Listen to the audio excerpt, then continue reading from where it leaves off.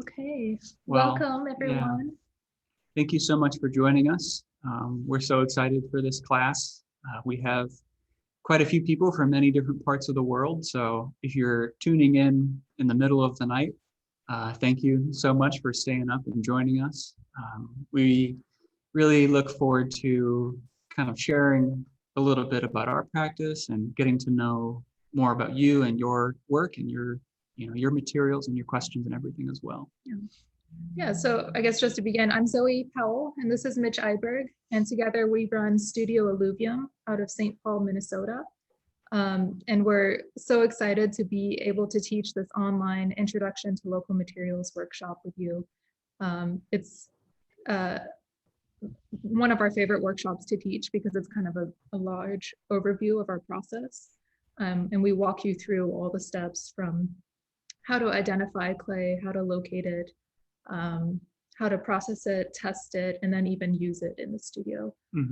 And not just with clay, but with other materials too. So rocks, stone, sand, how you can use all sorts of ingredients in your ceramics practice.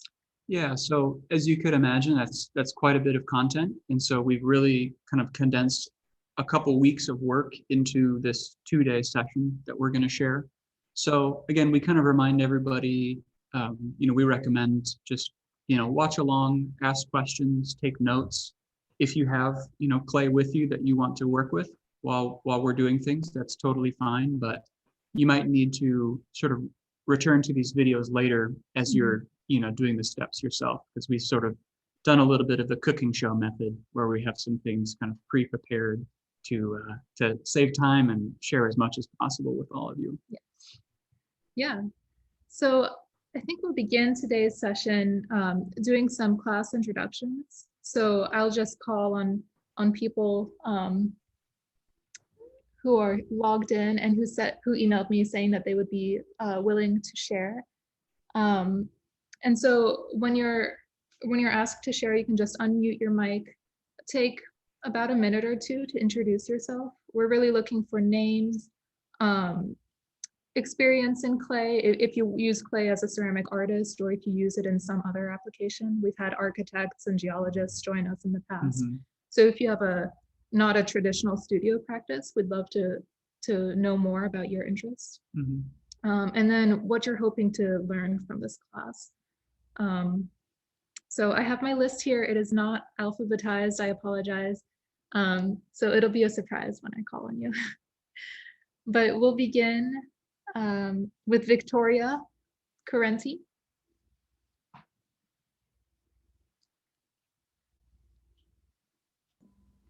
Hi, everyone. I apologize. I was eating lunch. I'm here. I'll put my video on too.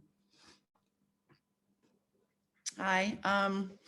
So this is the first time I've done anything like this. I'm so excited. I found and started working with clay about 2 years ago, and it just like hit me. And I bought a wheel, and I've just been kind of obsessed ever since.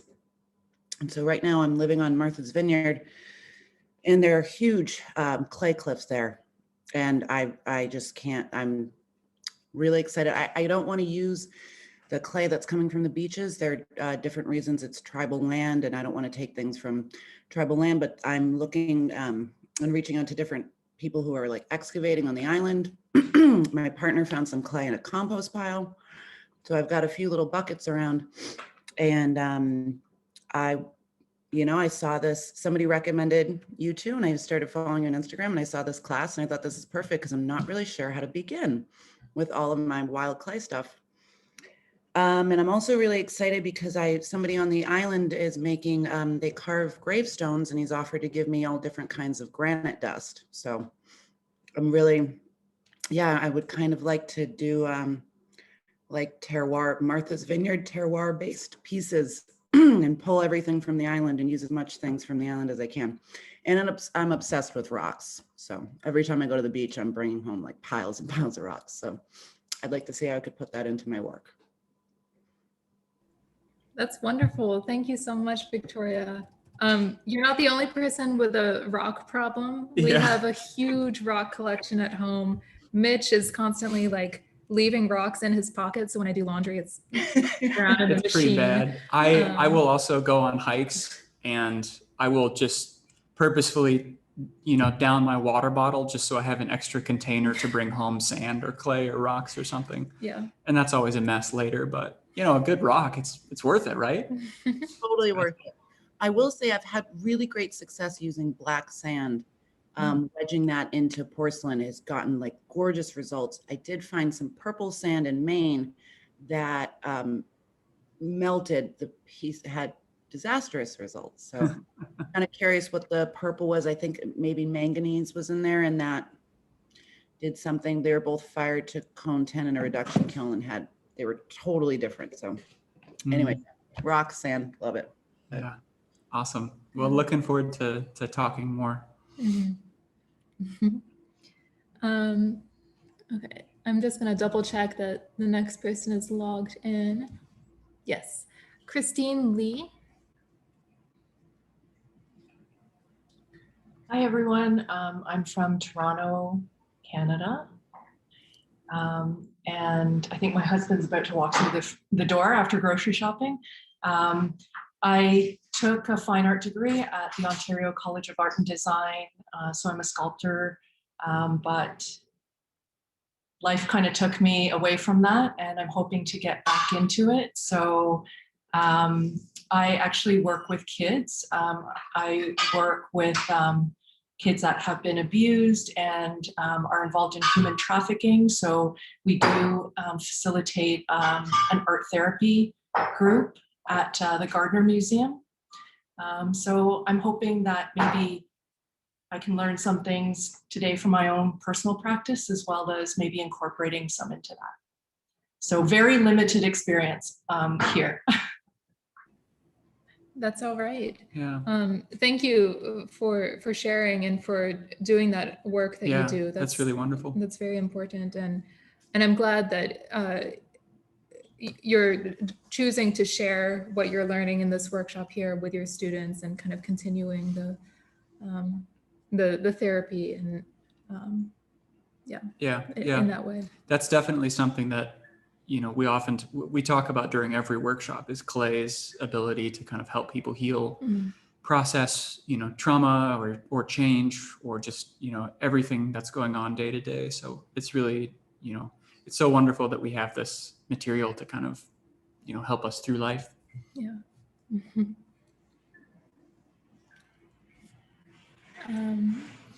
Paula Shalon.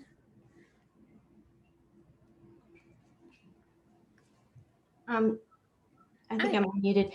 Hi, I'm from Stockbridge, Massachusetts, all the way west in the state. And I've worked with clay, all hand building, for most of my life, I think, but for a long time. And so I never went to a traditional art school, and I'm somewhat self-taught, and I was just really interested in, I teach adults and children ceramic classes, and I was interested in getting a little more understanding on materials. And also in my own work, I do smoke-fired terra sigillata burnished work, and I use a really nice local dug by a pottery here clay, and it has problems with, I think it's lignite. At first they thought it was lime, but like popping through the surface of the clay, right through the terra sigillata.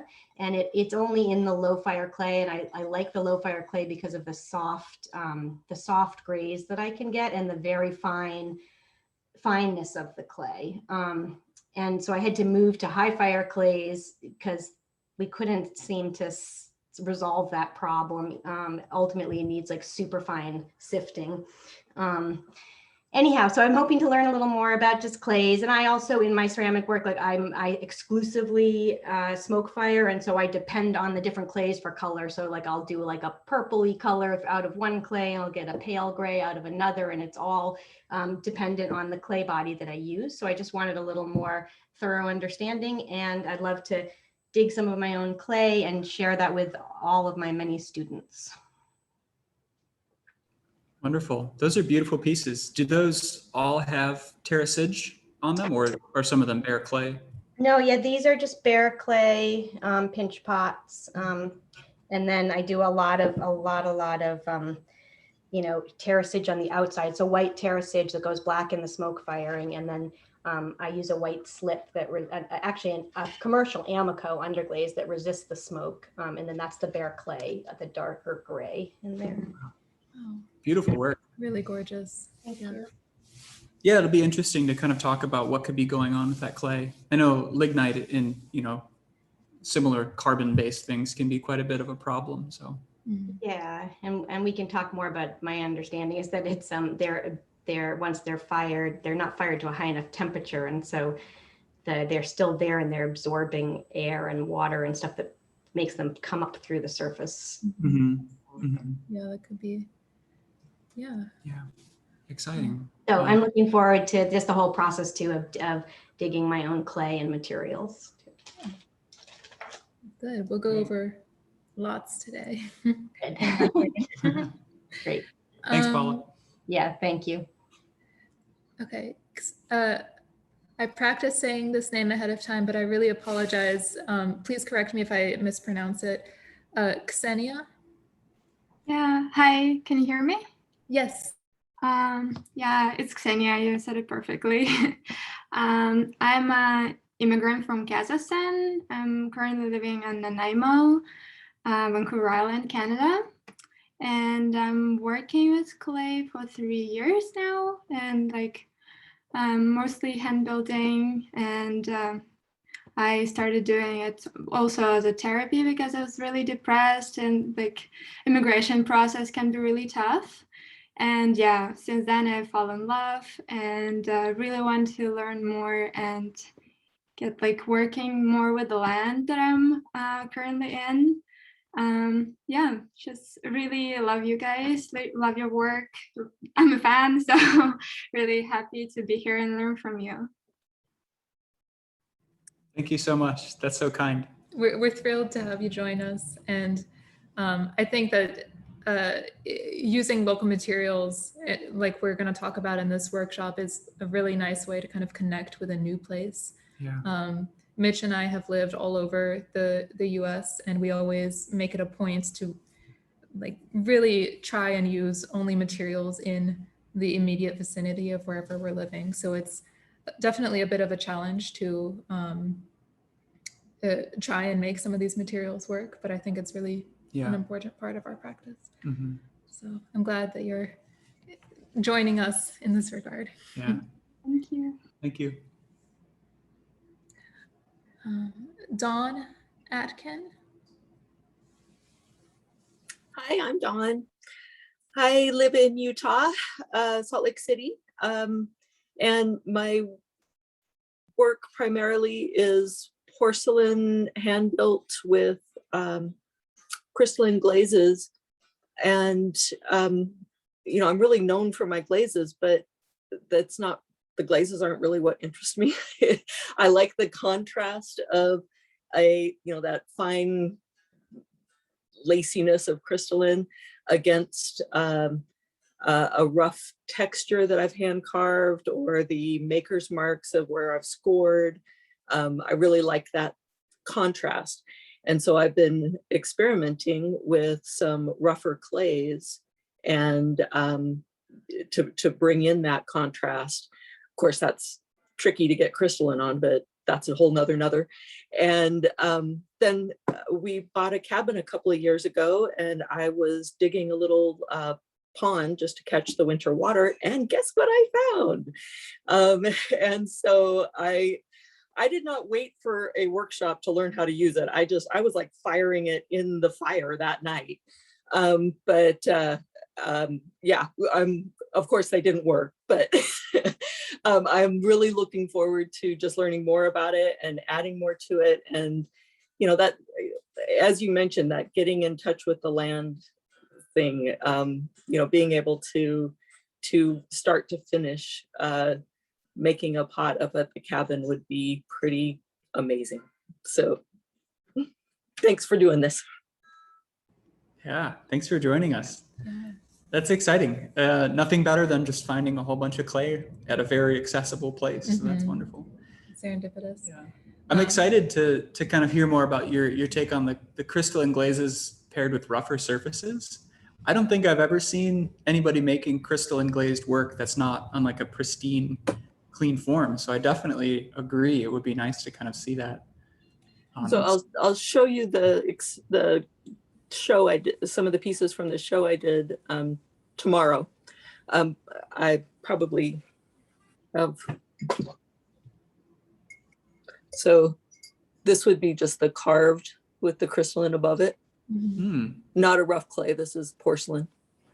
But yeah, it's more about figuring out how to make the crystalline stop, right? Which it's famous for being runny. So that's just my favorite challenge. Yeah. Nice. That's great. Beautiful. Okay, let's see. Geraldine. Geraldine Gowith. Morning, guys. I'm from the other end of the Atlas in New Zealand, down under. I live in the North Island. There's a North Island and a South Island. I'm Central North Island, and I live very close to a lake. Unfortunately, it's 5 o'clock in the morning here, so I can't show you that lake, but that was actually formed about 20,000 years ago from a massive volcanic eruption. So not only going to the beach and going swimming, I've actually noticed a lot more things about what is actually underneath my feet along the beach nowadays, after spending the last 18 months stalking Mitch and Zoe on Instagram and sort of looking at their ideas and stuff. I got into clay 2 years ago when I was living in Thailand. I'm quite a physical person, and I got really large gardens here, but I didn't have that when I was living in Thailand. And fortunately, I found a local clay studio in Chiang Mai, and really enjoyed what I was doing there, and decided to pursue that when I got back home in New Zealand. So during lockdown last year, being stuck at home with the kids, I was actually waiting for my wheel to arrive from the States, and that didn't, of course, show up. So I had some clay and started hand building. And I actually did a bit of a hand building introductory clay course, and I went, oh, who's got time for hand building? This takes forever. And oh, okay, and coils, oh yeah, whatever. And anyway, I actually sat down for a couple of months in lockdown, and I've just been hooked. And the wheel that arrived, I don't really use a lot, probably just to refine things. And yeah, I'm just enjoying my hand building, and I just love the challenge of that. And yeah, and I look forward to sharing some ideas with you tomorrow that I've been working on. I did your workshop a couple of months ago with adding sort of grog and etc. to my pieces, which I really enjoyed. And a little bit like the previous person, wasn't quite sure what to do with what I found, but let's try and fire it, stick it into clay and see what happens. And I've had some really interesting results. So now I want to move on to sourcing my own clay. It's quite hard getting hold of clay here in New Zealand at the moment with imports. There's quite a time delay as well. And we've got clay here, but I don't really know what to do with it. I've brought back buckets from the beach and just annoyed my husband that it's dried out and I haven't really processed it or know what to do. So thank you very much for sharing your expertise and your know-how. And like I said, now you know you're the face of the stalker. Cheers. Well, thank you so much, Geraldine. Yeah, thank you. Yeah, what you're saying about importing materials, that's actually a huge reason why we decided to start doing this. Working with local materials is just to reduce our carbon footprint, because anytime you buy a material from a clay manufacturer or another clay supplier, it's usually being shipped a very far distance. And like here in the States, you can actually buy some porcelain clay using ingredients that are mined in New Zealand. And to me, that's just insane that we would import something that far. Yeah, Just, when we you know. have materials here that are just as, just as useful. Mhm. So that's a big thing that we really love sharing with people, is just, sort of helping, collectively, we want to just figure out how we can all be a little bit more sustainable in our practice, because, Yes, and resourceful of what is actually in front of us here, and I couldn't agree more. And you did on your handout have a link to Earthcraft, and that girl in Australia I've been following for a while. And whilst I was waiting for my kiln to arrive, again been held up for months and months, I experimented with milk and yogurt. And I actually just put it in my oven and cooked it away. But that's made it watertight. And I was just like, wow, there's so much out there. We don't need to be spending hundreds and $50 here and $20 here. So it's all relative, isn't it? What's actually available to us, even in the fridge. Yeah, exactly. And then it's no chemicals used either. So that's great. No chemicals, less heat, less energy. That's great. Way to go. Wonderful. Yeah. Thanks, Geraldine. Okay, Susanna Bureau. Hi. So I'm in Mexico City. Mexico, as you can imagine, has a wide pottery tradition. So I started going on Saturdays to a workshop near my house, and I used their stoneware for many years.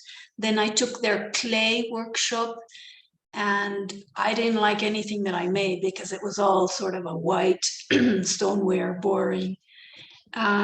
So I went to a nearby town, which is a traditional pottery town, and I bought their material. And I combined that with the usual materials, like with kaolin. I don't know how you pronounce many things. And I developed my brown Mexican stoneware, which is lovely. And now I want to do with a friend of mine, we've collected that kind of clay, like going near a pottery town. We've collected 4 kinds of clays, and we want to experiment. So this workshop is perfect for me. That's exciting. That's Yeah, it wonderful. sounds like you'll have some interesting research to do. Yeah, we've been wanting, definitely wanting to try some of the clays down in Mexico. They have such a rich history and so many beautiful materials, just like straight out of the earth there. Yeah. So you're very lucky to have access to these materials. Yeah. Yeah. Well, we look forward to hearing more about that, what you found and what you've experimented with so far. Sure. Yeah. And my failures as well. They're interesting. Yeah, absolutely. Yeah. Thank you. Okay, let me just see. Ryan, are you logged in yet? I don't think I see your name on the participant list. Okay, we'll come back. Tanya?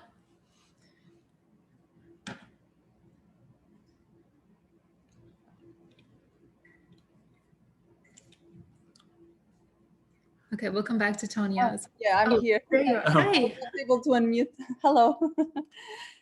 Hi. So I'm Tanya. I'm from Portugal, Lisbon. I'm really an amateur. So I really like to paint. But maybe 1 year ago, I got really interested in clay and things made of clay, and I started researching a lot, and I found you guys.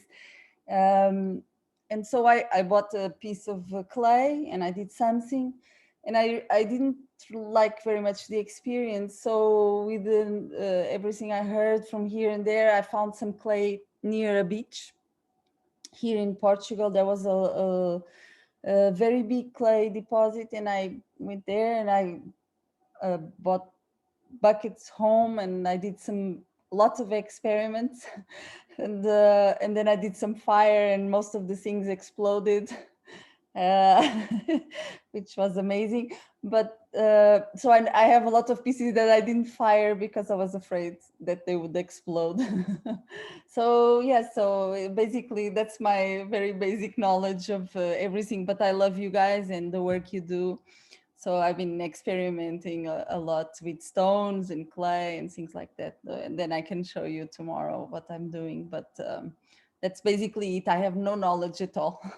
But I like a lot to know more about geological information. And you guys really got me interested in that part. I think that's the fun part for me, is where the clay comes from and what can I do with the clay, and experimenting with rocks and doing natural glazes and all of that. So it's fun to be here. Thank you. Thank you, Tanya. Oh, thank you. That's exciting. Yeah. What was I gonna say? Oh, I'm so impressed that you just started working with clay a year ago and already you're like going out and harvesting your own materials. Yeah. That's great. That's wonderful. I love to see that enthusiasm. And in terms of the pieces that exploded in your firing, we'll cover a few like tricks later on in today's session to maybe help you determine what the issue is. Mhm. And so that way in the future, you don't have to be worried about firing your pods and you can actually see some results. Yeah, it's, everything that you make from clay is kind of precious just because you have that time and energy invested in it. But when it comes to clay that you've gone out, found, brought back and prepared and made, it's kind of even more precious, and you just really want to take care of it. So yeah, I understand that hesitancy. For sure. Yeah. Thanks a lot. Yeah, thank you. Okay, Stephen Corner.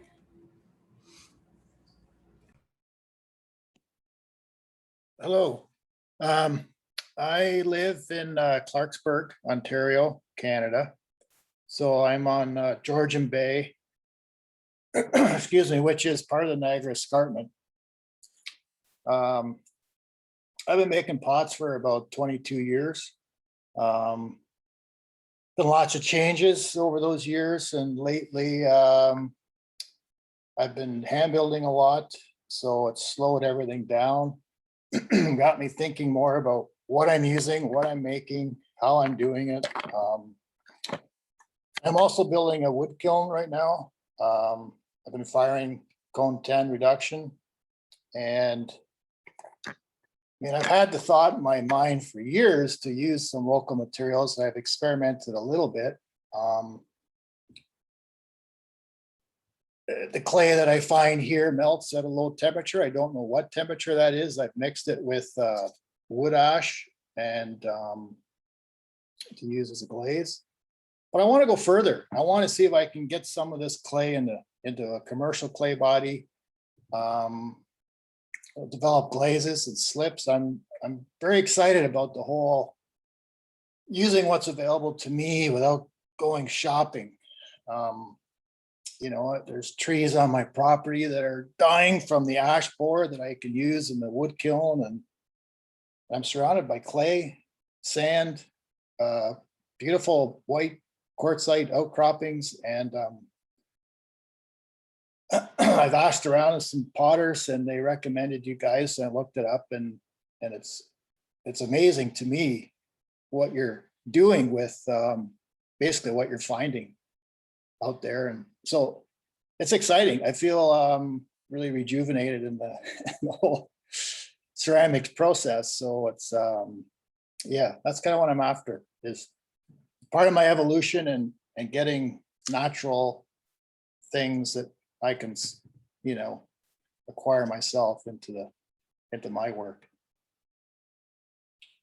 Yeah, thanks, Stephen. It sounds like you've got just about everything you need. Clay, ash, quartzite. Yeah, that's amazing. Got all and I'm just kind of like really going, it really is out there. Yeah. I start to look at things a little closer and go, wow, that's is that primary? Is that secondary? What is that really white rock? And what's the story there? I mean, there's yeah, it's out there, and you just gotta do a bit of work and figure it out. So it's exciting. Cool, yeah. Can I ask what type of a wood kiln you're building? Train kiln. It'll be about 55 cubic feet stocking space. 36, 40 hours to fire. So I have a little bit of wood fire experience with friends, but not too much. But I've just getting excited about that process and what the materials that we use as potters can do for us aesthetically and functionally, and not just, you know, buying a clay that will do this or that, which has been great. I mean, what's available at the stores is phenomenal, but I'm like, wow, you guys are doing something different, and not just kind of dabbling, but like committing to that is impressive. Yeah. So, Thank very you. inspiring. Thanks so much. Yeah, you mentioned mixing commercial materials with locally sourced materials, and that is something we'll cover briefly.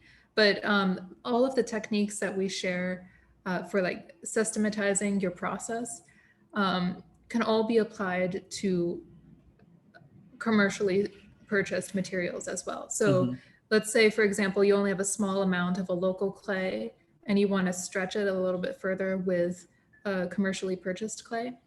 You can do any of the blending techniques that we're going to discuss later today and tomorrow. So, and that goes for you, Stephen, and anyone else in the workshop who's interested in combining the two ingredient sources. Okay. Yeah. Yeah, I just want to continue at the high temperature, so I just don't know how to do that with this clay. Yeah.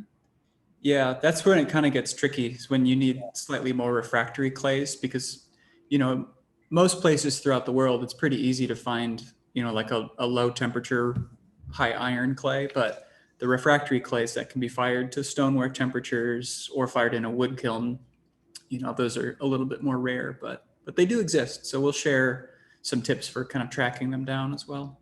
Okay, cool. Yeah. Yeah. Awesome. Thank you again. Yep. Okay. Let me just double check. Celia, are you logged in? I don't think I see her. George, do you want to go next?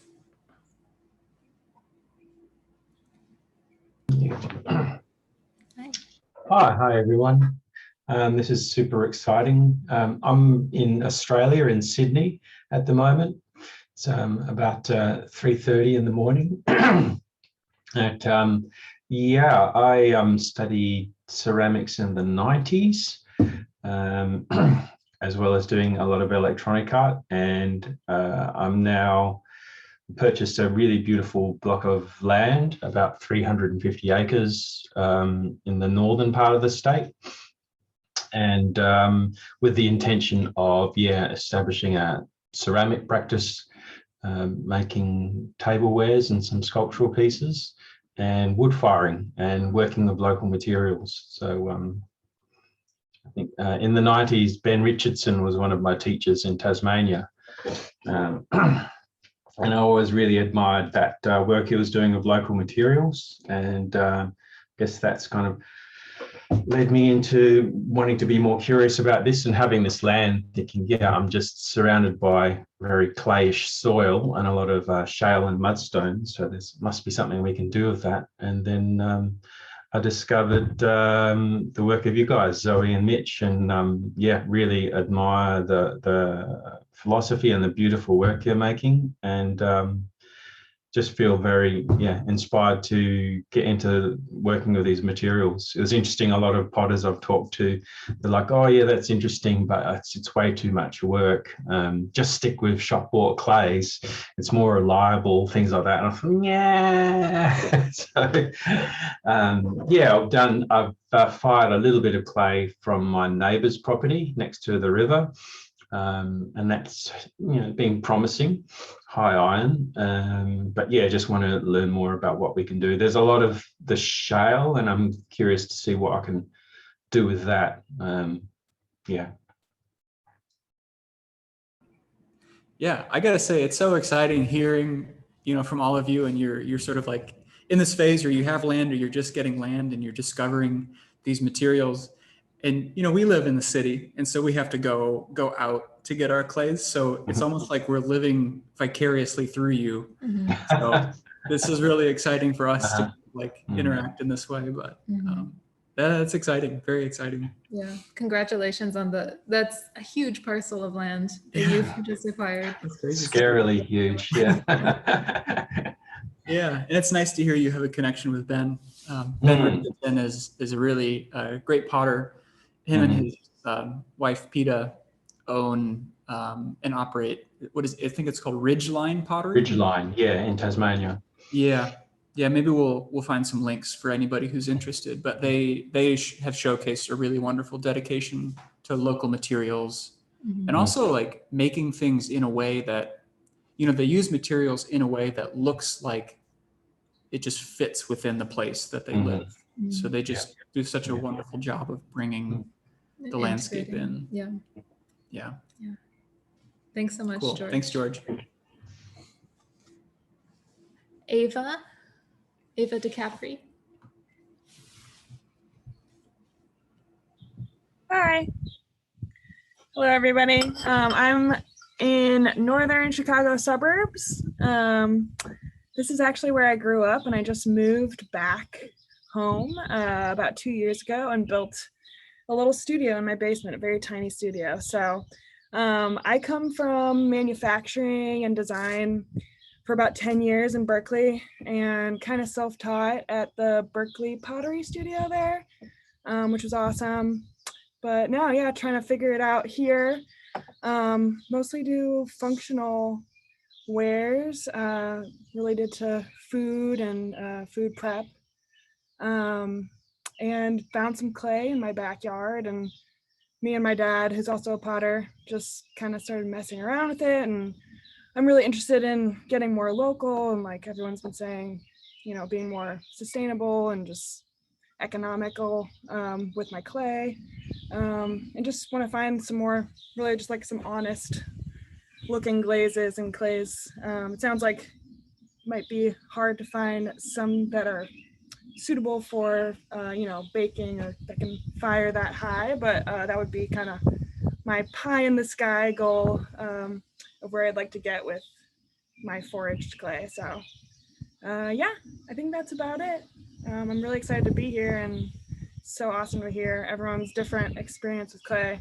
I'm yeah, just diving into this, not really knowing much, so really looking to just learn a lot and go from there. Thanks. Thanks, Awesome. Ava. Thank you. Yeah.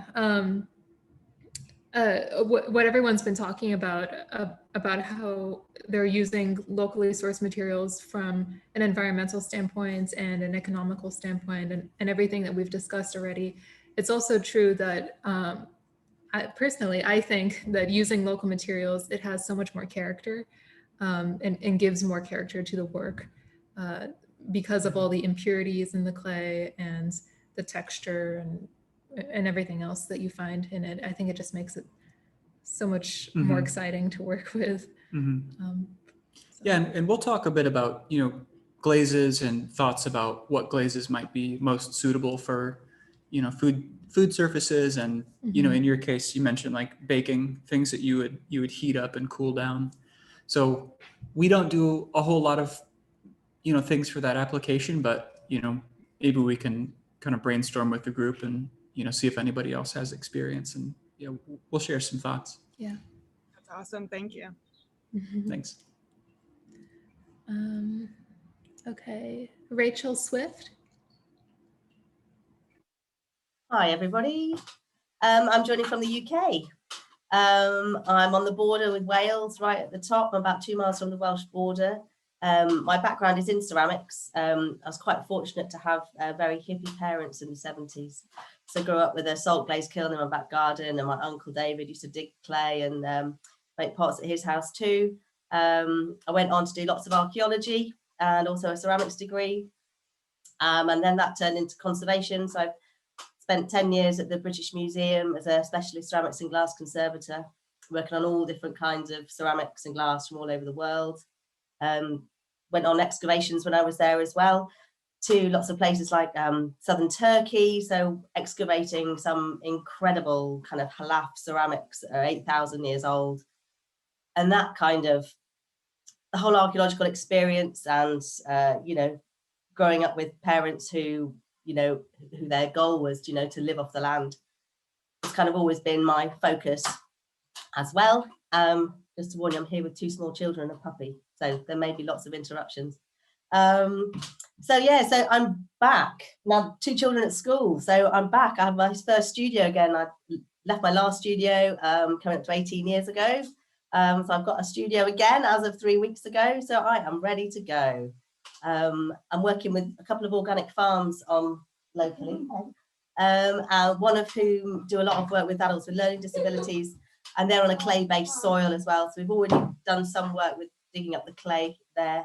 I'm also really fortunate. I live down the road from Ruaben, which is where they made Ruaben bricks, which is basically the Victorian brick factory, which made the majority of bricks that built the whole of Liverpool and Manchester and the whole surrounding area. So we are really fortunate to have a whole variety of different clays around here, terracotta clays, and you know, yet lots of buildings made out of kind of a yellow buff clay as well. So I'm kind of ready to explore. And the whole, I've had this idea in my head for coming up to 20 years now, and it's desperate to come out. It's about a ceramic journey, and I'm really not, I'm not really a 2D person. I don't draw very much, but what I do is that everything I do is 3D. And my whole idea of making this ceramic journey and using the clay as a way of describing and documenting a journey based on, you know, where it's specifically from, it's been in my head for 20 years, and it's ready to come out now, I think. So, and I've been on a huge journey. I've lived in lots of different places around the UK. So I'm ready to go. I've got buckets of clay. I'm ready to process, and really I'm okay with the kind of the sourcing clay and the kind of processing, but it's about putting. I've got some really pure clay from a riverbank. I'm not really sure what to do with it, so it's about making it into a usable kind of workable clay that I can hand build with, and maybe incorporating other oxides and other inclusions into the clay to make it a little bit more interesting and to really document some kind of landscape and journey in the kind of finished article. That's where I'm coming from, and that's my daughter Lauren. Well, thanks so much. It sounds like you have some wonderful resources nearby, and yeah, working as a clay and glass conservator, that must have been amazing. So exciting. I think you're probably the first person we've had in one of these workshops who has a background in that field, and that's so special, especially in teaching these workshops that are so about the materials exactly where they're found, because that's how it used to always be, you know. No one used to be able to purchase clay from a clay store. Very recent thing, and when you think ceramics go back, you know, like 30,000 years, you know, the ability to buy bagged clay is incredibly recently. Yeah. So we've got 1,000 years worth of ceramic history to draw on, really, and to take inspiration from. Yeah. Yeah. Yep. Well, thank you so much, Thank Rachel, you, Rachel, for sharing. Okay. Katarina? Hi, I'm Katarina from Berlin. And I've done a lot of ceramics, but I always felt like there's something missing in front just before starting, because I feel like I buy my clay, I do my ceramics, but I miss a lot of the process. And I felt like I like ceramic because it's so much connected to my body, but I always feel like there's a lack before. So I was really glad to found you guys, and I'm super interested to learn about it and to make the process completely, right? Yeah, thank you. Yeah, it is very much about that like full cycle of kind of having everything, represented in the process. Yeah, having full say over the exact blend of clay and the exact materials you use Yeah. makes you have a better connection to the piece in the end. So thank you for joining us. Yeah, thank you. Natalie Wilkin.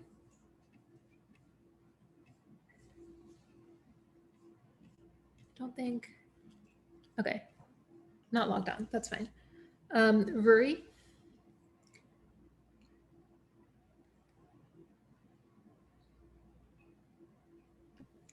Hello, I just muted. Can you hear me? Okay. I have been working with clay for over 40 years, and I was an apprentice at Tatsuzo Shimaoka's place a long time ago in Mexico, and that's my first exposure for the local clay and wood firing. But after I started my own studio, it was very difficult to squeeze out any time to play with the local clay. So, but I always liked both high range and low range effects in the firing. So especially when I saw Mitch's work with a very soft, nice, warm feeling in the low range firing. And I have been following you even before I met you two. So I thought, well, maybe it's about getting time I need to create some time to find some local clay here, because just kind of a feeling of belonging to the place. And a long time ago, I tested the clay in my property, but it just melted like chocolate. But I know there is old stoneware type of clay nearby.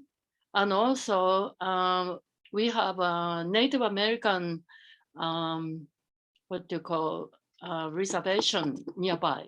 And they said they found a clay shard. So I thought, wow, that's a nice sign, because clay must be someplace nearby or in their property. So this whole workshop is just when I was started feeling I like to do some using local clay happening at the right timing. And I really appreciate, I have been following you all the way when you are at the residency here and there. And now you have your own studio, which is a beautiful place. And I just enjoy looking at your work every day. So looking forward for this, because I am just starting zero for the local clay. So your approach, very systematic approach, I need to learn that. Thank you so much for offering this. Of course. Thank you, Rory. That's so kind. We love your work as well. We love everything you're doing. And yeah, that's really, really special to have you join us. I definitely miss the low temperature wood firing that I did when I was in California. So that's such a special thing to kind of study and pursue. Yeah.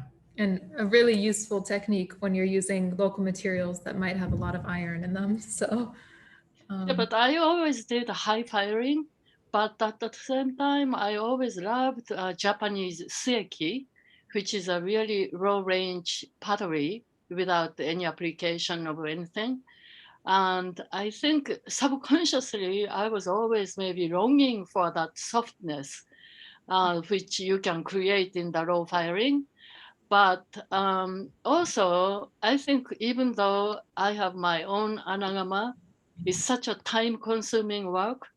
And kind of I feel like maybe a transition period for me to shifting into some low range, shorter firing, which kind of can incorporate local clay. Absolutely. Yes, yeah. Yeah. Definitely. Yeah, we've done in the past firings in an onagama where we intentionally fired the front hotter, so maybe cone 10, but then we left the back a little cooler. That way we can have a range of of surfaces coming out of the firing. Mhm. And Yeah, it's but I, faster to fire that way too. Yeah. but I was also thinking about putting them into Saga too. Mm. Oh, So it will avoid direct flame shooting. Yeah. Yeah. So I shall see how things develop. So look, I'm so sorry I couldn't stay tomorrow because I have to go get things ready for my own workshop. Yeah, of Yeah. course. That's very understandable. Yeah. We'll have all the recordings ready for Yeah, anyone. so I am so glad you have all the recording. I can listen and watch later. Thank you. Yeah. Thank you. Thank you, Rory. Okay, just double check. Drea. Hi. Hi. Sorry I'm late. I had a meeting I had to go to. So I'm supposed to tell you just a few things about me. I recently left the School of the Art Institute of Chicago, and now I'm an emeritus professor. I have 2 MFAs. My first MFA was in ceramics and sculpture, and I got heavy metal poisoning. And so it drastically altered my relationship with clay materials and many other art processes. So I went to Edinburgh University, and I've done glazed calc and clay and material foraging a lot of years ago. And I'm hoping to kind of come back full circle to that. I've been a forager my whole life. So I learned about foraging plants and other things. I collected rocks as a kid. So a lot of my work has been in facilitating art and design in public spaces and kind of that intersection in terms of cultural interpretation. So people in art and design, when I got heavy metal poisoning and I couldn't teach at a university, the very thing that I loved the most, I had to then begin to pursue other kinds of ways of being an artist in the world. So I don't currently have a ceramics practice. I own a lot of ceramics. I know a lot of ceramic artists. I met Mitch and Zoe. I found their work online and it really resonated with my own sensibilities. I've been to Japan. My mentor, Donna Nicholas, one of my primary ceramic mentors, studied in Japan. And so I learned a whole lot about kiln processes and that history in Korean and Chinese ceramics. So I'm really interested in the acclimating with those kinds of processes. So I'm an artist in many other ways, but I think in this, I'm glad to be here just for kind of a resituating. Is that enough? Yeah, that's perfect. Yeah. Thank you. Sorry. Yeah,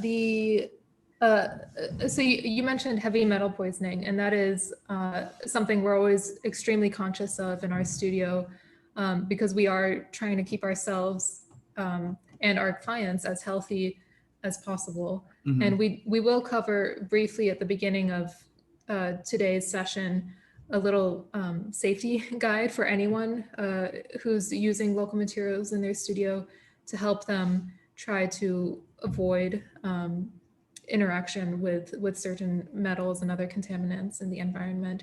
Mhm. But I think in general, using local materials tends to be a little safer than using commercially purchased materials, especially with glazes, because with glaze materials, you're usually using like the pure metal or ingredient or oxide, whatever it is. And yeah, it's just a lot more hazardous in that state. And Yeah.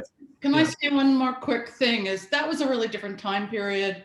I was the shop manager. I did all the kiln firing of all kinds of, even salt. We did salt firing. So that was a very different time period. And so I mixed glazes for many, many people. I also was a studio assistant for the Caminifis who were using all kinds of lead glazes. And I was getting an exposure to lead that I really didn't know. After I then had lead, then I was more cautious. So I think I don't want to say I'm not afraid of that. I'm more cautious now as a person. I think we as artists are much more cautious about toxins. And I think studios now have a lot more safety precautions in place. So I didn't want that to sound like a red alert.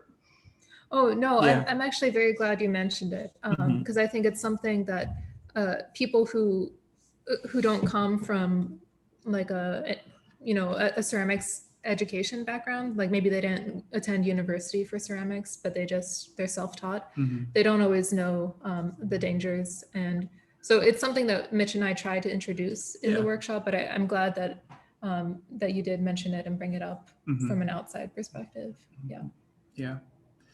Yeah, it's exciting to kind of hear about your desire to sort of recharge and kind of reconnect with something from your past. That's kind of a really exciting point to be in, I'm sure. Yeah.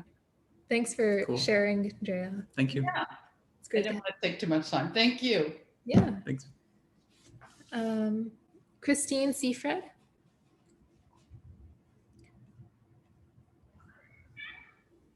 Hi. Hi. So I'm in Berlin now, but I'm on vacation. But I live in Kassel, that's in the middle of Germany. I'm studying at art school there, and I somehow stumbled into the ceramic workshop 3 years ago. And now I'm doing that like full time. And I'm about to finish finally, because I have now like practice going on, and I just want to finish so I don't miss that. And yes, we were swimming sometimes at some little pond in a river, and it's just a really tiny pool, and there's a really nice earth, like clayish red ground, and I just took some with me at some point and made some tests, and it's really nice. And we had a gas kiln that is too old now to use because nobody can fix it anymore. It's working, but university, so it has to be proper, and it's not anymore. So I couldn't use that, and then I was quite bored of the electric kiln and the material that you buy, and so I was really down. And then when I discovered this, I was like, okay, that's something else that's quite not so it's like unexpected things happen, like in the gas cone. Like it's just, you don't know what happens, and you open it and you're disappointed, and 2 days later you're like, oh, it's actually quite nice. So I was happy to find something where I can be uncertain again. So yeah, and I want to finish my art school with a white clay project, and yeah, so it's a start for me. It's the start of my finals, actually. Thank you. That's exciting. Yeah, I look forward to kind of following everything that comes. Yeah, and thanks for sharing your vacation with us. Working vacation. Yeah. Yeah, it's really good. I had a long period of a big project that I just finished, and now it was hard going on vacation, so I'm happy to have some work. Yeah. I'm glad to hear it. Yeah, Thank you. Using local materials, it does add another layer to the work, that unexpected layer, like you mentioned. So it is a way to kind of make electric fired kiln pieces a little bit more exciting. Keeps things exciting. Yeah. Awesome. Thanks for joining us. Thank you, Christine. Carmen. Hi, I'm here. Hi. Can you see me now? Yeah. Yeah. Yeah, I'm here from Spain. I'm from Mortes, a small town in southeast. I have a few dogs. You might hear them right now. I have a background of design, but it was a school which it was a mix of design and arts, and I specialize in color and ceramics. So I have have experience developing glazes and working with clay. And now I have my own studio. I work also in a company, makes lamps, and also have my studio. And now I'm working a lot with all natural materials and weaving and dyeing with natural pigments.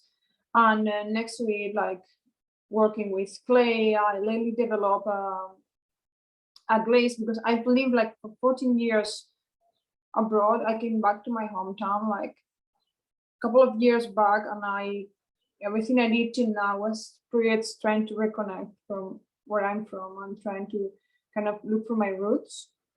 And the last period I did was I developed a glaze with from an area here in Spain, in my hometown, where it's been like overmined for years. So the whole ground is polluted with heavy metals, and I found a place where it's next to the beach with a lot of iron. So I managed to make from that waste a glaze, and I'm still developing it because I'm looking for more range of colors, which I would like one day to apply to tiles.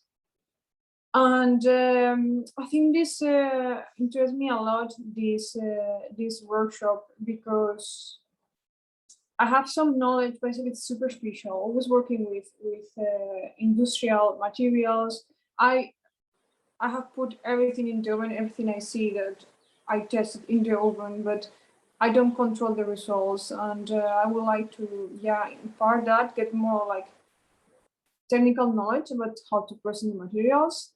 Also because I realized that I don't know, what I did in my work was always coming back in steps to find, I know, processes more, I don't know, more natural, more primitive, more. So I came with work with natural pigments because color is a key in my work. And actually, I would like to get to know enough to manage to dye textiles and weave with natural clay, and also develop the pots. I don't know, glass. I don't know what I want to do with the clay I made, but I want to do something. So that's it. Thanks. Thanks for sharing, Carmen. I think, making pots with local clay is obviously what most people think of first, but we have had lots of people join our workshops in the past who are interested in taking the workshop, not so much for a fired object as the result, but just to learn about natural pigments and using it in dyeing or making their own drawing sticks and other things like that. So yeah, I'm glad that you mentioned this too. And what's really fascinating about that is that, we're here working in the clay realm, but a textile artist or a paper maker or a stone carver, all of those different fields, people have the same sensitivity and love for material and the story that the material holds. So I think that's something that's really special. Yeah. We kind of, we'll talk about it from the clay's perspective, but the same thing can exist in other realms too. Yeah, it's just a way of thinking, I guess, not only. Yeah. Thanks so much, Great. Carmen. Thank you, Carmen. Okay, Juan Carlos. Hello. Hi. Sorry I was late. I did not do the time transition correctly. I am, so just a quick background about myself. I work traditionally in fashion and textiles. I used to work at Theory and Helmet Lang doing fabric purchasing, and then I went back to school for industrial design, where I really started to focus on materiality and not just how to make things, but the material they're being made in, and most importantly where it was coming from. That led me to a project that I'm currently working on right now. It's a leather goods. It started as a leather goods company and brand that kind of turned into an entire supply chain of traceable leather. And we partner only with farms that have great agricultural practices. That's actually how I was introduced to you guys, through Stone Barns. I'm in upstate New York. And so I started to, working in leather, and at the same time was kind of self-teaching myself ceramics at school and in my off time. And it's kind of how I came to this workshop. And I'm interested in forging and collecting my own clay. From my understanding, it's kind of tough up here in New York. But I'm sure that there's a way to do it, and just gotta really do some research and figure out, what the best way is to do it, and collect as much as I can at once. Because it is quite a drive, I think, to the areas in which you can collect clay. I think, as is based off my research that I've done. I'm no expert, and that's why I'm here, to learn from you guys. So thank you for doing this, and thank you for having us all. Really appreciate it. Thanks Wonderful. so much. Thank you. Yeah, I think you're the first person with a background in fashion to join us. So we're very excited to, whenever we have a new industry join us for these workshops. Yeah. But yeah, it's, doing this practice in the city is certainly a challenge, and it requires a little bit more research. But what we're finding is that with more and more people throughout the world being interested in this practice, it's becoming easier to kind of connect with folks who know or who have researched, different resources. And I think there's an organization in New York City called the Urban Soils Institute, and they might be a potential resource. I think there's a couple of artists kind of in the Northeast who are really dedicated to using local materials, and they can kind of be, I think, accessed through that website. But The Urban Soils Institute, is that what it's called? Yeah, USI. Mm-hmm. yeah, we'll look for a link and add it to our resources page and the Google Docs folder for anyone else who's interested. Okay, great. Thank you so much. Yeah, absolutely. Is there anyone who was not able to introduce themselves who would like to do so now before we begin? I kind of scrolled through, and I think we got everyone. Yeah. Okay, so we are so excited to begin today's session. Thank you all for taking a few moments to introduce yourselves. It's always nice for us to be able to feel like we're more in a classroom setting. And I think it helps other students too, especially when you see parallels where even though it's such a diverse group, there are some people who are located nearby each other, or they might have experience in similar parts of the world finding materials. So we really like to hold these workshops both to share our knowledge and our techniques, but also to create a community worldwide of people who have similar interests and similar mindsets. Yeah, I think something that a lot of people say is, they feel sort of isolated within their own communities because they are, maybe the only ones who are interested in using local materials. Everybody else is just using commercial things. And it can be kind of difficult to sort of, develop that community. So that's really what we hope this, can help achieve. Just kind of make people feel a little bit more like a big worldwide, family of people kind of sharing the same values. Yeah. But for today's class, we're going to, well, I guess we'll go over the schedule first. That way you have a sense of how things are going to go today. Yeah. Today is going to be mostly about clay. So finding the clay, processing it, testing it, and then doing clay body tests. And then tomorrow is when we start introducing other techniques. So techniques like making slips or slip glazes, as we call them, creating triaxial blends for glaze making. And then adding other things to your clay body. So aggregates, grog, sand, stone, all of that will be covered in tomorrow's session. So today, to begin, we're going to go through a PowerPoint that talks about defining clay, possible hazards that you might encounter in the field, and how to try to avoid them. And after the PowerPoint, I think we're going to take a little break, probably about 10 minutes. Then we'll come back and we'll introduce 4 of the clays that we use in our studio, fresh from the field. So we will have done nothing to these clays, and we're just going to show you their initial properties to give you a sense of what you might want to look for when you collect a clay for the first time, to see how you could use it in your own studios. Then we'll go through our processing technique. We'll show you a different part of our studio for that. And we'll get a little bit messy by blunging and screening some clays, but it'll be fun.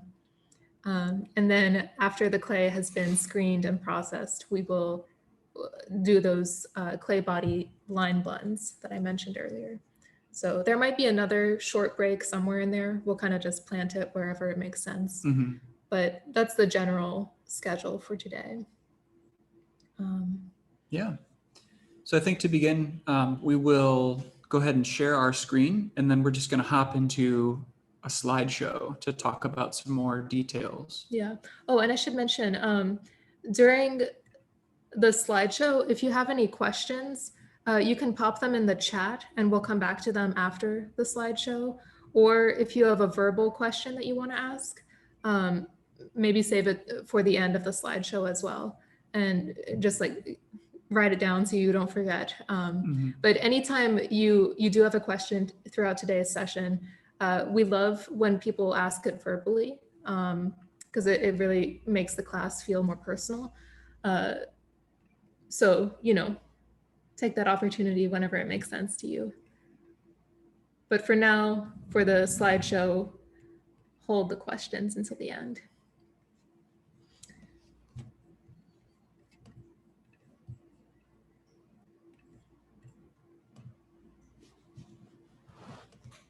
Okay. Oops. Okay. So we collect materials from all over the state of Minnesota, and although we obtain permission from the landowners before prospecting or digging, we still recognize that we are working on stolen land. So we'd like to take this moment to acknowledge the Dakota and the Anishinaabe people, who were the rightful owners and the original stewards of this land on which we live and work and collect our materials. Yeah. We're all here today because we're interested in the places around us and the resources found within them. We believe it's important for everyone to remember the relationship that Indigenous cultures have had with the same land for hundreds to thousands of years before us. So we wanted to begin today's class by talking a little bit about health and safety.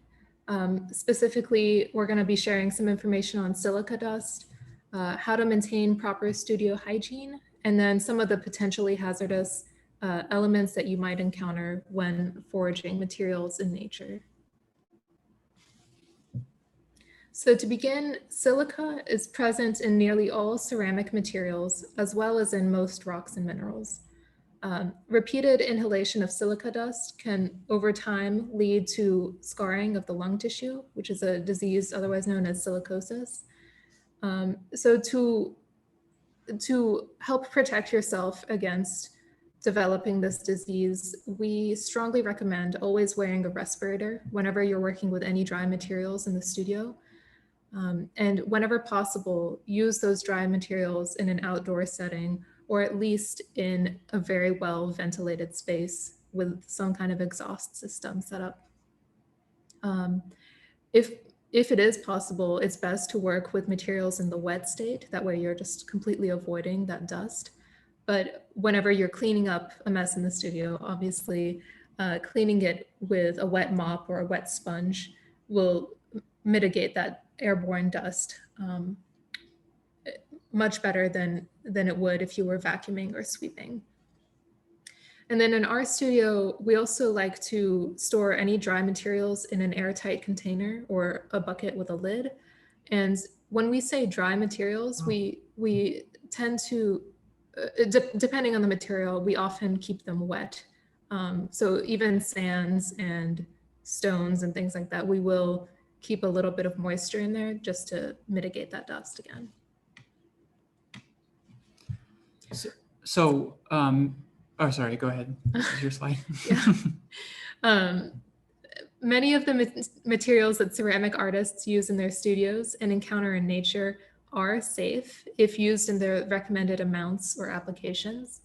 However, there are certain elements that are present in nature that can present a risk when they're in different forms. So these elements are rare, but they do exist, so we want to make you aware of them. Elements like arsenic, barium, beryllium, cadmium, chromium, cobalt, copper, lead, manganese, mercury, nickel, and tin. These are just a small sample of elements that deserve some special attention in the studio. Our goal with this list is really not to scare you away from harvesting natural materials, but we think it's important for us as educators to share this information with you ahead of time so that you understand the risks and can further educate yourself on how to use this material safely. So if you know that you live in an area where there has been historic mining of any of these minerals, just proceed with caution whenever you're collecting materials from that same location or environment. So many of these elements are naturally occurring in the landscape, and they're often in the form of different rocks or minerals. And so one example of this is a rock called serpentine. So on the bottom right, this is an image of serpentine, and this is it's a metamorphic rock that's found in mountainous areas where tectonic activity has occurred and kind of created, small mountain ranges. It's often like a blue to green, streaky, sometimes it's described as a waxy looking stone. It often contains traces of chromium, nickel, mercury, but the most concerning thing within this rock is that it contains asbestos. And this is like a kind of like a stringy fibrous like mineral. And these can easily become airborne. And then if inhaled, they can lead to serious health problems. So on the left here, this is a map of serpentine exposures in the United States. And as you can see, they kind of exist in two main areas where tectonic activity has created these mountain ranges. So on the West Coast, we have the Coast Range Mountains, and then on the East Coast, the Appalachian Mountains. So this map was obtained online. If you'd like to look a little bit closer, you can find it at the link below. If you want some more information on the presence of serpentine throughout the world, we would recommend this link that we have in red. So this website, www.mindat.org, is really great. You can basically type in any rock or mineral, and it will show you on a global level where that resource is either mined or has been mined or has been found. So that's kind of a good way to figure out, if certain things are kind of present in your area. Mm-hmm. And this PowerPoint and this link are both in the Google Drive folder, so you can come back to it to reference later on. Another example of a naturally occurring metal is cinnabar. So cinnabar is the ore of mercury. So mercury, of course, is a heavy metal that's very dangerous. Cinnabar itself is kind of this distinctive red color. However, we don't want you to think that just because something is this bright red that you need to be concerned. Most things in nature that are red like this are red because of iron. This is just, it happens to be, what this mineral looks like. But cinnabar is found in areas that have had recent volcanic activity. So things like hot springs, geysers, and volcanic eruptions can actually bring mercury from deep within the Earth's crust and deposit it closer to the surface. So historically, cinnabar was heated, and that process of heating it is used to extract the mercury. And then that mercury was used for gold mining. So that mercury would actually help pull gold from sediments, and then that could be separated. So if you live in an area where there has historically been a lot of gold mining throughout history, that's something where, in that place, you'd probably want to do a little bit of research, just because mercury is really, toxic in very small amounts, and it can cause significant damage to the central nervous system. And again, take a look at that MINDAT website if you'd like to learn a little bit more about mercury throughout the world. So unfortunately, most of the contamination found in nature from lead, mercury, and arsenic is the result of human pollution. Burning coal and fossil fuels releases these elements into the air, and also the improper disposal of harmful substances and pesticides puts these elements into the soil and groundwater that we depend on. So because of this, many of us are actually exposed on very low levels or to very low levels of these elements every day, especially if we live in industrial or urbanized areas. So to give a general sense of what is safe and what presents a risk, we put together this, very basic chart. So everything in the left column, these are things that are, relatively low risk as long as they're used in the recommended amounts in applications. In the middle, these are things that are potentially hazardous under different conditions. So under different conditions, what we mean is that, certain things are dangerous only if they're absorbed via the skin, if they're ingested, if they're inhaled as a dust, or if they're inhaled as a vapor that's given off during the firing. And then of course, things that can be leached from a glaze are also another area of concern. But a lot of elements in this category are fairly commonly used in the ceramic studio, mostly used in glaze applications. So there is a use for these, but they just kind of require some special attention. Now, everything in the right column, these are things that are highly dangerous. They really have no use or purpose for them in glazes or clay bodies. Lead has been used throughout history as a flux in glazes, but we have so many other resources that we can use nowadays that there's really no reason to continue using it. So if you are doing geological research and you discover that, there's maybe a higher presence of these elements in your area, that's maybe a situation in which you would want to contact a specialist before just kind of going out and digging and using things. Mm-hmm. So in conclusion, we encourage everyone to educate themselves on which elements pose risks, where they exist naturally, or how the contaminants enter the environment in the first place. You can find more information about these elements that we've discussed at the beginning part of this slideshow on page 4 of our digital guidebook, and also in the additional resources document located in the Google Drive folder. But when asking yourself how concerned should you be with these contaminants in the soil, ask yourself these questions. Do you live in an area with high levels of arsenic, lead, or mercury in the soil and water? Do you live in an area where heavy metals are mined or have been mined historically?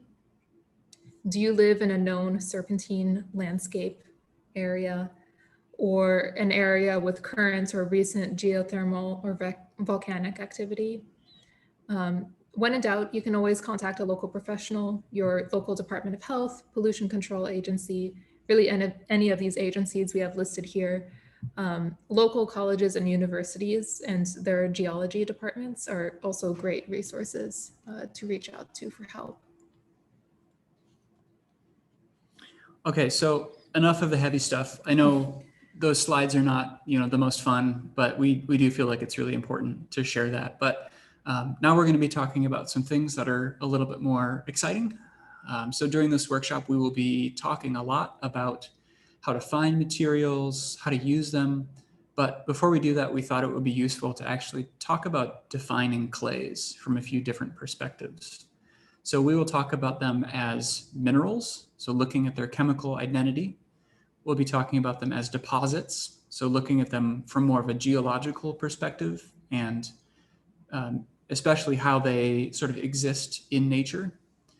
And then we'll also be looking at them as components in clay bodies. So how these materials are used in ceramic art exclusively. So all clays are plate-like minerals that are derived from weathered rocks, specifically a type of rock called aluminosilicate rocks. So different types of these rocks can become altered to different types of clays. All clays have several main characteristics that they share. Of course, plasticity is probably the one that we're most familiar with. So clays are unique from other minerals in that their shape and their chemistry allow them to kind of stack and slide when they're wet. And this is what gives clay its characteristic workability. Clays also have what's called a tensile strength. So this is the ability to withstand a certain amount of pressure before breaking. Some clays are very fragile when they're fired and others are very durable. And mostly this has to do with the size of the particles and the temperature that it's fired to. When clays are heated, they all reach a point at which the particles sinter together. And this happens at about 1650 Fahrenheit or 900 Celsius. And at this point, the clay cannot be returned to a workable state by putting it back in water. And so at this stage, the clay is no longer chemically clay, but it's rather referred to as ceramic. So it's sort of like sintered together. And then beyond this sintering temperature, each clay eventually reaches a point at which it vitrifies or melts and becomes glassy. Ultimately, this temperature really depends on each clay's chemistry. But in general, clays that can withstand a high temperature are referred to as refractory clays. And clays that melt at a low temperature, we refer to those as fluxing clays. So there are different types of clay minerals. Each comes from a different type of parent rock or parent material. And each has unique properties on a chemical level, but also on a physical level that we can observe without having to have a microscope. So kaolinite is probably the clay mineral that most of us are most familiar with. Kaolinite comes from feldspar-rich rocks. A good example of this would be granite. So feldspar is a mineral that is in high percentages within the rock granite. Illite is another type of clay mineral, and this comes from more mica-rich rocks. So mica is kind of like a thin, sort of platey, sheet-like mineral. A good example of this is the rock muscovite. Chlorite comes from iron and magnesium-rich rocks. A good example of this is biotite. And then this last one, smectite, in a lot of geological documents, it used to be referred to as montmorillonite. This is actually formed from volcanic ash that becomes altered into a clay mineral under very specific conditions. And this type of clay is unique in that it actually swells and absorbs water. So if anybody here has used bentonite, that's a good example of this. And then also a lot of cat litter is actually just calcined bentonite. So that's why it's so effective at soaking up liquid. But to simplify things for this workshop, we're going to be focusing on defining clays from more of a geological perspective. In many other fields, the specific chemistry of a clay mineral is very important, but for us as artists, it's just not as relevant. So as a natural material that changes over time, clay is connected to a physical place, and we prefer to examine it through that viewpoint. In this way, we can easily break things down into two main categories: primary and secondary clay deposits. When we are talking about primary clay deposits, we're talking about the chemical weathering of feldspar into kaolinite. And an example of a primary clay is kaolin. So primary clay doesn't move very far from its original parent source. That's different from a secondary clay. A secondary clay is a primary clay that's been moved away from its original source. So it's usually transported away by some form of erosion. And during that transportation process, the secondary clay is mixed with organic matter and other minerals that might stain the color of the clay or make its workability a little bit different. Some examples of secondary clays are ball clay and earthenware. And it's also important to distinguish clay minerals and clay deposits from clay bodies, which are customized blends of different materials for a specific purpose. So clay bodies are made from blending different clays as well as non-plastic materials like silica, fluxes, sand, and other grogs. Clay bodies are usually manufactured either by a clay company or by an individual potter in their studio. And it's really just a recipe of different ingredients. It could be a recipe involving some primary clay, some secondary clay, and a couple different non-clay minerals, for example. And then some typical terms for clay bodies are stoneware, porcelain, terracotta, etc. It's usually just blended ingredients. So a good way to think about how all these relate is to make an analogy to the human body. Clay minerals are like the individual building blocks or the cells of the body. Clay deposits are made up of one or more different types of cells, like the organ systems or the organs of the body. And then a clay body is like the whole organism in that it's composed of many different clay deposits or organs. I know that's kind of a wonky analogy, but it's helpful. So we'll talk a little bit about primary clays now. So these are clays that are formed as feldspar in various rocks, weathers to kaolinite through a process of hydrolysis. So this is chemical weathering by water. So hydro is water, lysis is breaking. So high feldspar rocks have a much higher potential of becoming clay than low feldspar rocks. In addition to the rock itself, this process also requires warm temperatures and a pretty high level of moisture and humidity that's sustained over a span of millions of years. So this is not really something that occurs everywhere on Earth, and it's not something that we can really produce on our time scale. So much of the world's primary clays began weathering during the Cretaceous period. This is about 145 to 65 million years ago. And at this time, we know that global temperatures were much warmer, which meant that the polar ice caps were melted. That produced higher sea levels, which meant that more of the continents were actually below sea level. And so the presence of that water and the warm temperatures over these granite rocks has just slowly created a lot of the primary clay deposits that we find throughout the world. So the source of most primary clay is granite or some other type of granitic rock. Granite is very easy to identify because it almost always contains three main minerals. So we have quartz, which consists almost entirely of silica. In these two examples here, the quartz is kind of like this gray to clear rock. It's a little bit easier to see on the right. Granite also contains feldspar. So feldspar consists of silica, alumina, and then one of several different elements, either potassium, calcium, lithium, or sodium. And these are what makes feldspar a good flux, is because all of these elements have a fairly low melting temperature. Feldspars can vary quite widely depending on their chemistry. So on the left, this is a pink granite. And so this pink feldspar comes from a high potassium feldspar. And then on the right, it's more of a white feldspar. And this is generally higher in calcium or sodium. And then the third mineral that's common in granite is some type of iron-bearing mineral. And almost always, this is some form of mica. So it can either be biotite mica, which is this black mica that you often see in this granite on the right. So this is kind of an iconic, like salt and pepper type granite. But another form of mica is called muscovite. And this is more of a brown to gold mica. And so you can see this a little bit more on the left.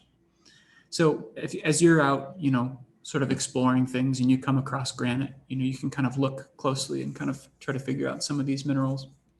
But ultimately, the ratio of these minerals determines the type of granite and then also its appearance. So primary clay deposits often retain the same structure as the original rock, as Zoe mentioned, because they have not really been carried away. That's why they're called primary. They're in the spot where they weathered. So here you can see that the feldspar has weathered to kaolinite. So this kind of thin, white band looks just like kaolin. The quartz, so the silica within granite, is a little bit more resistant to weathering. It doesn't break down as much during hydrolysis. And so in this example of primary kaolin, we have these really thick layers of this coarse, chunky sand. It's kind of lavender.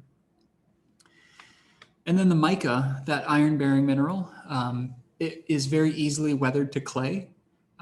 So, oftentimes, this is the mineral that's weathered first, and then it just kind of becomes washed away. Sometimes the mica will remain and, the clay will actually stain the kaolin, but in most cases, it's gone by the time that the feldspar has weathered to kaolin. So although they're somewhat rare, these primary clay deposits can be quite remarkable when found in the landscape. As you can see on the image on the left here, this is a pure, mostly pure white primary kaolin. Primary kaolin deposits tend to be lighter in color, but occasionally other minerals in the surrounding soil or rocks can actually stain the color of the clay. And these minerals can be things like iron, copper, or chromium. So the image on the right here is, it is a primary clay deposit, but it's been stained kind of black and red and brown due to surrounding minerals. Because these deposits are very old, they are often buried very deep beneath more recent sediments. So you may have to dig to find primary clay, or you might have to find some strata that's exposed so you can really see the layers of the landscape. Primary clay deposits are also often called saprolite. So that can be a great word to look for when you're reading through geologic documents. Saprolite is a word which comes from the Greek word for rotten rock. And it makes sense when you see the photo that Mitch showed in the last slide. Saprolite is a large area where the rock has entirely weathered, leaving little trace of the original rock behind. Some common properties of primary clays are that they're very coarse. They tend to be very coarse and brittle due to a high content of quartz sand in the clay and other small rock debris from pieces of quartz that have not broken down all the way. This is from a general lack of movement in the environment. And that lack of movement means that the clay has not had a chance to really break down in particle size. Primary clays also tend to be very refractory because granitic rocks are high in silica and alumina, which are refractory materials, and relatively speaking, low in iron, which is a fluxing material. So clays derived from these granitic rocks will share the same properties. And then primary clays are also typically found near the parent rock, as we've mentioned a few times already. So the deeper you dig, the more of the parent rock, the solid parent rock you will encounter. Primary clays that are transported away from their original source are deposited again later as secondary clays. The transportation process separates out minerals by particle size, thereby making the clay a lot more plastic. So if you can imagine primary clay kind of washing down a stream, the heavy particles of quartz and other rock material will sink to the bottom of the stream, and the finer clay particles will float for a longer distance on the stream water, making the eventual deposit much finer and plastic. So there are many ways that clays and sediments are transported and deposited, and how they are moved and where they are ultimately dumped in the landscape can greatly affect their properties and their appearance. So these are some of the common types of deposits that you'll encounter when you're doing geologic research. So the first is lacustrine deposits. So these are sediments that are dumped in ancient lakes and seas. Fluvial deposits are left along riverbanks, so directly on the course of the river. Fluvial is related to this next one, alluvial, but it's a little bit different. So alluvial deposits occur as rivers kind of carry sediments away and then dump them in floodplains or other bodies of water. So a good example of this is, you have a mountain range, and when it rains, sediments are sort of washed down the mountain, and then they become deposited at the base of the mountain in these floodplains. And often what happens here is what's called an alluvial fan. And so it kind of looks like, roots sort of reaching out in a fanning orientation. Glaciers are obviously a very important way that, clays and sediments have been moved, especially in the northern hemisphere. Glacial deposits are very closely related to these other deposits that are, caused by streams and rivers and lakes, because as the ice melts, you have bodies of water that are formed from that. And then the last one, aeolian deposits. These are sediments that are deposited by wind, and these occur mostly in arid, kind of desert-like areas where there's not enough plant life to kind of create a root structure that holds the sediments in place. So a good example of this is, in the United States, the Badlands, kind of in the western North Dakota and South Dakota. You have a lot of clays that were deposited by wind. And this type of clay is referred to as loess.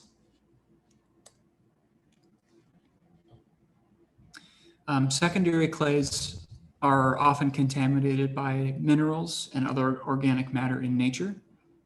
Most of these contaminants, like iron, calcium, sodium, and magnesium, they are fluxes and they melt at lower temperatures. And so their presence in a clay ultimately makes it less refractory. Their workability and their colors can vary greatly, and they can form in all of the different types of environments previously discussed. So a very common type of secondary clay is what's known as ball clay. It is defined as a very fine-grained and waxy clay, and it is often gray or black from very fine organic matter kind of compressed into the clay. Ball clays are usually deposited in swamps, lakes, and other aquatic environments. And that black color that I just mentioned indicates a high carbon content from the absence of oxygen in such environments. It's kind of similar to what you get at the bottom of a slip bucket. It tends to be very dark in color from the bacteria and carbon. Earthenware is another type of secondary clay, categorized by heavy contamination from fluxes, which will all lower the firing temperature of the clay. So these fluxes could be things like iron, calcium, and magnesium. Most of these clays melt around 2100 degrees Fahrenheit, or 1150 degrees Celsius.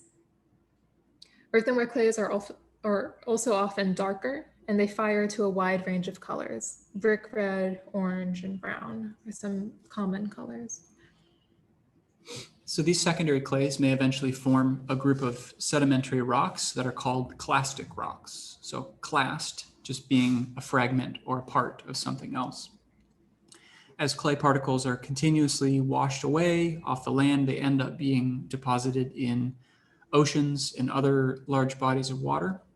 And over time, the weight of the accumulating layers condenses these sediments into sedimentary rocks, which eventually will become, uplifted through tectonic activity. Some of these rocks may be very dense and they have to be manually crushed, but others may already be weathered back into clay in their natural setting. So you pick up, something that looks like a rock, but you can just crumble it to clay. So these can all be really valuable sources for clay.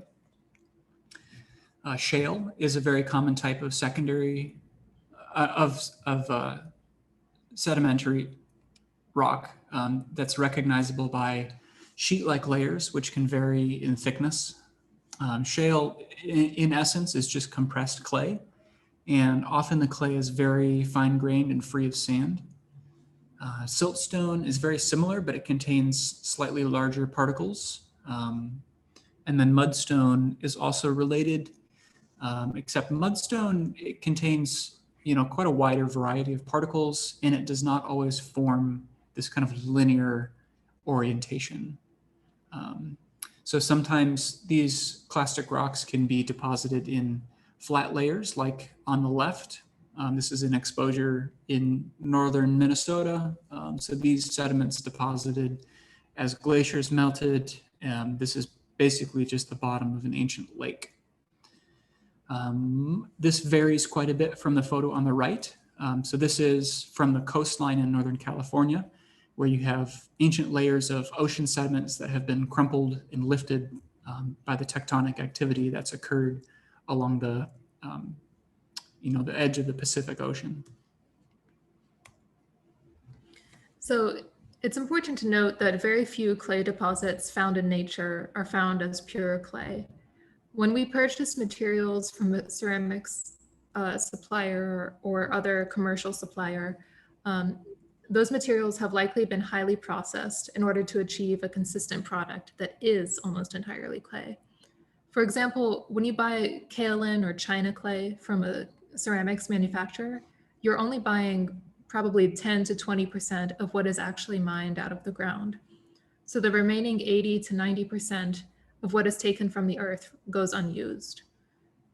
We feel that the presence of organic matter, silt, and sand is what gives natural clay deposits their really interesting qualities. And it's helpful to think of clay in nature as being somewhere along a spectrum between pure clay, pure silt, and pure sand. This soil triangle is a great way of depicting this. This diagram is commonly used in soil surveys and in agriculture, but it's also useful to us as clay artists. So like I just showed, it's organized by the very top part of the triangle being pure clay, the lower right, pure silt, and the lower left is pure sand. In our studio, we use materials from all over this diagram, not just the top portion of pure clay. We think that having resources with different properties can be very useful. So even if you only have access to a material that is 30% clay, you can likely still find a use for that material by testing it and blending it with something else, which is a process and procedure we'll cover a little later on today. And so actually, I'm going to show you this same map, but in a different document here, just so you can get a little bit more detail.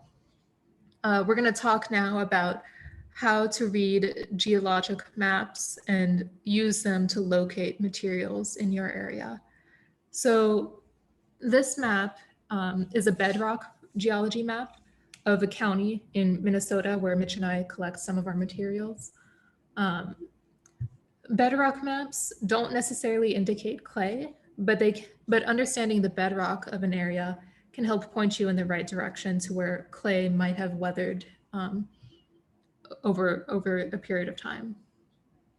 Maps like this are available for just about anywhere in the world, not just the US. And you should be able to find resources like this online for free by just typing in geology of, and then any given area on Google. So these maps are color coded into different geologic units. I'm going to zoom in here to show you a little bit more detail. So if you see here, there's a few different shades of green, yellow, kind of a peach and pink color. And each of these colors is labeled with a series of letters. And these colors and letters correspond to different different geologic units. The description for each of these units is found down below. Some of them go into quite a bit of detail, so it can take a little bit of time to read through each of these maps, but it can be very useful in helping you identify where to forage certain materials. And then these maps also include a geologic timetable somewhere within them. So here we have our geologic timetable, oops, with the oldest rocks being at the bottom of the timetable and the youngest are found at the top. There are two ways to go about reading this map. You can either pick a point on the map where you would like to potentially dig or search for clay, and then figure out what the colors are in that area. Or you can be a little bit more strategic and read through the color descriptions down below, and then use that information to help you find a place that could contain clay. So if we look at this kind of pea green color here, the KD stands for the Dakota Formation, which was formed in the Upper Cretaceous period. And right here, it tells you some promising information. It looks like this color indicates a bedrock of claystone, shale, and sandstone. So anywhere you see KD could be a potential lead for finding clay. That's if it's been weathered. You know, weathered to a usable material. So if we zoom back out, you can find lots of spots for KD on this map, kind of all over the place. But here in the upper left-hand corner of the map is probably the biggest outcropping. Maybe the upper left-hand corner, but then also down in the middle center of the map here.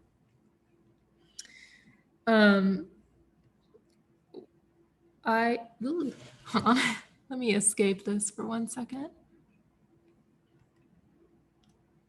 Okay, so when you find these maps online and download them to your desktop, it can be really useful to download them as a PDF, because then you can search them as a PDF to help you narrow your search and what you're looking for.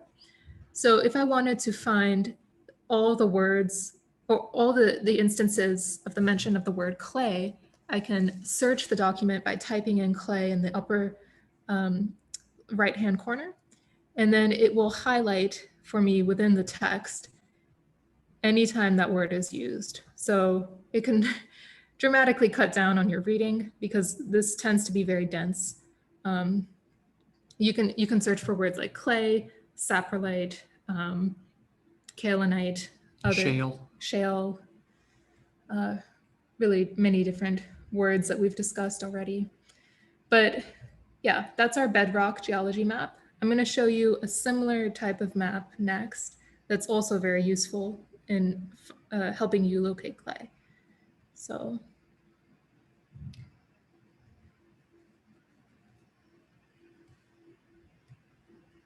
this is a map of the same exact county in Minnesota, but as you can see, it looks very different from the other map. This is a superficial geology map, and it's different from a bedrock map in that it shows just what is at the surface of the landscape, maybe underneath a thin layer of topsoil.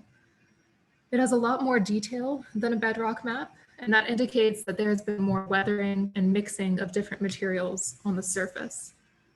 We also happen to have a lot of historic glacial activity in the state of Minnesota, so it causes a lot more disruption of the superficial geology, which is why you see much smaller pockets of color on this map.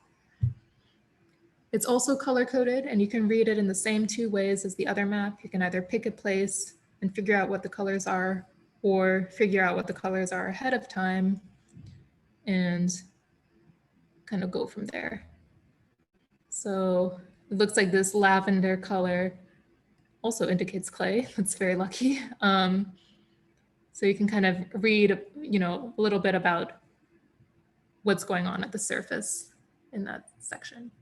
And just like the other map, because it's a PDF, you can also search it for more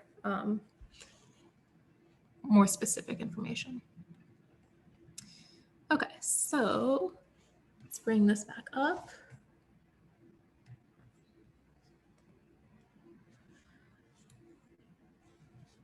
So some other geologic publications you might be interested in reading more about. State or regional geologic publications can also be obtained online for free. These often outline clay resources that have been tested by various industries. They're also available in other countries outside of the US, but we get a lot of ours from the United States Geological Survey. These materials can be a little bit dense to read through, but they're very informative. Much of the time, the research has already been done on different materials to figure out their firing range or the temperature at which the material can be fired, or the different individual elements within a material. So that can be helpful in determining if a material has heavy metals or other contaminants. And this research typically has already been done because a lot of these clay materials have uses in other industries. So brick manufacturers, pipe manufacturers, all sorts of industries have paid geologists to do this research for them. And it's still relevant today. Another useful resource if you're living in the US is the Roadside Geology book series. That's the series on the right here. These books are great because they're very easy to read and understand. They're written in layman's terms, so it's more easily digestible than the geologic documents like on the left. They're also great because they're written in a way that makes it easy for you to physically navigate the areas that they're talking about. So they're written as if you were taking a road trip with the author through any given area, and it directs you to road cuts and lookout places so that you can actually observe what's happening in the landscape in real time. We thought we'd share some other industries that can be useful. Brick makers, obviously, anywhere where they were making bricks or old, clay pipes, sewer pipes, chimney pipes, even historical potteries. Basically, any industry that involves clay has, if it's been in operation historically, it's likely that it would have been established near a source of clay. Nowadays, people can have clay shipped in, from far away, but so like old industries are going to be good sources for finding materials. Even if the company is no longer in operation, you might be able to obtain some information on it from like a local historical society. Granite quarries, other stone quarries, they occasionally have to remove clay overburden to access the stone. This material is really of no use to them, and so it can be a good way to kind of get access to a consistent, resource. And then the last one, excavators, construction companies, or really any industry that involves leveling the ground or digging into it, well diggers, anything like that. These industries are likely to encounter clay, so they can be good people to keep in touch with. All of these resources can provide a general idea of where to find clay, but when you're actually in the field, there's some things that are kind of useful for actually finding it. It seems really obvious, but the first thing is just to remember that fine particled materials are carried away by water. So follow the water to the lowest point. So the base of hills, valleys, roads, ponds, these places are all likely to have more pure clay than at higher elevations. And these two photos kind of demonstrate this after a single rain. On the left, this is just kind of a road in a really hilly area. And just after this rain, it's kind of become covered in sediments. And then on the right, we have this little hill. And at the base of the hill is this sort of puddle of clay within, this sort of greater landscape. So imagine the result of this over millions of years of rain and things being washed away. Road cuts, rivers, things like this can also expose different layers or strata in the landscape, and they can help you identify different veins of materials and kind of estimate how far down they're located. Dramatic color changes often indicate, either the presence of clay or the presence of different geological activity. We just want to say that we don't recommend digging near road cuts or steep slopes like this because of obvious safety reasons. The slope could collapse if you dig into it. Roadways can be a bit of an issue because pollutants can become washed off the road and then kind of into the ditches. So just kind of proceed with caution. But basically in both of these photos, you can see two different clay deposits that are both laying beneath a pretty substantial amount of this brown top layer, which is kind of a mixture of glacial sediments and soil.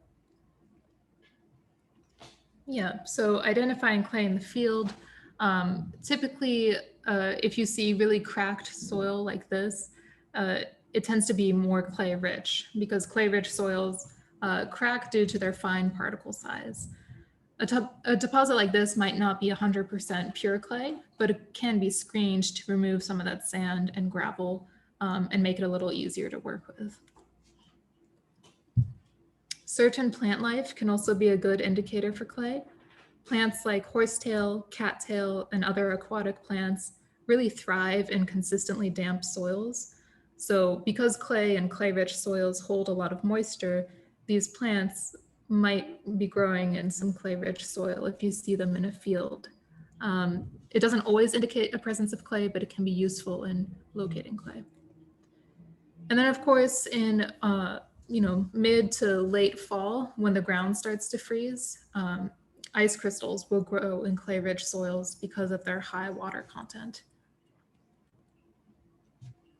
One of the biggest questions we get in our studio is, how do I know if I found clay?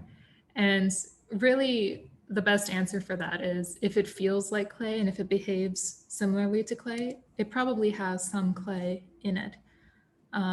So when in doubt, take a pinch of it. Can you roll a coil of it around your finger? Can you pinch a bowl without it cracking or slumping? If the answer is yes, then it probably has a good amount of clay, and you might want to start testing it further to see if you can use it in your studio. Just keep in mind that clays found in nature are likely not going to be as pure as commercially prepared clay. So when you have located a spot that you think has clay and you're ready to go dig, the first step is to get permission from the landowner. Never take from private property without express permission, and never take from a state or national park or otherwise protected land. When you're ready to collect, all you need are some, usually just 5-gallon buckets or these kind of plastic woven feed bags. And some shovels. And just keep in mind that it's easier to move many small containers of clay than it is to move one large, heavy container of clay. Mm-hmm. And we think it's best to dig when the clay is just very slightly damp because that cuts down on dust, but and it makes it easier to actually dig out of the ground than hard, dry, compact clay. But then you're also not transporting a bunch of water weight with heavily soaked clay. So after you've located clay and brought it back to your studio, the next step is to begin testing it to learn more about its properties. So for this section, we're actually going to shift gears and talk about some clays we use in our studio. But before we begin with that, we'd like to take a moment to answer any questions that you all might have. Yeah, we know that's a lot of information and it's okay if you need to kind of come back to it later, but that's kind of the whole summary that we wanted to give.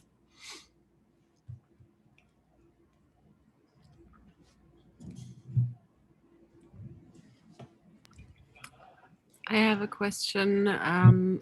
In the village that I come from, or where I grew up, there's a lot of sandstone. Is that usable as well? Like the ground that is near such mines or places? Yeah, sandstone can be a very useful material. Most of the time, sandstone it consists of like silica or quartz. So that can be very useful. Other times, there might be a little bit of clay or some other minerals in the sandstone. Sometimes it contains feldspar, and so it will actually melt in the kiln, but ultimately could be very useful. Mm-hmm. Grate is an aggregate or like a grog type ingredient. Mm-hmm. Yeah. Thank you. Yeah.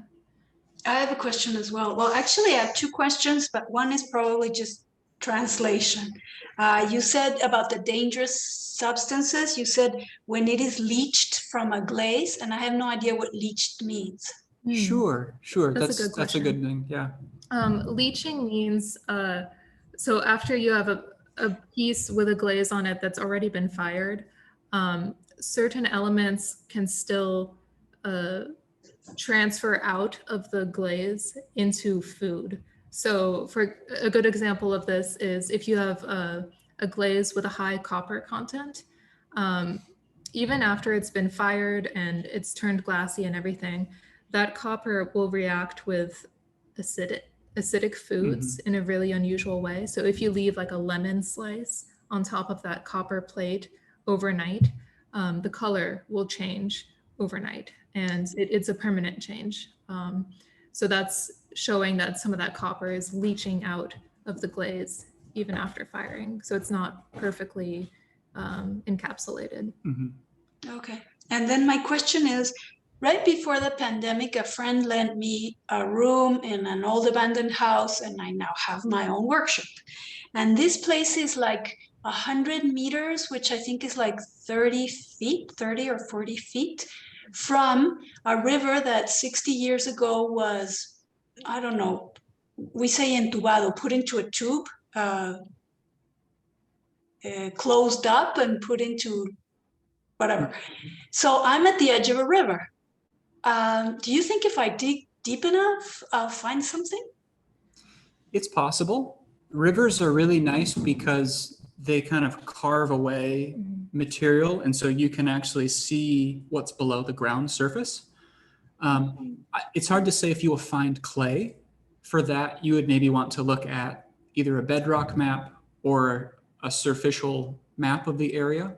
But most of those maps indicate rivers, and so you can see the exact spot, and then that should be able to tell you, what that river is cut through. If it's just cut through clay or some kind of rock or something like that.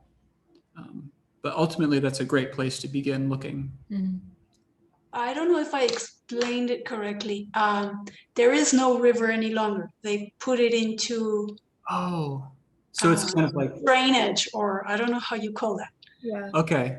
And so the lot of land where I work is like 30 feet, no, 100 meters. Yeah, it's like 30 feet from where the river used to be. So I have always imagined that I could just start making a hole in the place where my workshop is. And eventually, I mean, there's earth, there's clearly earth, but eventually I will reach something that's sticky and clay-like, or not. I mean, it's possible. It's possible. It's hard for us to say without looking at a geologic map of the area. Okay. But just because the water is not there anymore, that doesn't change anything. There are some areas in the Western United States where it's very dry, and there are old riverbeds there where water hasn't flowed for many years, but there's still clay there. So even though the water is not there, the geology should remain the same. Yeah. So like, clay does become moved by water and carried by rivers, but ultimately where it gets deposited is the key. So if that river was really steep, if you're right here and this is the bottom of the river, it's likely that there's more clay down here than up at a higher elevation. But if it's more level, there's a good chance that this whole area could have some clay. Yeah. Thanks. Good question. Yeah. So before we do anything, I think we have to get these two maps, the bedrock geology and surficial map. That's what it means. Because then you can make sure where the possibly something is. It makes it easier. It's not a requirement. A lot of times, if you know somebody who knows the land, they can say there's clay on this spot. So that's better. I think maybe that's the best solution. Yeah, that's always a dream when it happens. Or we've had things in the past where, you know, we've passed, or a student of ours has passed a construction site, and they have these big machines just kind of digging up the ground to level it. And there's a lot of clay there.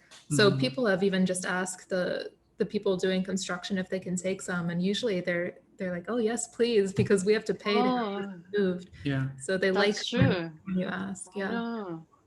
Well, that's really like in my next town, there used to be a Wilhelmina brickyard. And now it's been under the Wilhelmina lumber yard. It's all under asphalt. But I was thinking maybe along the driveway or someplace where not covered by asphalt, maybe there might be a possibility then, because that whole area used to be stoneware clay, but clay was there. Yeah, definitely. Yeah, so that's maybe a good start to Yeah. go and check. Yeah. Yeah.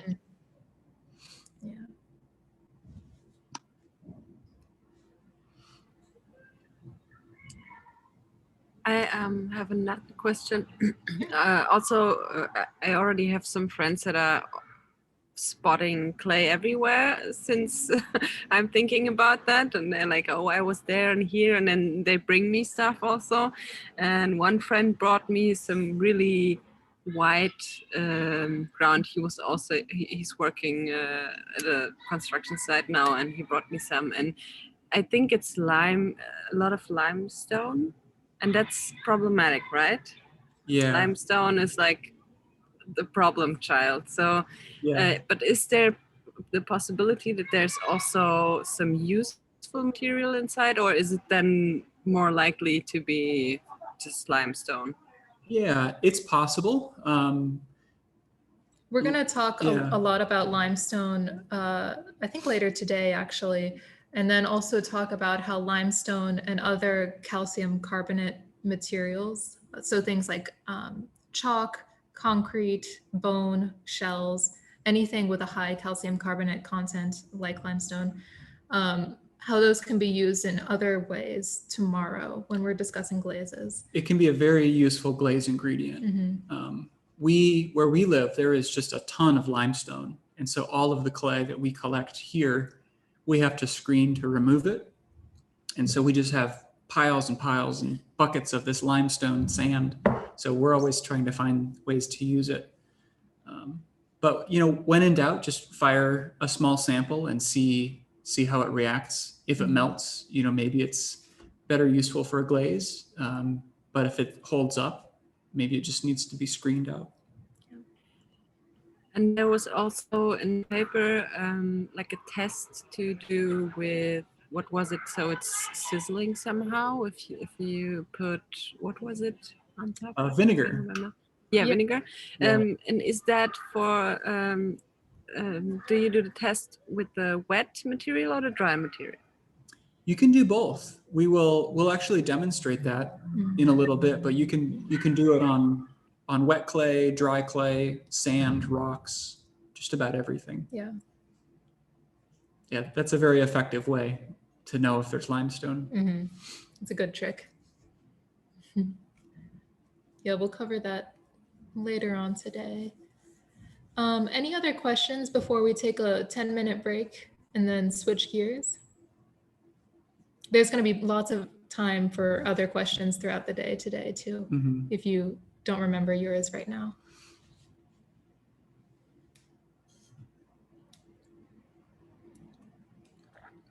Okay, well, we're going to pause the recording. Here, I'll do that right now.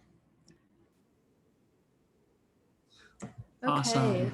Welcome back, everybody. Kind of got a few things set up for you here. Yeah, it looks like people are slowly trickling back in.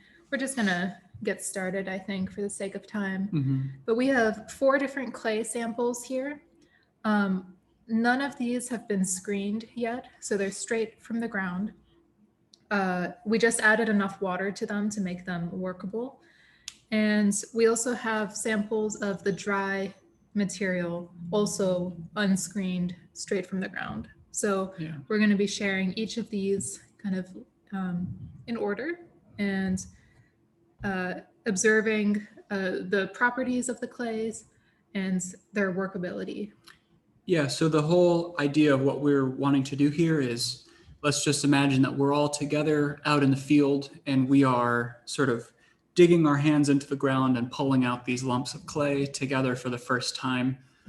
We just want to share a lot of the observations and thoughts that we kind of make, you know, the initial impulse of working with the clay, of, you know, looking at it, smelling it, you know, really just observing it. There's so much that you can learn just from seeing things in the field. So we thought we'd just share some clays that have very different properties. And so that way, when you are in the field, you can kind of, you know, put this information to use with whatever you discover. Yeah. So we're gonna get started with this white clay on the end here. I'm gonna, Rory's asking if we also taste the clays. Yes, but we'll talk about what we mean by that in a minute, because there's a very specific way that you taste clays. But artisanal tasting of clays. So yeah, we'll begin by talking about the dry material first, because many times in the landscape, unless you had a recent rainfall, you're probably going to be finding clay in the dry state first. So this one is super white, so it's reflecting the light from the window, but it is a very white clay. When I pick up a little chunk of it, I can kind of like crush it with my fingers, and it very easily crumbles into a very fine powder. So if I kind of rub a little bit of it between my two fingers, I can get a sense for how it feels. It is, generally speaking, very fine grained, but it also has some very large pieces of what feels like sand in there. And it leaves a very fine dust on my fingertips. So very dry, very crumbly, with large chunks of some kind of sand or small rock aggregate kind of mixed in. And then a very pure white color. So when you add a little bit of water to that clay and you have it in somewhat of a workable state, this is what it's like. So you have a chunk of it here, and then if I break a chunk off, you can see that it has a really rough, torn texture to it, not smooth at all. If I smell this clay, it has a very clean, almost astringent smell to it. It does not smell muddy or like a river. So there are some clays that smell more like a river. They smell like a pond. Yeah, but this one's very clean. And then its working properties, I'm gonna go ahead and pinch a little bowl. Oh wait, no, I'm gonna roll a coil first. That's usually our first test.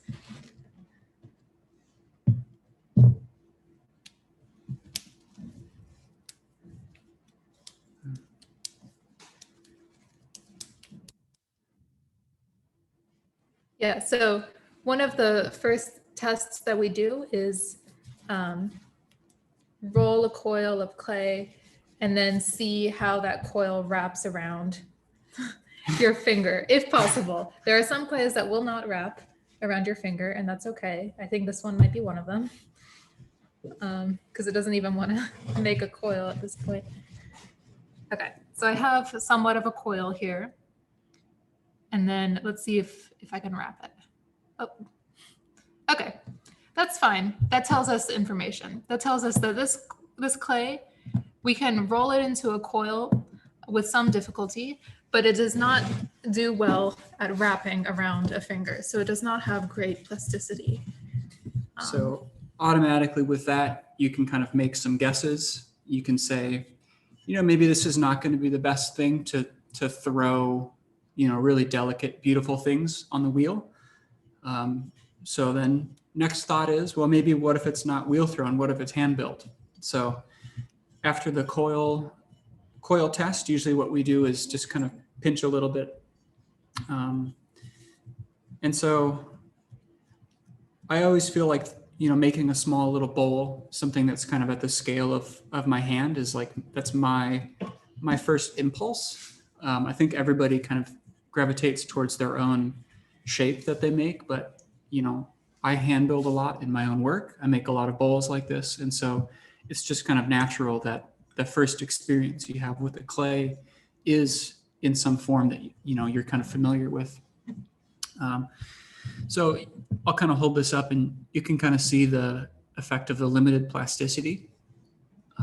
You know, just kind of really rough texture, which is extremely beautiful. I happen to like that kind of cracking texture quite a bit. I understand for everybody, it's probably not the best. And then I also kind of like to, you know, add a coil to the pinched form and see if it works, because coiling, you know, you're putting a little bit more pressure as opposed to pinching. But yeah, this clay is, the coil is just kind of breaking in my hand. Yeah, I think Mitch might have already mentioned, but whenever you're doing this first like trial run with the clay and making a very small piece with it, because we usually hand build, we typically will hand build that first trial pot. But you can also, if you wheel throw, give it a shot on the wheel to see how it responds just in its pure and natural state, to see if you do actually have to screen it, or, you know, what your options might be. If you coil typically, then coil it. If you pinch a piece, pinch it. And then one other thing I wanted to mention, if you have a really tricky clay to work with, like if it just doesn't want to hold its shape at all, you can also try press molding it for your first pot. So I have just this little bisque, you know, stoneware mold here. It's just a very general curve bowl form. And I've pressed that really white clay into it. And it allows me to get a little bit thinner walls than what Mitch is achieving just by pinching it. So experimenting with different ways of building can give you a lot of information about the clay properties. Mm-hmm.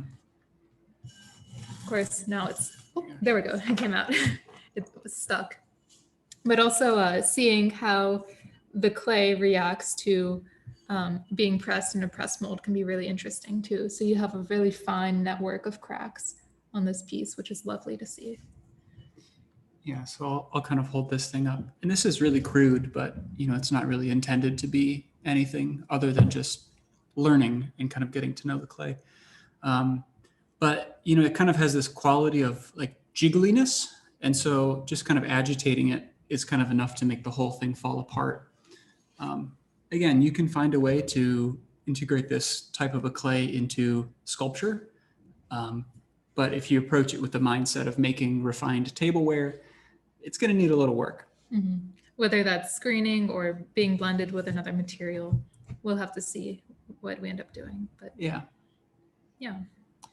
So based on the information that we shared in the slideshow, does anybody have any guesses what type of clay this might be, or what type of environment it might have formed in or have been found in?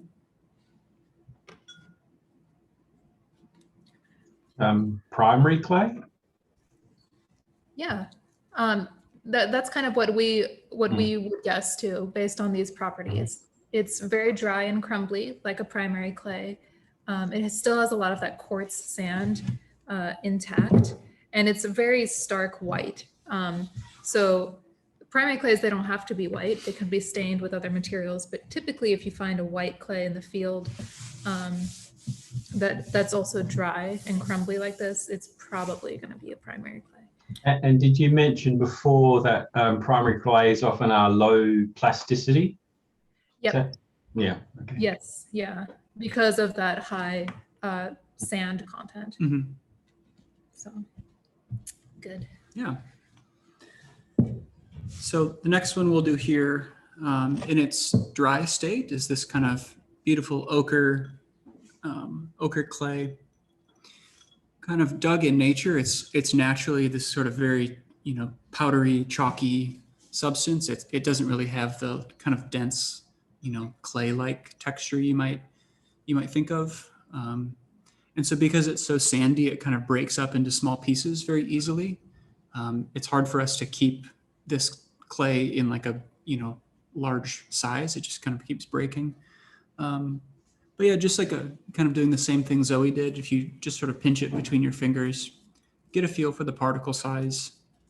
This particular one, it feels like it's almost all really coarse particles. Like it's mostly sand with maybe just enough clay to hold it together. It still kind of has that powdery quality to it, even though it's a different color. It sort of feels very similar to that primary kaolin. You know, like a lot of red clays or really sticky, waxy clays, when you do this, it sort of feels a little bit different. That clay kind of clings to your fingers, but this, it just really feels like it's just a powder that's kind of on the surface, really flowery. So with a little bit of water added, this is the clay that we have. It's kind of darkened a little bit to this like ochre green color. And then doing that like rip test that Zoe did, it's also got, you know, quite a bit of texture to it.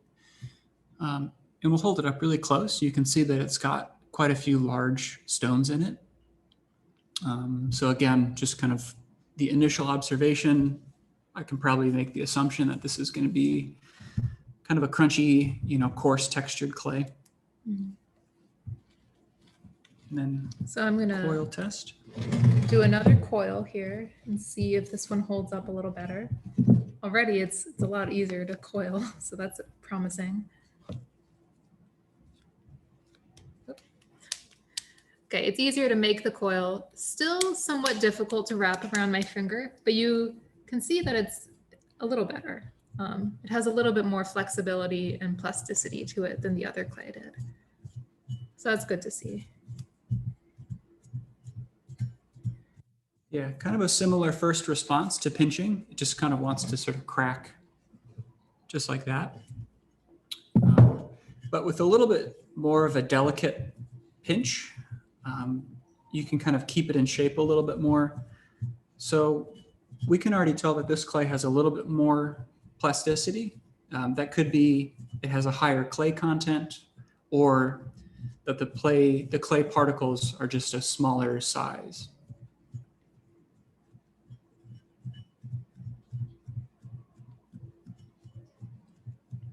Yeah, so when I'm pinching a little bowl just free form without a base underneath, I'm finding that I can't pinch it quite as thin or as large without it starting to deform. So I'm gonna go back to my press mold method to make a slightly larger, thinner piece and see how it responds that way.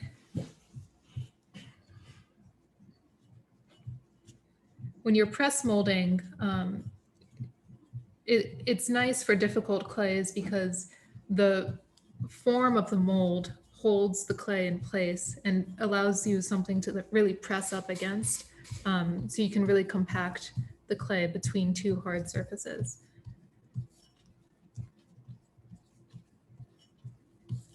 So let's see if this one will release or not. Sometimes I'm not lucky. Oh, here we go. So it released pretty well. And I was able to get relatively thin walls by using that method. And the cracking underneath is not as severe as it was with that white clay, but you still get some nice cracks here and there.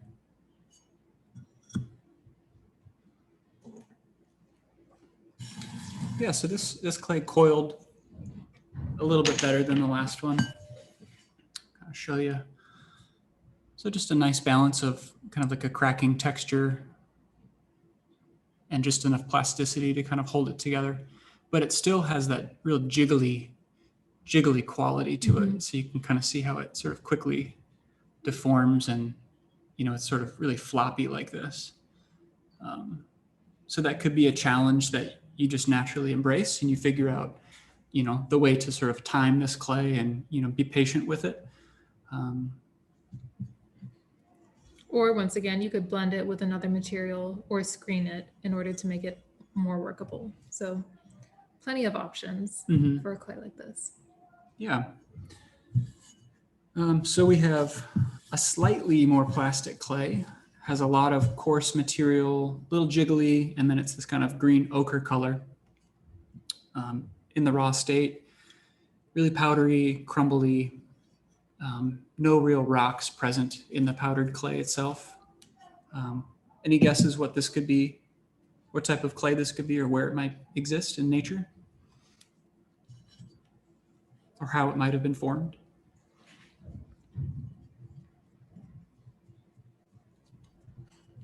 Maybe in the midstream. Maybe somewhere in the middle, yeah. So it doesn't feel like a real primary clay. You know, it still has just enough workability where it feels like it's maybe been moved a little bit by the water. So I think that would be a good thought. Yeah. Yeah. Any other thoughts about that? Why do you think midstream? Well,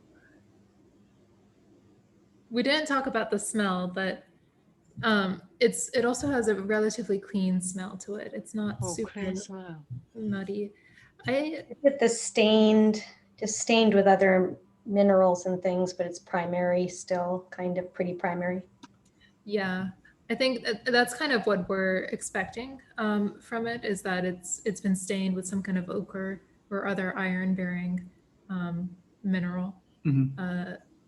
So yeah, we would anticipate that because of the color of this clay, it will likely fire not pure white, but maybe a little bit cream, or potentially even a reddish color.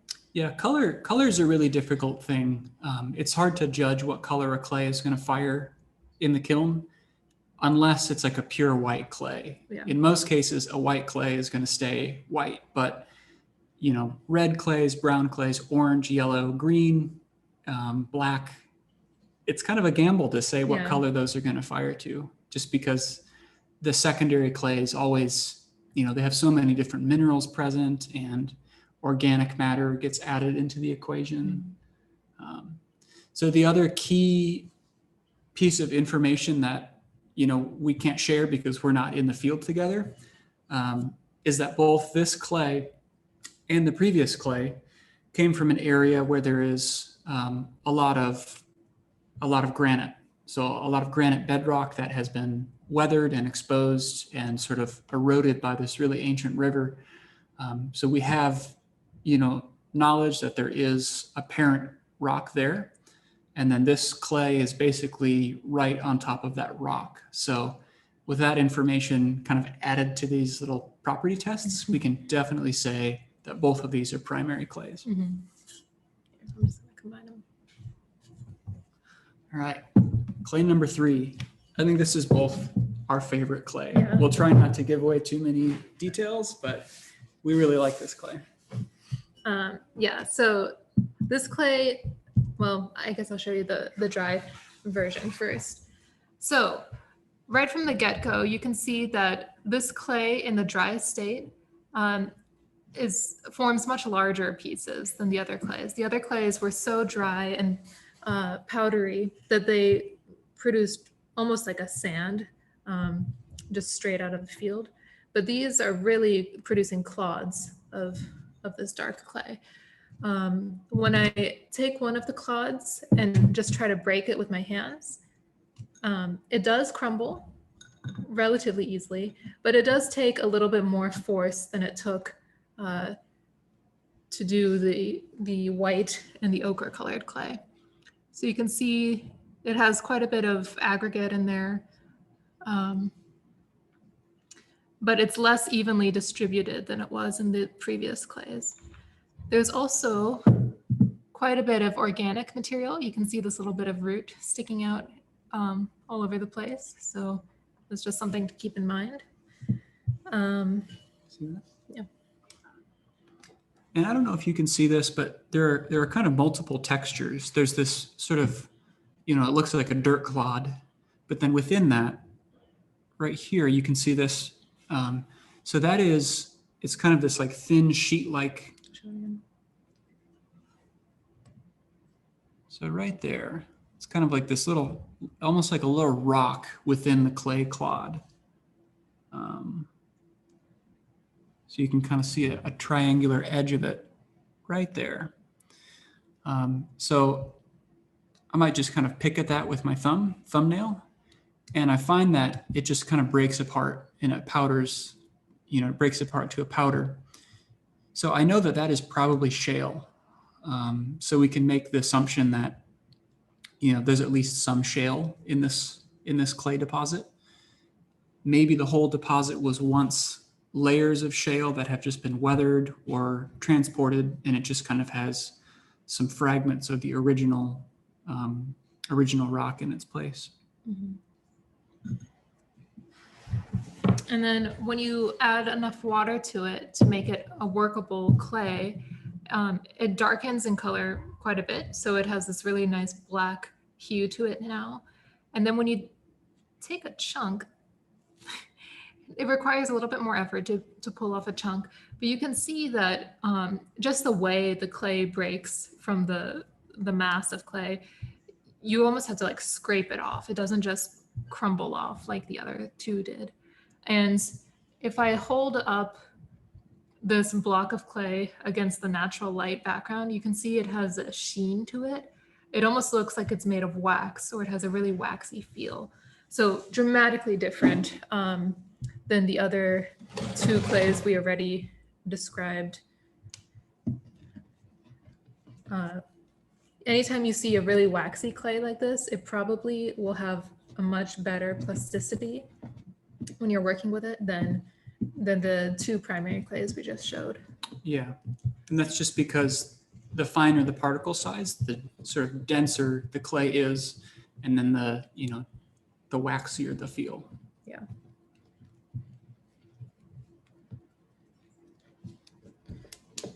So it coils really beautifully here. And let's see if I can wrap that around my finger. Yes, okay, so it actually held its shape, and I can even remove it from my finger and still see this really nice coil. There's a little bit of cracking on the corners, or wherever the curve is the sharpest, but really not that bad. So now Mitch is gonna do the pinch and coil built thing, and I'm gonna do another press molded object. Yeah, so it definitely feels like I can work with it much thinner than those previous two clays, and it still holds up.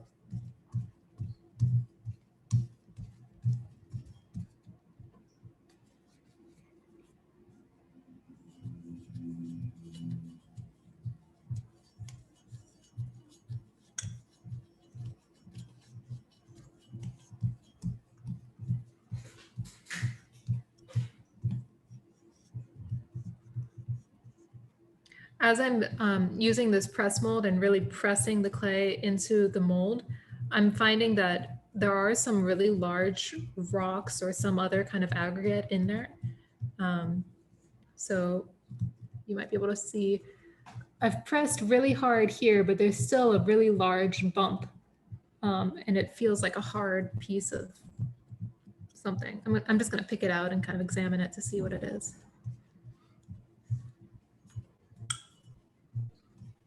So that might be something I want to screen out of my work if I don't want to encounter really large problematic stones like this.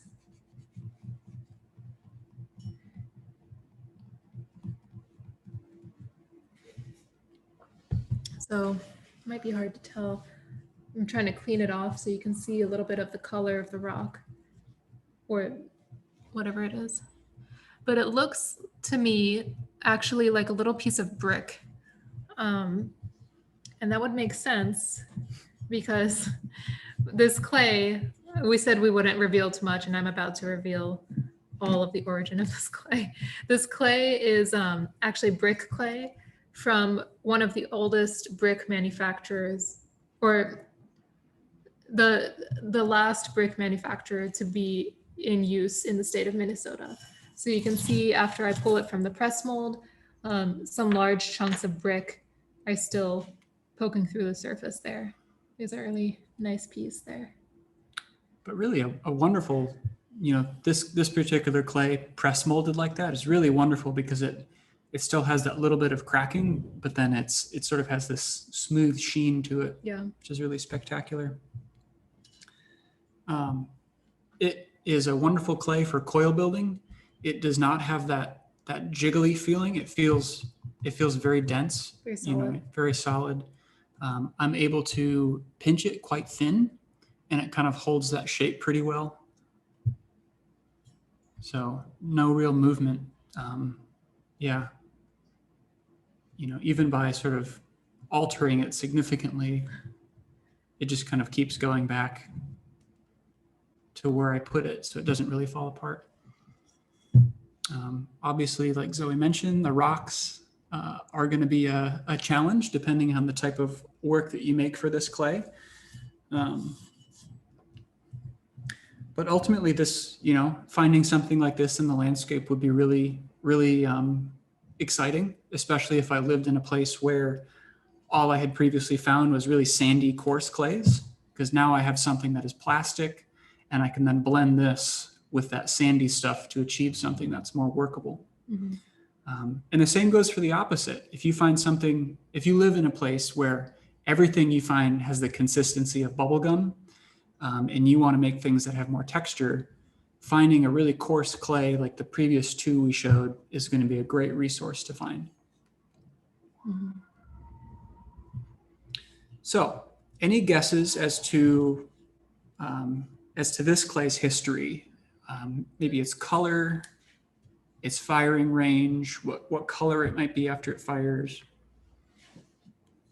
I saw Zoe just took a sniff. Yeah. It smells and not quite as clean. It smells a little bit more metallic, I would say. Yeah. Slightly.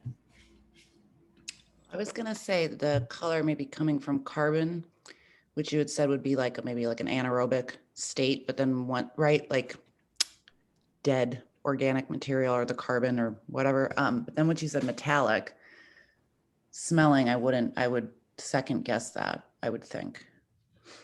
Well, actually, you're not wrong. The black color, it is from a high carbon content, but it does also have a little bit of a, it's not a strong metallic smell. It's just a very slight smell, and that could be from something like iron in the clay. Mm-hmm. But it can be both. It doesn't have to be just carbon or just iron. It can be a mixture of the two. Yeah. And when Was it a lake deposit or? A lake deposit? Yes. Yeah. Sorry. Yeah. So because of that, sorry, I'm Because of I'm totally the blanking carbon on my words content right now. in fine plastic particles. Sediments. It definitely feels like something, like you said, that has sort of accumulated at the bottom of a body of water. Yeah. So imagine those rivers, they carry away the fine particles, heavy sand sort of settles out, fine particles travel further, and those get dumped in lakes. And so, like, you know, it's very common that at the bottom of a lake or a pond, whatever clay you're likely to discover is going to be very waxy like this. Mm-hmm. Yeah. We recently had like 1 in 100 year flooding event in New South Wales.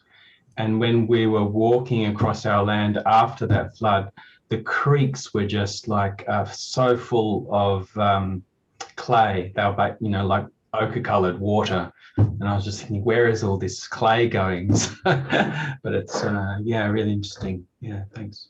Mm-hmm. Yeah. Yeah. Yeah. So we have one more clay. And actually, the area where we collected this clay also had water nearby that was almost the same color as this clay. So it's very timely that you mentioned that. Yeah, so this clay in its dry state, it's kind of unusual compared to the other three that we've already shared. It has a very sharp, angular structure to all these little pieces. Well, here. And that's just the way that the clay breaks apart as it's after it's dry. Yeah. So like compared to this, which just kind of has no shape to it, it's kind of like a clump. Mm-hmm. So if I take one of those little angular pieces and try to break it, once again, kind of like the brick clay or that black clay we just shared, it does take a little bit more effort to break. And when I do break into it, it has very little aggregate or other stone very or smooth. sand in there. It's a relatively smooth clay. And I think it was Rory mentioned earlier about eating clay. If you were to take a really smooth clay like this and kind of just nibble on it a very small amount with your back teeth and kind of like rub it between your teeth, if it has that really fine silty particle size that can, or if it has like a really fine silty texture to it, that's an indicator of a small particle size. So probably a more waxy looking clay. And sure enough, when you add some water to it, you get a really lovely waxy lump of clay, kind of like the black brick clay, except this one has a nice red color to it. But you can see it still has that sheen that looks like wax. And then if I take a pinch, it's super smooth. It really feels like fudge or chocolate. Really lovely to work with. It has a very sticky feeling to it. Yeah. It almost, trying to think of something that it feels like, but it's very unique. It doesn't feel slimy, doesn't feel like gel, it doesn't feel powdery, it just kind of like really sticks to your hands. Coils beautifully, or it rolls into a coil beautifully, I should say. Really nice, even coil. Oops. Yeah, and just like that black clay, beautiful smooth coil that holds its shape after being made, and very, very minimal cracking. Just like one little tiny crack right there. I think that's the only one on this piece. So super plastic, really nice to work with. And as I'm pinching it, I'm trying to feel for any rocks or sand. And there's a couple rocks mixed in there, but really nowhere near as rocky as any of the others we've used. Yeah, so this feels like a much, overall, like the clay itself is much smoother, but then it just has some small pebbles that have kind of contaminated it. Mhm. And those could be, you know, things from other places that have just kind of washed into the clay. It's unlikely that they are unweathered fragments of rocks or clays. Yeah, so of the four we've tested, this definitely feels like the most plastic and workable. You know, this shape, I'm kind of really able to almost coil it completely horizontal and it still holds its shape. So kind of a funky little test. Yeah, you can see, you know, kind of at the top there, that little bit of the rock. Yeah, just in general, kind of like a great plastic clay. Definitely smells like muddy, definitely smells like iron. Mhm. River? Yeah, River smell. notes of river, fish, frogs.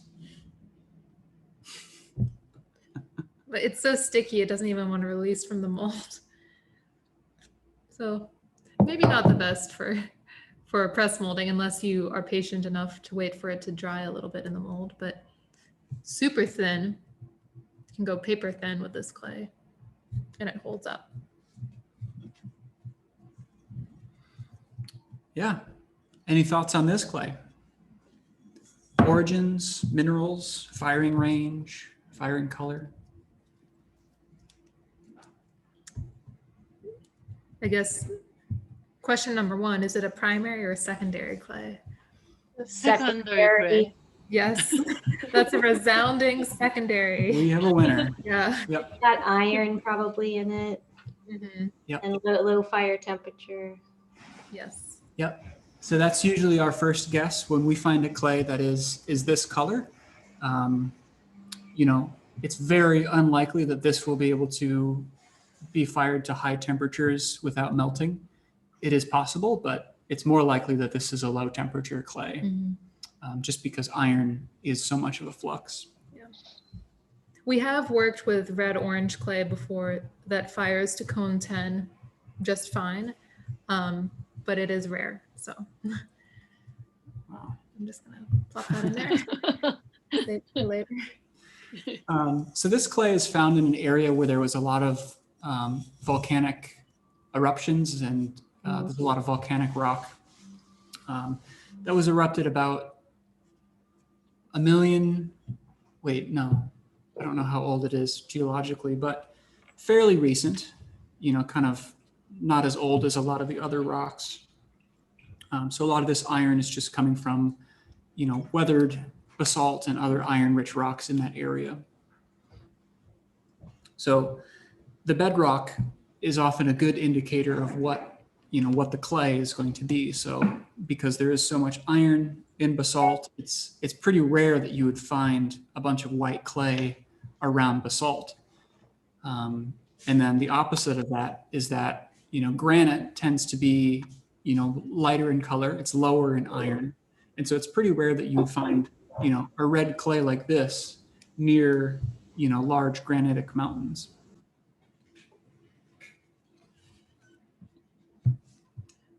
All right. Any questions about just kind of going over the initial observations? I have a question. This is Ava. How much of what you dig up is just dirt? And how do you test those initial tests with that dirt in it, or are you sifting it out first?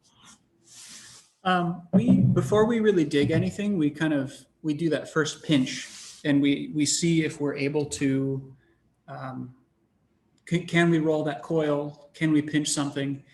If it has no plasticity at all, we usually don't dig it. So dirt or soil, you know, it contains very little clay on its own. And so just because that particular resource doesn't have the properties that we want, we have a tendency to just not dig it. So we only dig things that we feel like we could use.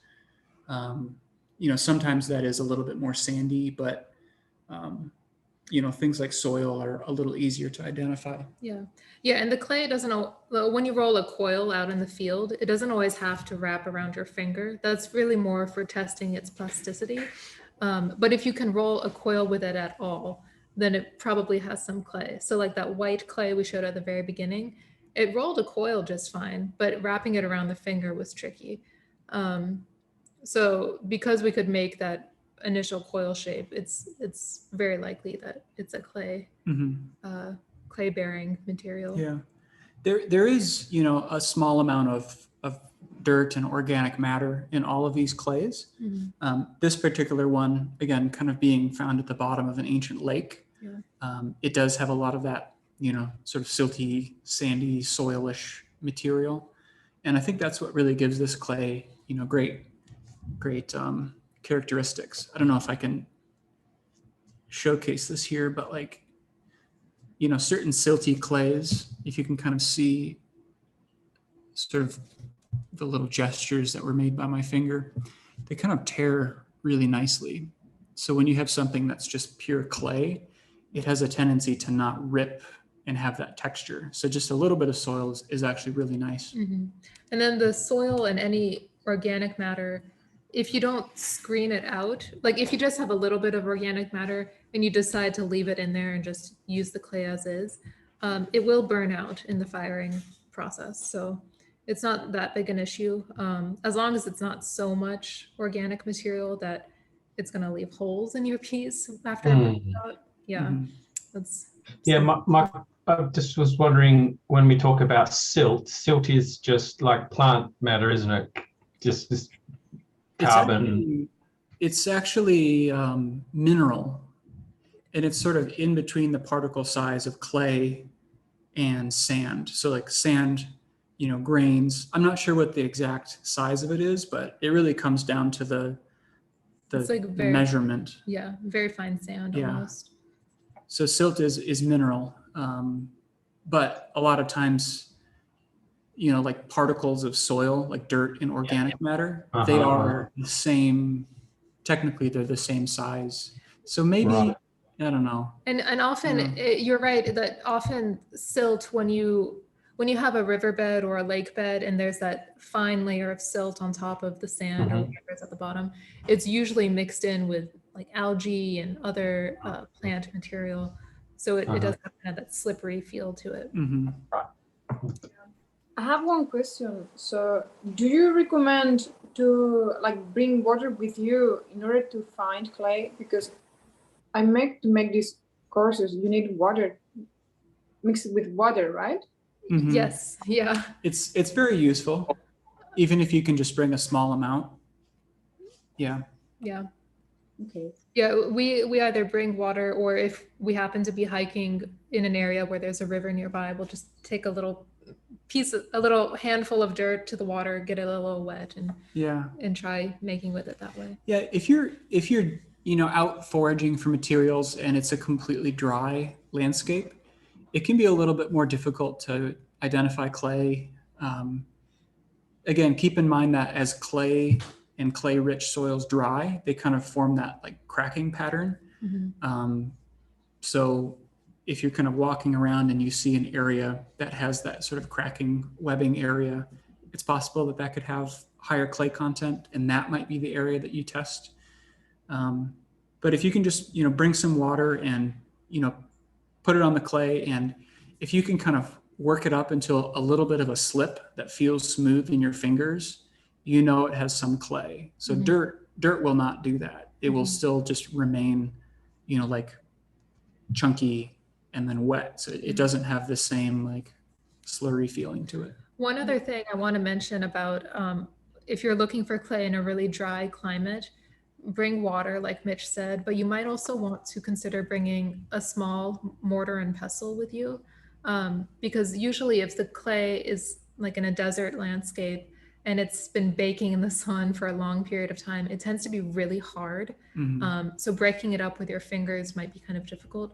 But if you can get a little piece of it in a mortar and pestle, grind it, and then add a little water to that, it'll make your life a lot easier, and will help you identify it as clay.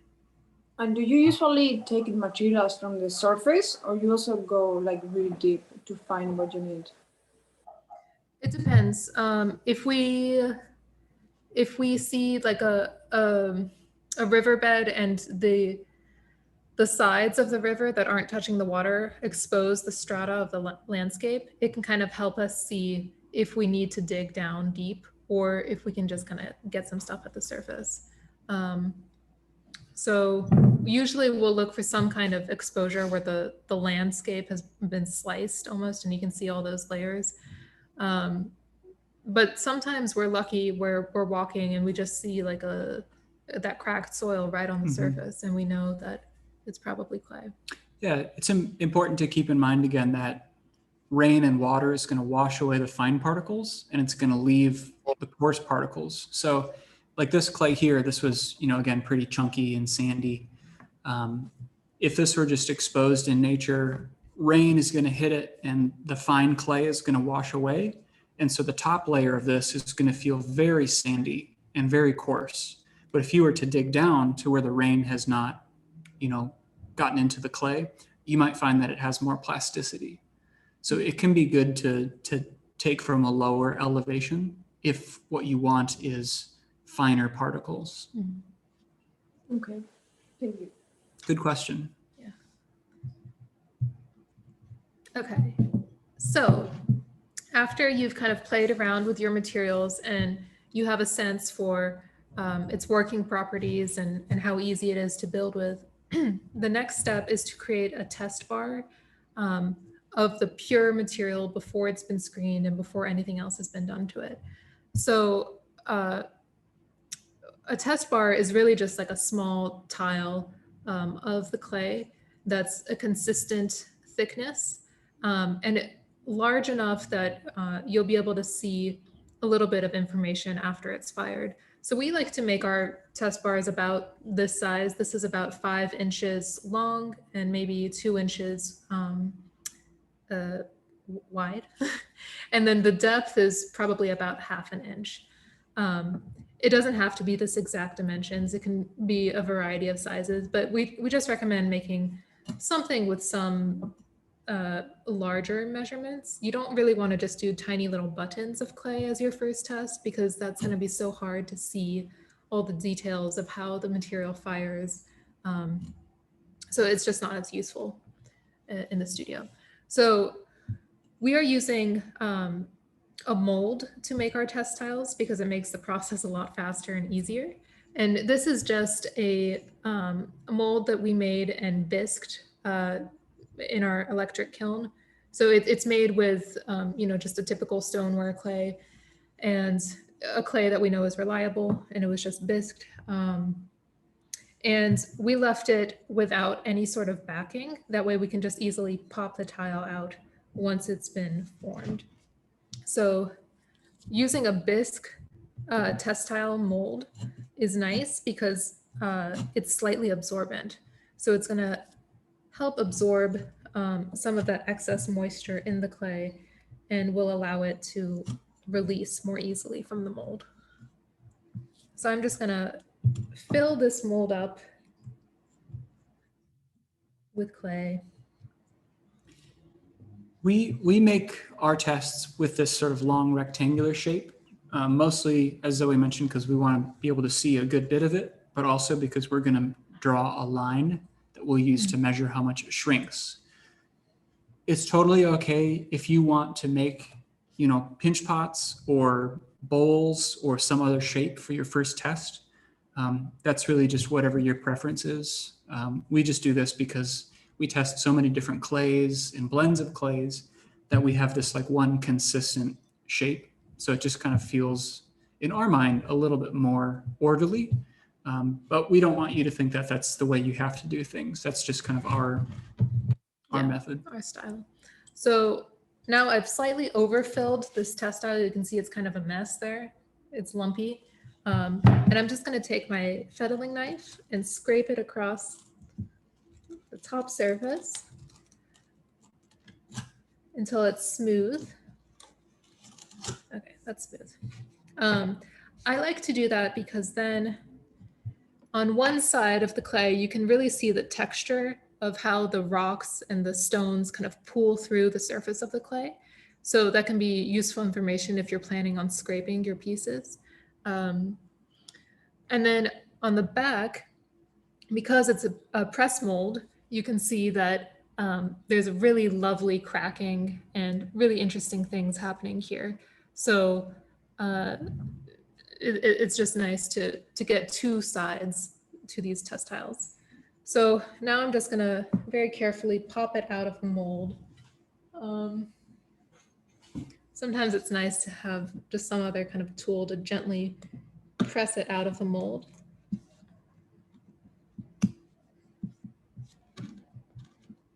Because I don't want to deform it too much, or really not at all. Okay, so now I have this nice, flat, evenly thick tile. And I'm going to take my ruler and measure a line on it that I will remember the measurement of later. So usually when you are measuring these lines, it's in order to calculate the shrinkage of the clay as it dries and fires. So the idea is you draw a line on it when it's wet of a certain length. And then after it dries and fires, you measure that line again, and it will have shrunk a little bit. So then you can calculate exactly how much it shrank.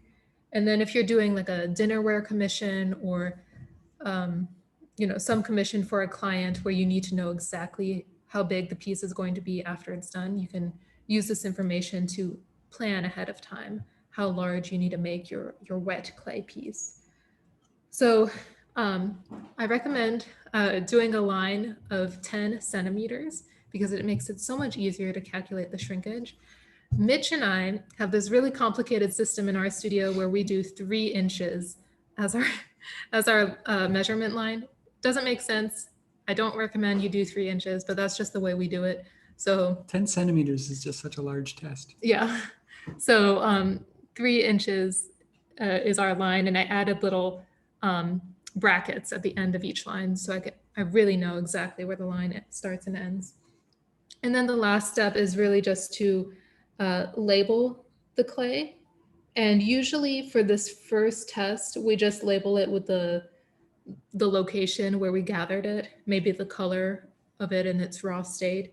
And then I like to say raw on the tile. That way I know it has not been screened and nothing's been done to it. So I just wrote the location and the word raw. And then later on, after I have a million different test tiles and they're all fired, I will be able to look at this and be like, oh, I know that that piece was not screened. So I have that little bit of information. Yeah, that's the general process for making a test bar. We're not going to make a test bar for all of those clays that we just demonstrated because it's a bit tedious. So you want to dry this fairly slow so that it doesn't warp. If you were to just put a fan on it or put in the sun, the top is going to dry faster. And so that's going to kind of pull it up. So we want it to stay flat because we want the measurement to stay legible, not get altered. And then when it comes to firing these samples, when you're dealing with something that you've never worked with before, it's a good idea to put some kind of a safety tray underneath. So that way, if it does melt, it's not going to melt onto your kiln furniture, but it will just melt onto something else that either becomes part of the test or, or you can throw away if you need to, crush it, recycle it, however. Yeah. So this is just a slab, but it has a little lip on the edge here. So it's not completely flat. So if this whole test bar did melt, ideally this boat would contain all of the material of this melted bar. When you are doing your very first test with material, we really recommend making this test boat, really built sturdy, tall walls, because, there are certain clays that will really go wild. So this is one clay which was once the same size as this tile, but during the firing has just overfired and it's begun to bloat. So you can kind of see it's like giving off these gas bubbles and then basically foaming, which is on its way to becoming a glass. And so this one actually spilled out and kind of mushroomed over the edge. So we're lucky that this didn't really run or spill onto anything else. So first firing, just kind of be careful because stuff can get really messy. Yes. Okay, should we? Fired results. Yeah. So we fire our work to cone 6 in the oxidation kiln. It's up to you if you want to start at a lower temperature, maybe make 4 of these test bars from the same clay, do 1 firing in cone 2, cone 6, cone 8, cone 10, whatever works for you. Yeah, Mitch and I usually once fire everything in our studio. It saves a lot of time and energy. So in keeping with that model, we usually just once fire our tests up to cone 6, which is our usual temperature range. And then we know that if it doesn't work at cone 6, then we just need to alter it until it does work at that temperature. But we are more in the mindset of making things work for our temperature than changing our temperature in order to suit the piece. That's just the way we like to work. We like to keep things super easy. So yeah, it doesn't have to be that way. If you would prefer to change your firing schedule, you can definitely do that. But we have some fired results to cone 6, and we're just going to share those with you in the same order that we shared the clays from earlier. So that really nice crumbly white clay that we shared at the beginning of this section fires to an optic white, bright test tile with very little, let me stand up and get a little closer, very little color change at all. You can see there's a couple tiny specks of iron or some other dark colored mineral. But overall, this is a very pure sample of clay. And unfortunately, this test, we did not draw a shrinkage line. So we can't calculate the shrinkage of this, but I think tomorrow we're going to be talking more about calculating shrinkage Yeah. from fired samples. So one thing that we obviously, sorry, that was probably really loud. I apologize. One thing that we test, when these come out of the kiln, we want to see how absorbent they feel. Are they very porous, or are they vitrified, or are they actually beginning to melt and turn into a glass? So this refractory kaolin, if you were to drop a little bit of water on this, it would become quickly absorbed. Oftentimes, I just kind of stick my tongue to it.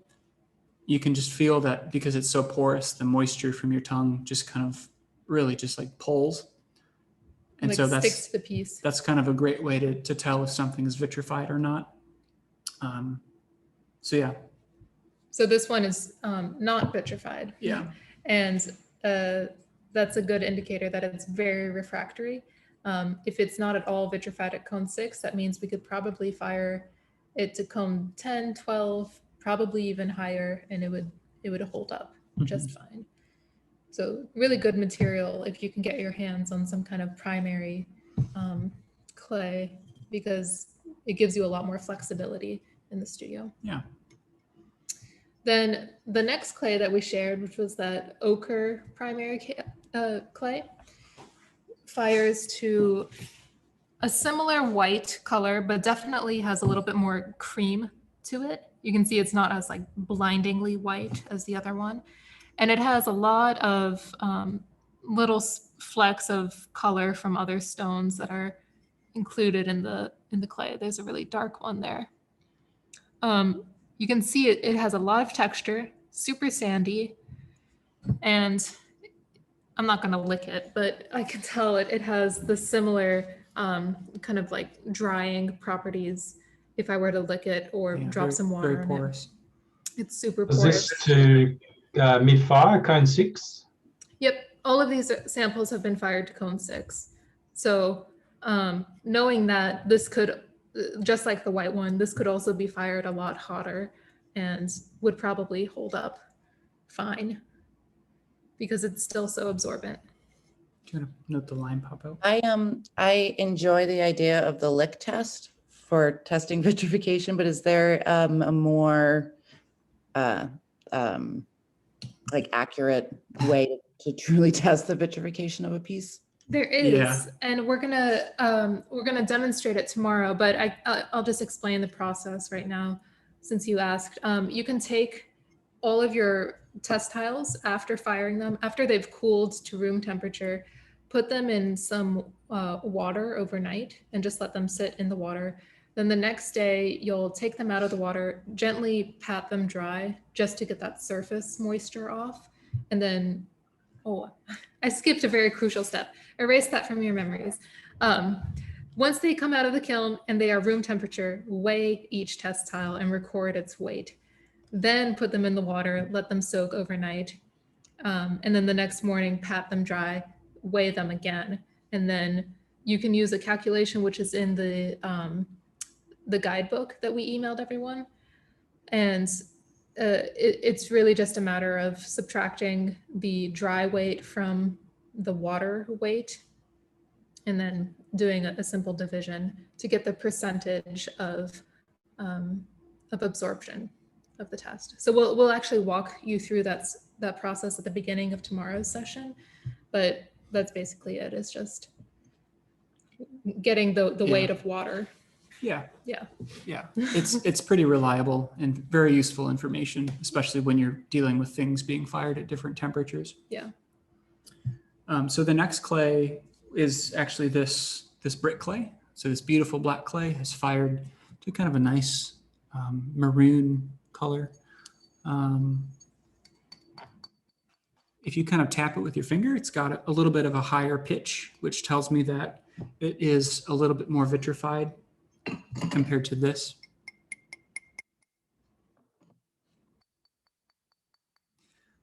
So we know that this clay is a little bit closer to being like a, what we would mainly consider like a food safe piece, or something that could be used for tableware or something like that. Another nice thing to note about this this kind of maroon color clay is if you kind of move it in the light, it also has that shimmering quality to it. These two white ones, they look very dull. They don't really change in the light. But this one does have a little bit of sheen on the surface, and that's likely from a high soluble content within the clay. So different salts and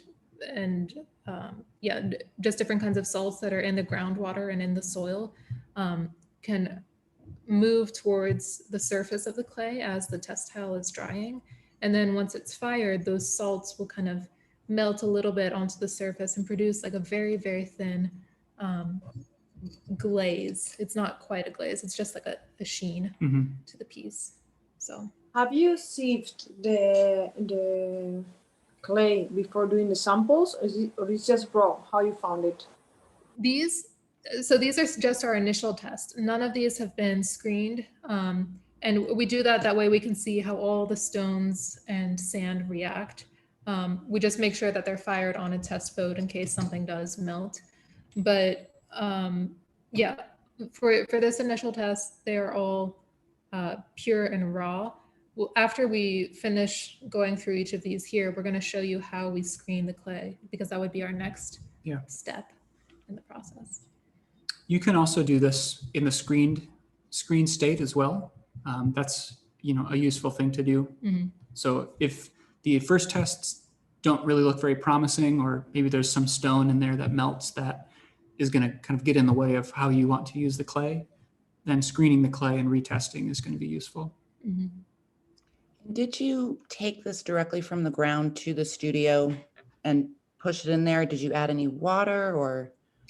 We did add water, just enough to make the clay workable, just like the balls of clay we showed earlier.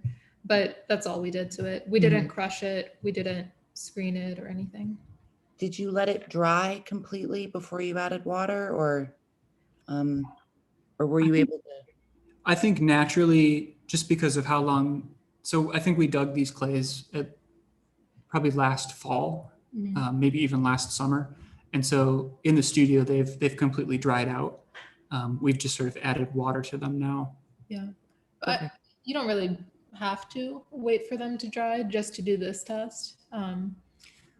Well, we'll kind of get into this more, but when clay is in the leather hard state, so not completely dried out, it's difficult for it to absorb more water.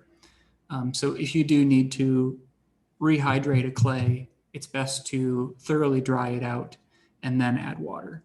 Okay, that answers my question, because I've just been very impatient and trying to figure out how to take this almost workable wet clay and like add water to it, but I should just let it dry out totally. And yeah, we usually like slice it into really thin slabs and then sort of set them up on end so that more air is moving through it. Or if you can set it outside and let it dry in the sun for a day, then that can help too. Thanks. Yeah. So the last one we'll talk about is this red clay. So this high iron clay. And the results are pretty realistic with what we would expect. So this clay did melt. Yeah, it melted into its test boat and completely fused. You can see it's well on its way to becoming a glaze just on its own. It does have some texture to it, but it's not from sand or stones. It's actually just from air bubbles from gases being released as the clay was melting and firing. So it actually kept most of its kind of reddish brown color. Maybe it turned a little darker, but could be a really good glaze ingredient. Yeah. Or you could mix it with a really high temperature clay like this to get something somewhere in between. Yeah, so we have, a pretty... I'm sorry, I have one more question. I'm sorry if I'm asking a lot. I'm trying not to waste time, but your test boats that you make, are those bisqued? Are those, and then can you reuse them? Let's say if something doesn't fuse to it, if you fired it to cone 6, can you put it back and use it again? Fire it to cone 6 again with a different test on it? Yeah, that's a good question. Something we usually talk about and we forgot this time, but they can be anything. So this one has been fired to cone 6 and we reuse it all the time as long as nothing sticks to it. It could be a bisqued thing, or it could be even just like a Greenware, yeah, unfired. greenware bone dry thing.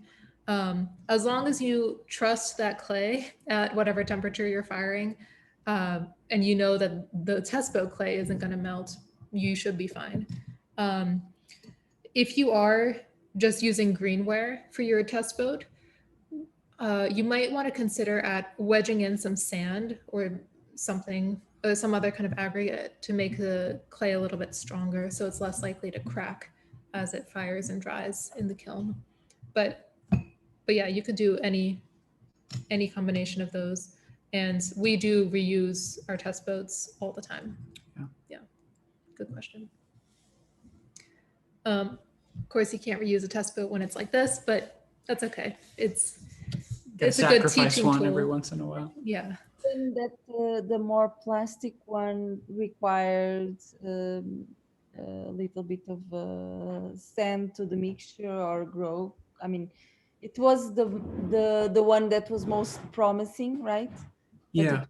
Sticky. Mm-hmm. Okay. Yeah. So this one that melted, it had the best plasticity, but after being fired, it does not have great firing properties by itself, because it, you know, you could never make a piece with this and Yeah. expect it to hold its shape At that temperature. Yeah. So again, these are fired to cone 6. What we can probably say from these, these 4 samples here is that this white clay, since it's porous, we know we can fire it hotter. This red clay is, because it's it sounds glassy, it's probably good at cone 6. This one that melted, maybe try firing that at cone 2 or even lower. And that would be a way to take advantage of the really wonderful working properties of this clay.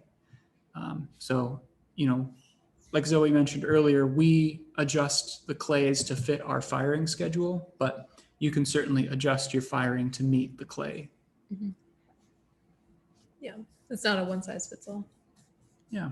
You want to discuss limestone? Yeah, so we're going to just shift gears here really quick and talk about limestone and some of the problems that can come from that, and then how to identify it. But basically on this tile, you can kind of see this spot right here. It's like this little powdery white little pebble that has broken through the clay's surface. And if I kind of poke at this with a needle, I don't know if you can see that, but it kind of releases a little bit of that white powder. And so that's a very common effect. And we call that,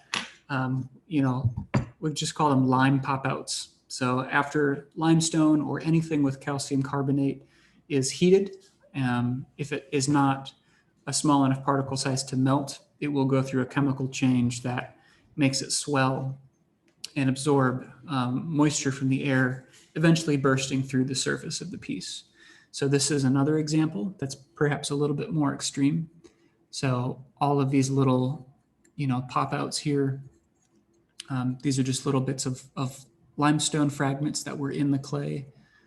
I guess depending on how you look at this, this could be interesting or, an exciting part of the process, but there's nothing worse than making, like a piece of tableware that has a nice glaze, and then a couple days later you have these little, parts of it kind of pop out. So things to look out for other than limestone are marble, dolomite, gypsum, chalk, plaster, bone, shells, cement, concrete, anything that has calcium carbonate.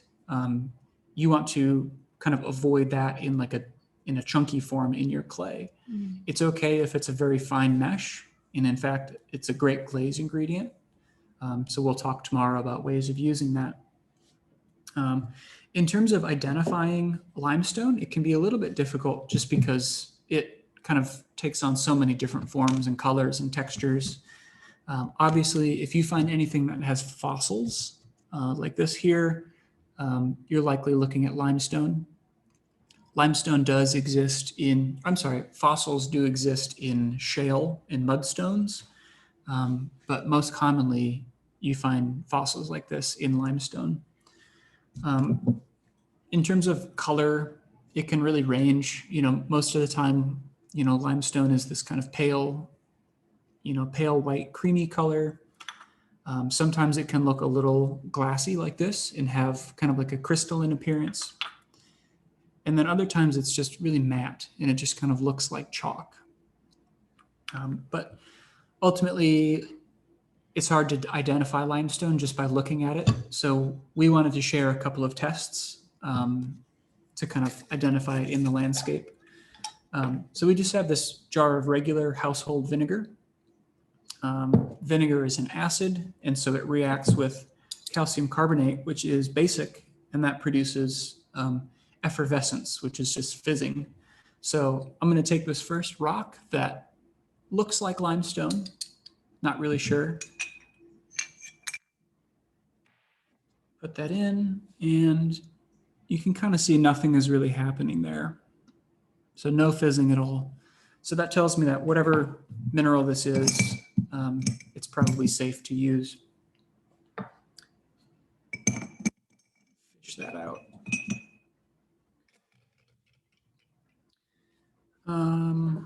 We'll do this one next.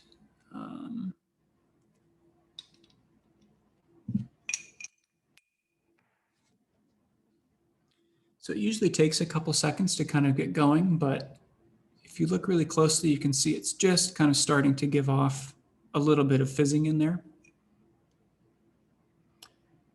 See, there's like a cloudiness. Yeah, I was trying to find a spot forming. that didn't have writing.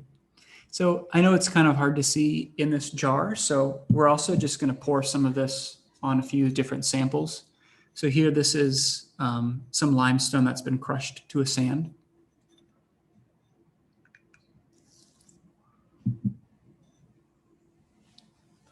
So see if I can move the camera tilt that down a bit. So you can see there, it's kind of really going crazy. So that's carbon dioxide being given off as the two interact.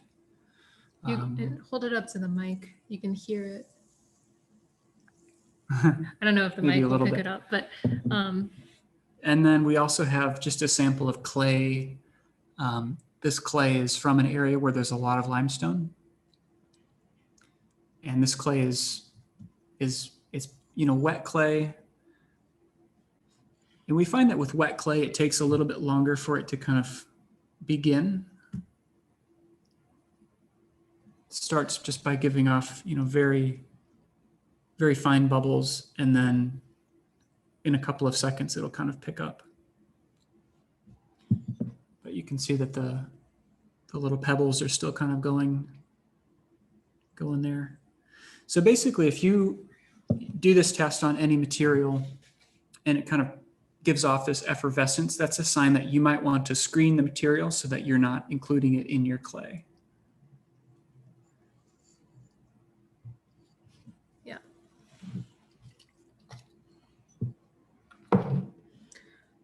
So this is actually kind of a perfect segue into our screening and clay processing section. And before I begin this section, I should mention that processing isn't always necessary. You can leave materials very raw or highly refined, just depending on your personal taste and what you want to do with the material. But in our studio, we process our materials for two main reasons. The first one is to remove problematic impurities like that limestone that we just shared.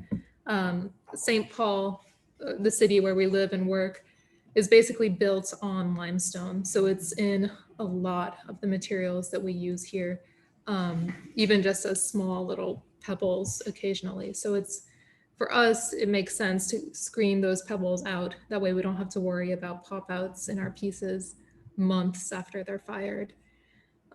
So we screen to remove those impurities, and then we also screen because screening a large batch at a time gives us a large batch of material that's consistent. And we know that, if we screen a trash can full of clay, all that clay is going to work the same way for every firing that it's used for. So you can screen on a smaller scale if you want, especially if you're just testing a material for the first time. Or if you already know the material well and you're just screening it as part of your usual processing, you might want to screen it in a larger scale to aim for consistency. So bear with us 1 second. We're gonna flip the camera and you can see a different section of our studio, and we'll move the mic and kind of set up the screening section.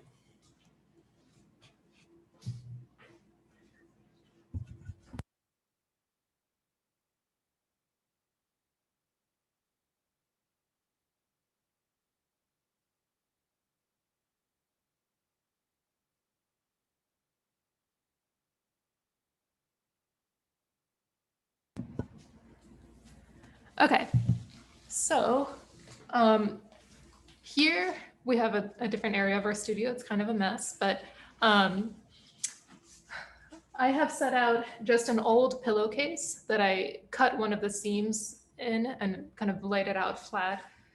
You can use any old bed sheet that you have in your studio. And what we're going to do first is set out some of that brick clay, some of the clods of the brick clay to dry. And well, usually you would let it dry. This material is already pre-dried for this class, but after it's dried, it's a good idea to kind of break up the clods of clay. That way, you know that they're going to slake more easily when they're introduced to water. Sometimes it's hard for clay to break down all the way if you just put a big chunk of it on water. So I'm going to show you what the clay looks like before adding any water. It's really that same stuff we shared earlier. And then anytime I use dry materials in the studio, I want to make sure to wear a respirator.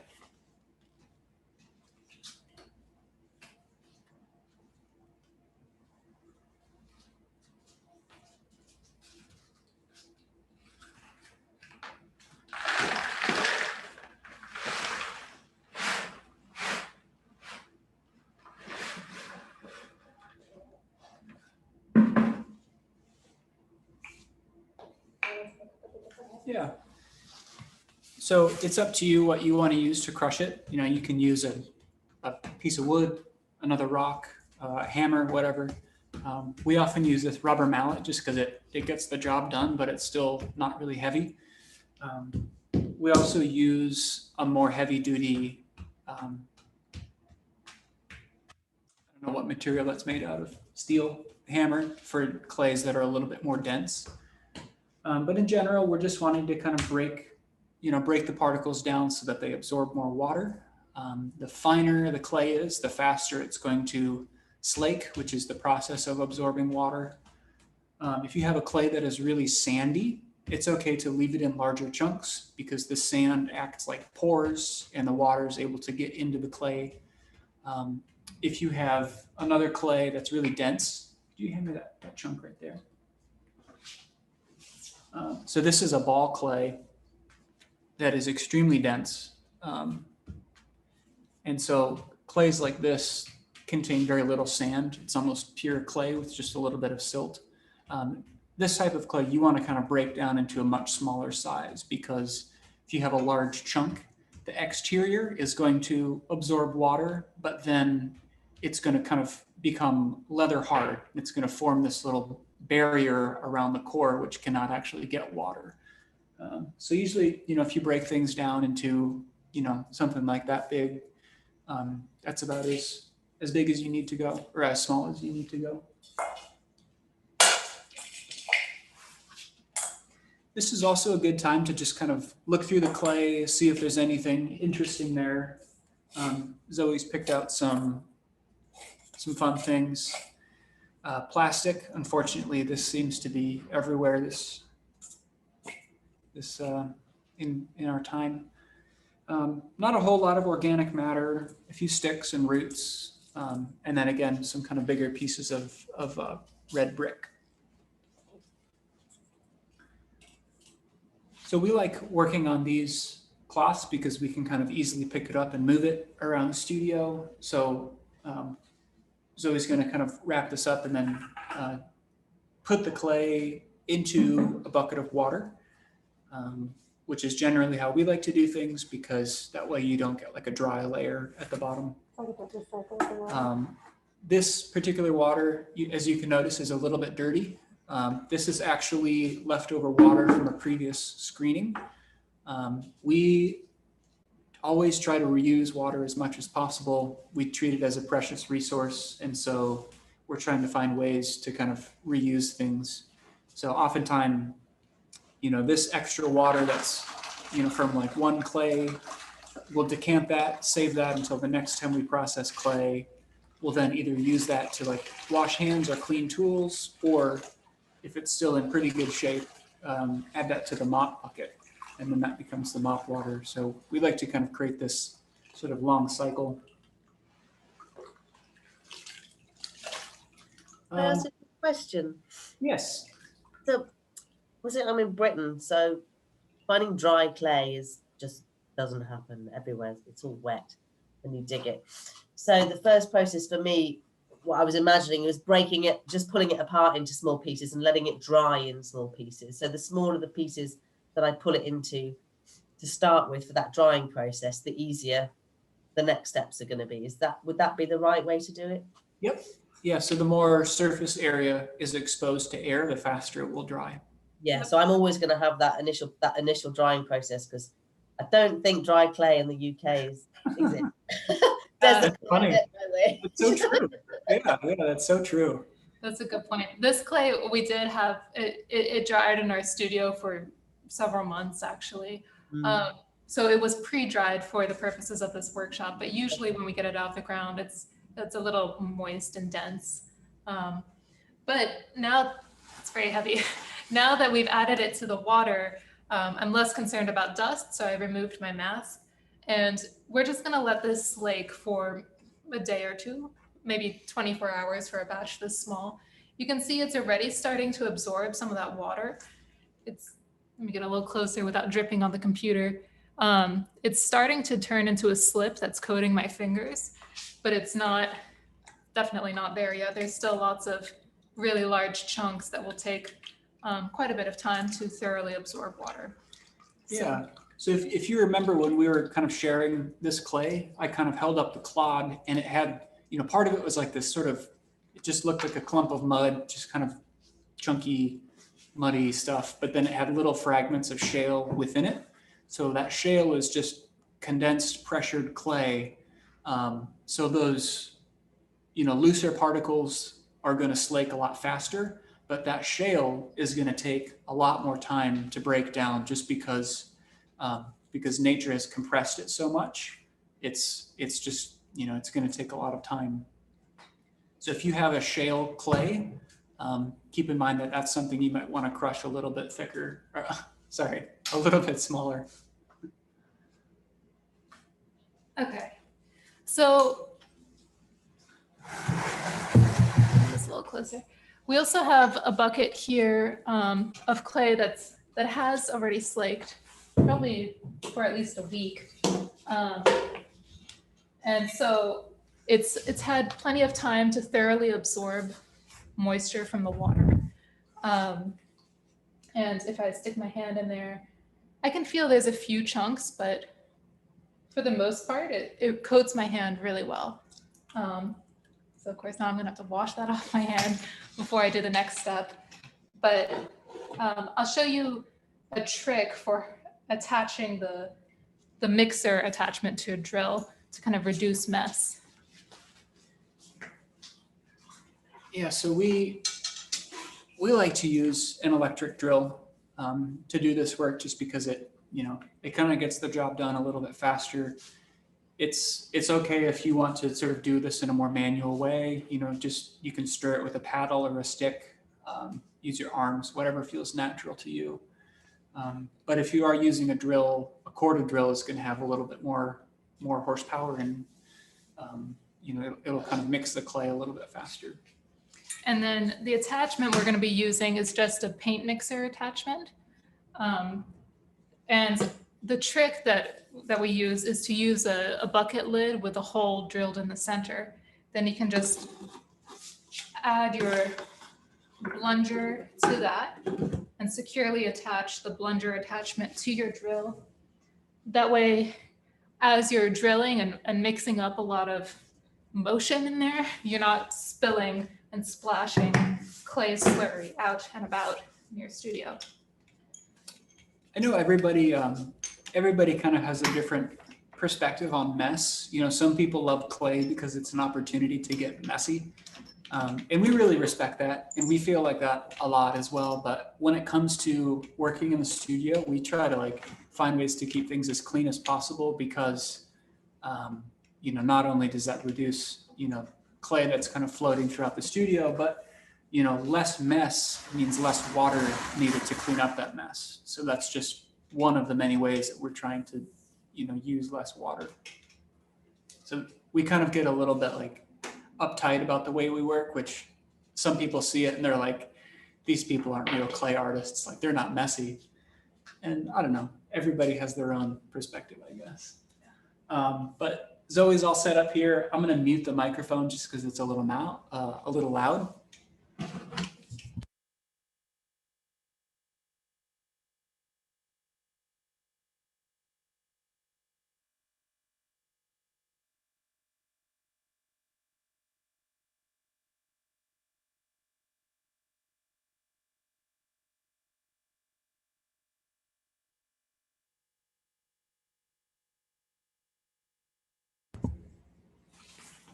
So as I was mixing that, I made sure to kind of move the drill all around to really make sure that I was getting clay at the very bottom, because, you know, clay settles, and making sure that it was well integrated. This is a very small amount of clay in this little bucket, but if we were doing a larger batch, like a 30-gallon trash can, we would probably plunge the clay for much longer. I think this will be fine for this small amount though.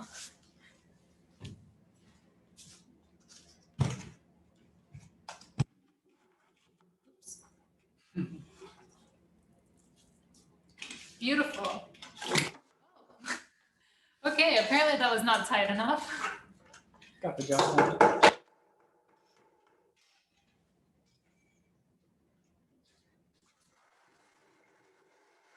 So now you can kind of see we've got this great, beautiful texture. We just love having this clay in the studio. It's such a silky, smooth, spooky, moody clay. So the next step is going to be to screen it. So I'm going to roll over my screens.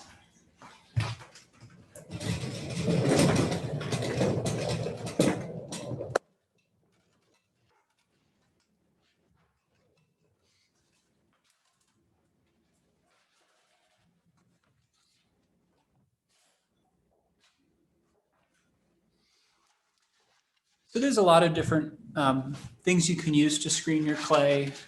You can get these screens from clay manufacturers.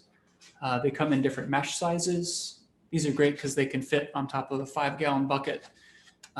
This one is 60 mesh, which is what we use when we have a clay that has a lot of limestone. We usually find that if we can screen something to 60 mesh, it gets rid of all problems. You can try it a little bit coarser if you want. Maybe 20 mesh might be okay as well. 60 is just what we use.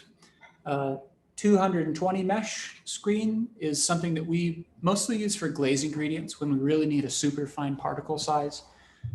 If you have a really sandy clay, just imagine that that's going to take so much time to screen through this 220 mesh screen. Most of the time we just use window screen. So this is just kind of an average. I think somebody mentioned in the last workshop that window screen is like 17 mesh. So it's pretty coarse, but you know, it still seems to work. And then the largest that we really use is this. This is a homemade setup with 1/4 inch metal mesh. And so we just kind of built this little wood frame, sort of holds this mesh in place. And this is really nice because we can set this on top of a container and then set our finer window screen within it. And that kind of allows us to be a little bit more mobile. So I'm just gonna screen this slurry through this mesh really quick. And if you have any questions at this time, can definitely answer anything.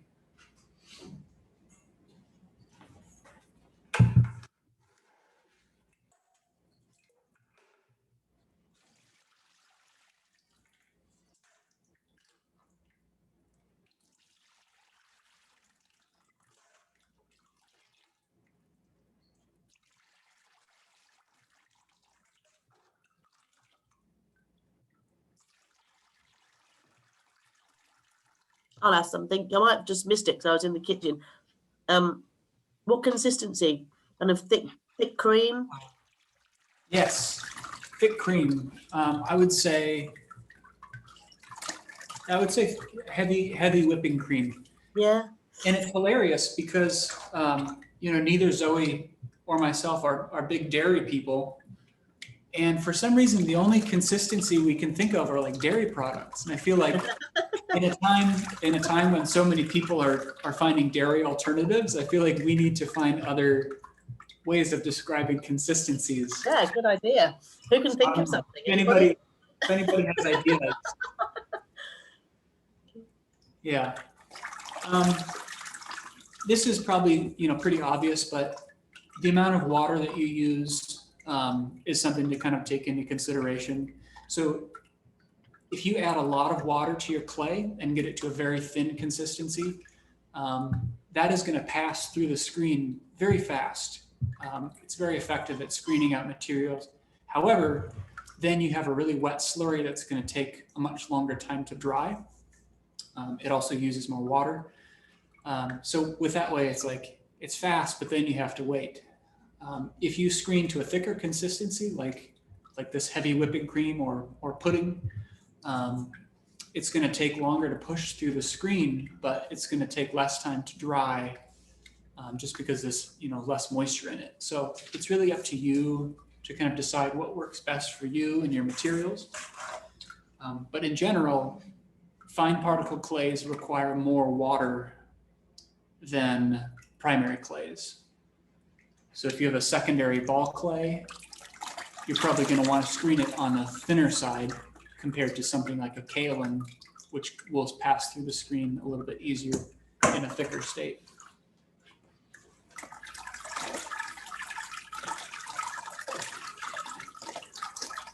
Right, I'm going to ask something else at this stage as well.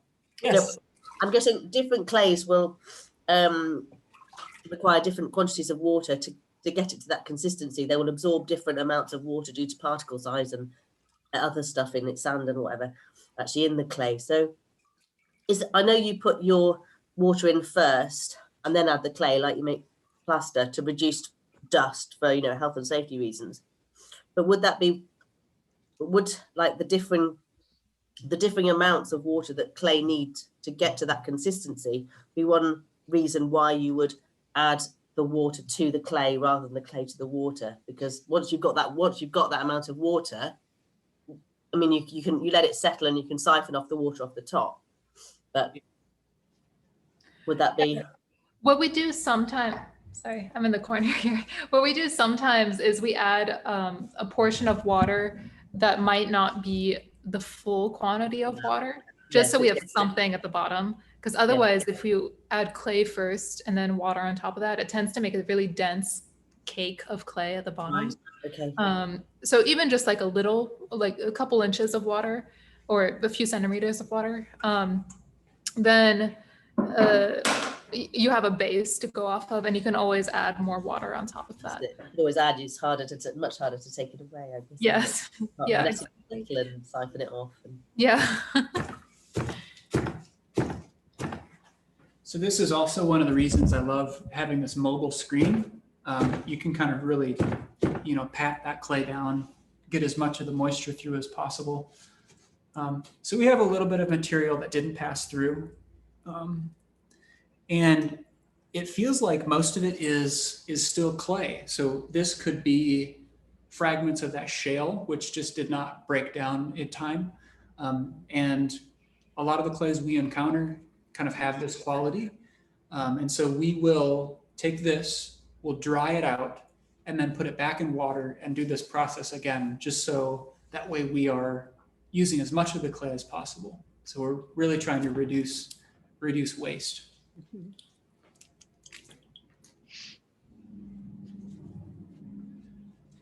All right. So then the next step, after we have our, you know, beautiful clay slurry, is to sort of set it in a position where it's going to dry. And I'll share a couple of the techniques that Zoe and I use.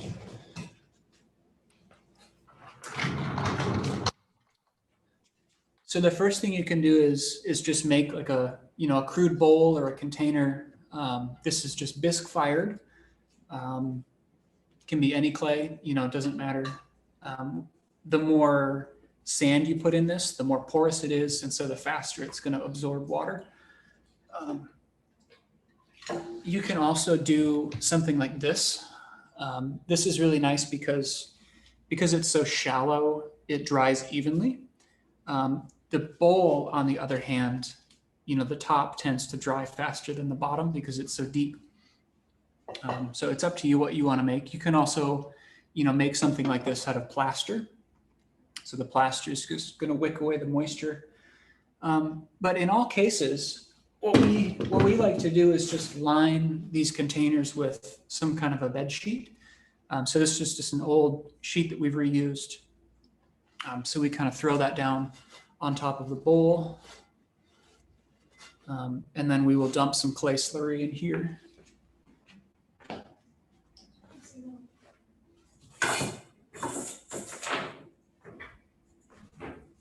you mind holding this?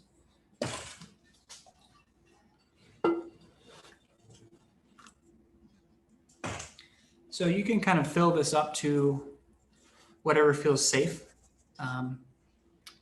This small option is nice because you can set this out to dry out in the sun, or if you have like a breezy part of the studio, that's really nice. Okay, let go a little bit.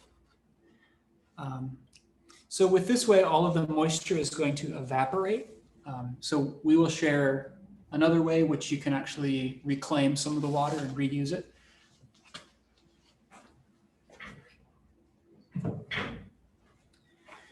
So to do that, we're just going to go back to the same screen. This is kind of a nice alternative use for this. When you're doing this, you want to have something that has a really sturdy base. We're just going to set this on top of another container. And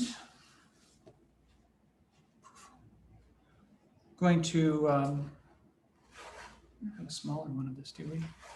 That's okay. This one's fine. So just set that bed sheet on top. With this option, you want to make sure that it does not have a bunch of holes. But then we dump our clay slurry in here. So what's great about this is that the bed sheet is fine enough to kind of hold the clay on top, but allow the water to pass through. And so the result will be that this container underneath is just going to catch a bunch of fresh water that can be reused.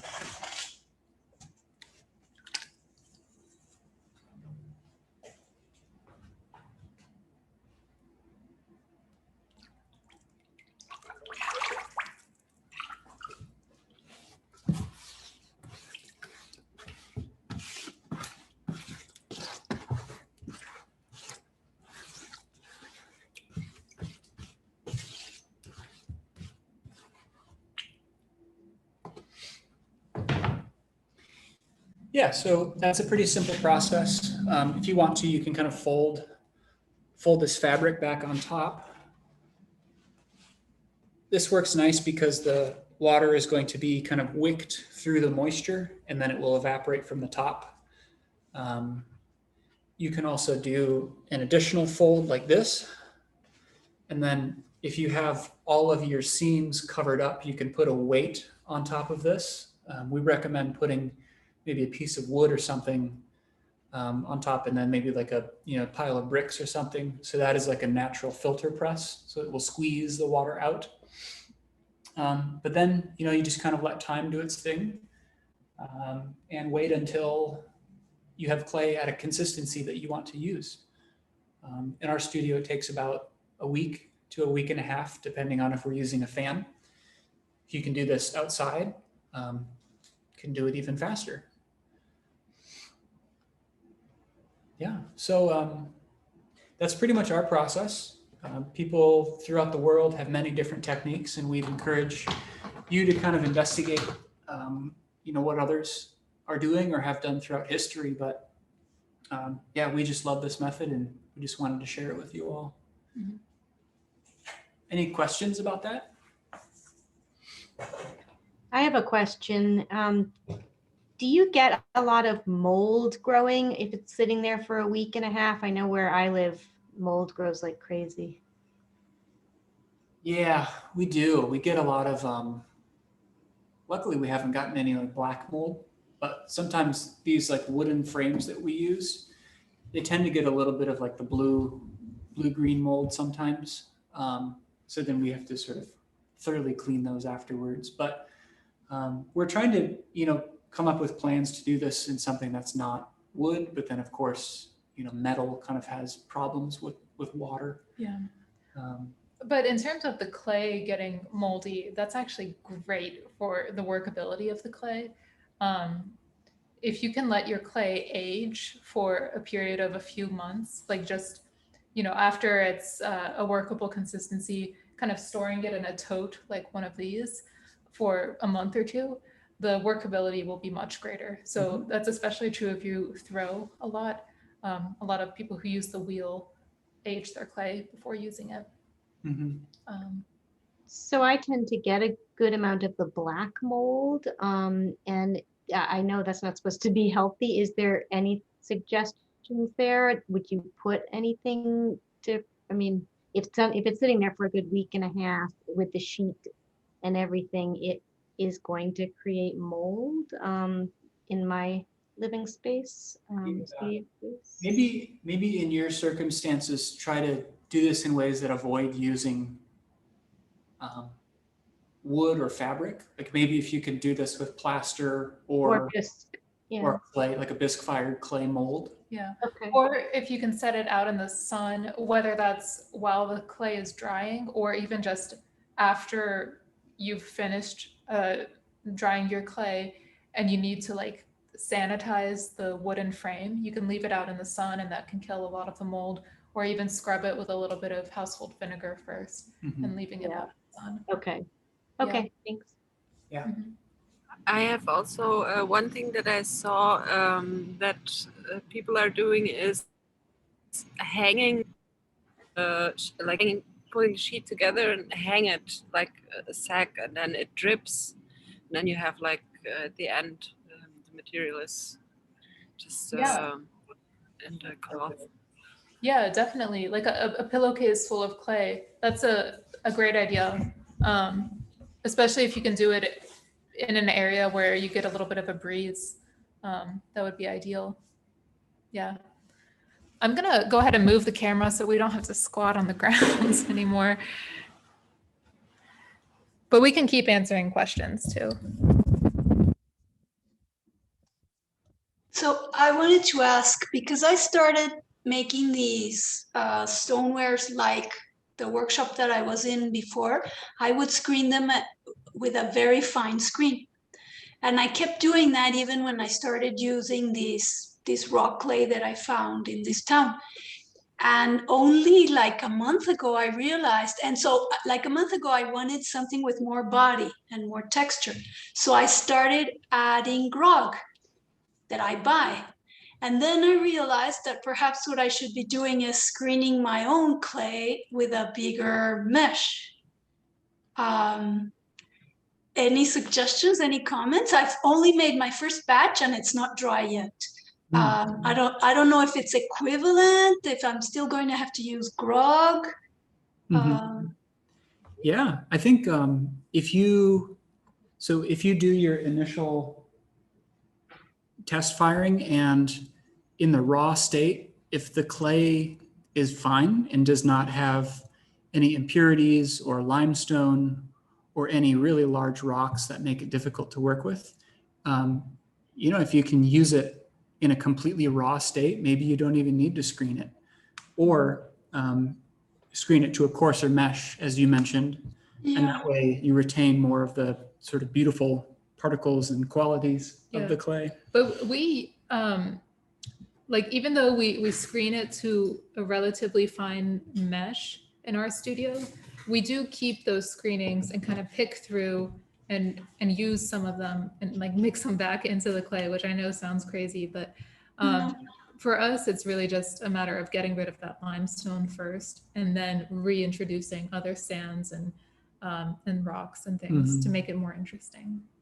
but it doesn't Yeah. have to be commercial. Yeah. Mostly what I found this time, I used, instead of using this very fine ceramic screen, I used a kitchen colander, or whatever you call it. And the only thing I kept was little pieces of rock. The rest went through, so it should be interesting. Yeah. Yeah. Yeah, that's exciting. great, And yeah. that's a nice sized, mesh. So there's a lot of like sandy particles that will pass through that. And Yeah, like a kitchen sieve. It's similar to a window screen, like what we just used. So Yeah, a little finer, I think. But yeah, thanks. Yeah, of course. So I guess the next stage, once you have, 2 workable batches of clay that have been screened to whatever consistency you want, the next technique that we're going to introduce is blending 2 different clay materials to make your own clay body. So for us, we decided to use these 2 materials that we already showed you. These are the raw samples fired to cone 6 in oxidation. And this one was that kind of ochre stained primary clay. And then this one here was that really nice waxy red clay. So each of these clays on their own at our temperature, they're not great to work with just because this one is so porous. It's really not vitrified at all. And it's kind of a scarce resource for us. So we want to see if we can find a recipe where it's not being used in a really high percentage, because then we can make it last longer. But then this one, we have much better access to it. It's, also by itself not great because it melts into a glaze. So it just needs something else to stabilize it and kind of keep it in shape. So by blending each of these 2 materials, we're going to be trying to blend their properties to make something that's really useful for us in the studio and that ideally won't use up too much of this precious resource. So I'm going to share my screen just really quickly. I won't leave it shared for too long, but I'm going to show you our testing diagram for this blend. So here, I'll make it full screen. So this blend of 2 ingredients is known as a line blend. And that's because you're just making a line gradient of the 2 materials. So on one end of the line blend, you have 100% of one material and 0% of the other. And then gradually, as you move down, you have decreasing amount of material A and increasing amount of material B. At some point in the middle, you have exactly a 50-50 blend. And then, the materials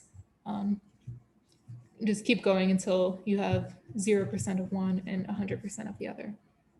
Very simple idea.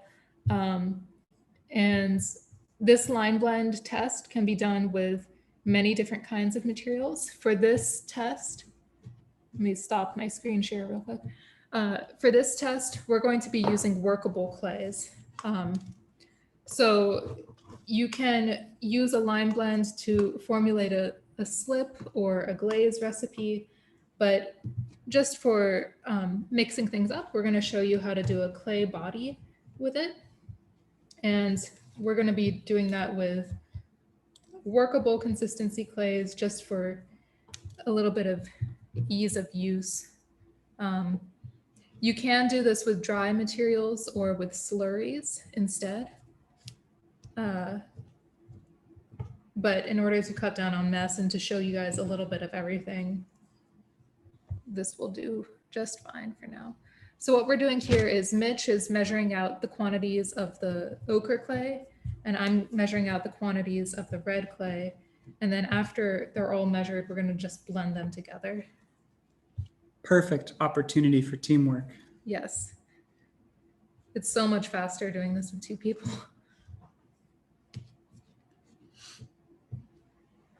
The amount of moisture that's in each clay, there's not a whole lot of variation when you get to this consistency. So we kind of feel like it's easiest to just, go by your best judgment. If the two clays feel like they're about the same consistency, they probably contain about the same amount of clay.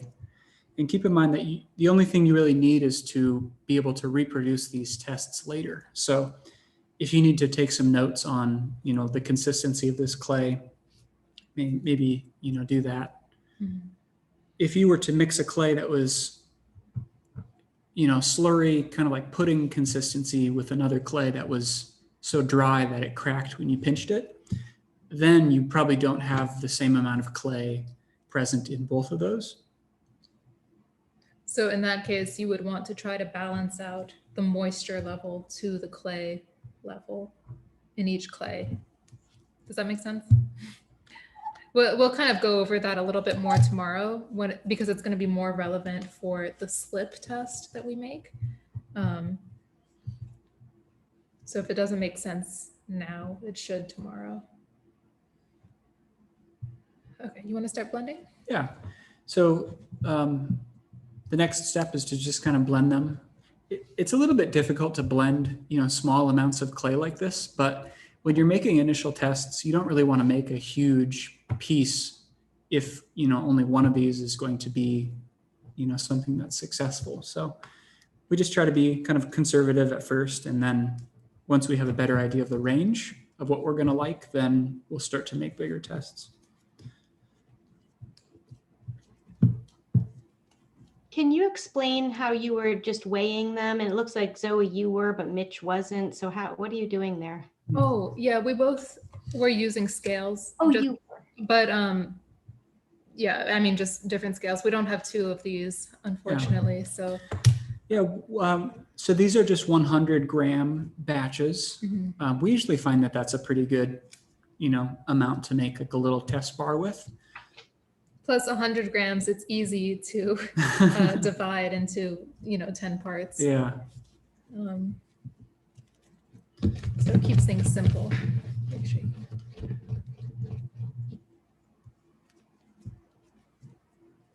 Okay. So this is a good opportunity to kind of, be really mindful of the consistency of these clay blends. So right now, the last one I did was 90% of that, this really coarse sort of non-plastic green clay. And it still doesn't feel like it's anything I would really want to hand build with. And as I start to incorporate more of this really beautiful plastic red clay, it starts to just become a little bit more workable. And so this is really the time to kind of take note of at what point does the blend feel like it's the type of clay I want to use? Because that's just as important as the results. The results might be beautiful, but if you don't enjoy working with the clay, maybe it's not the best thing.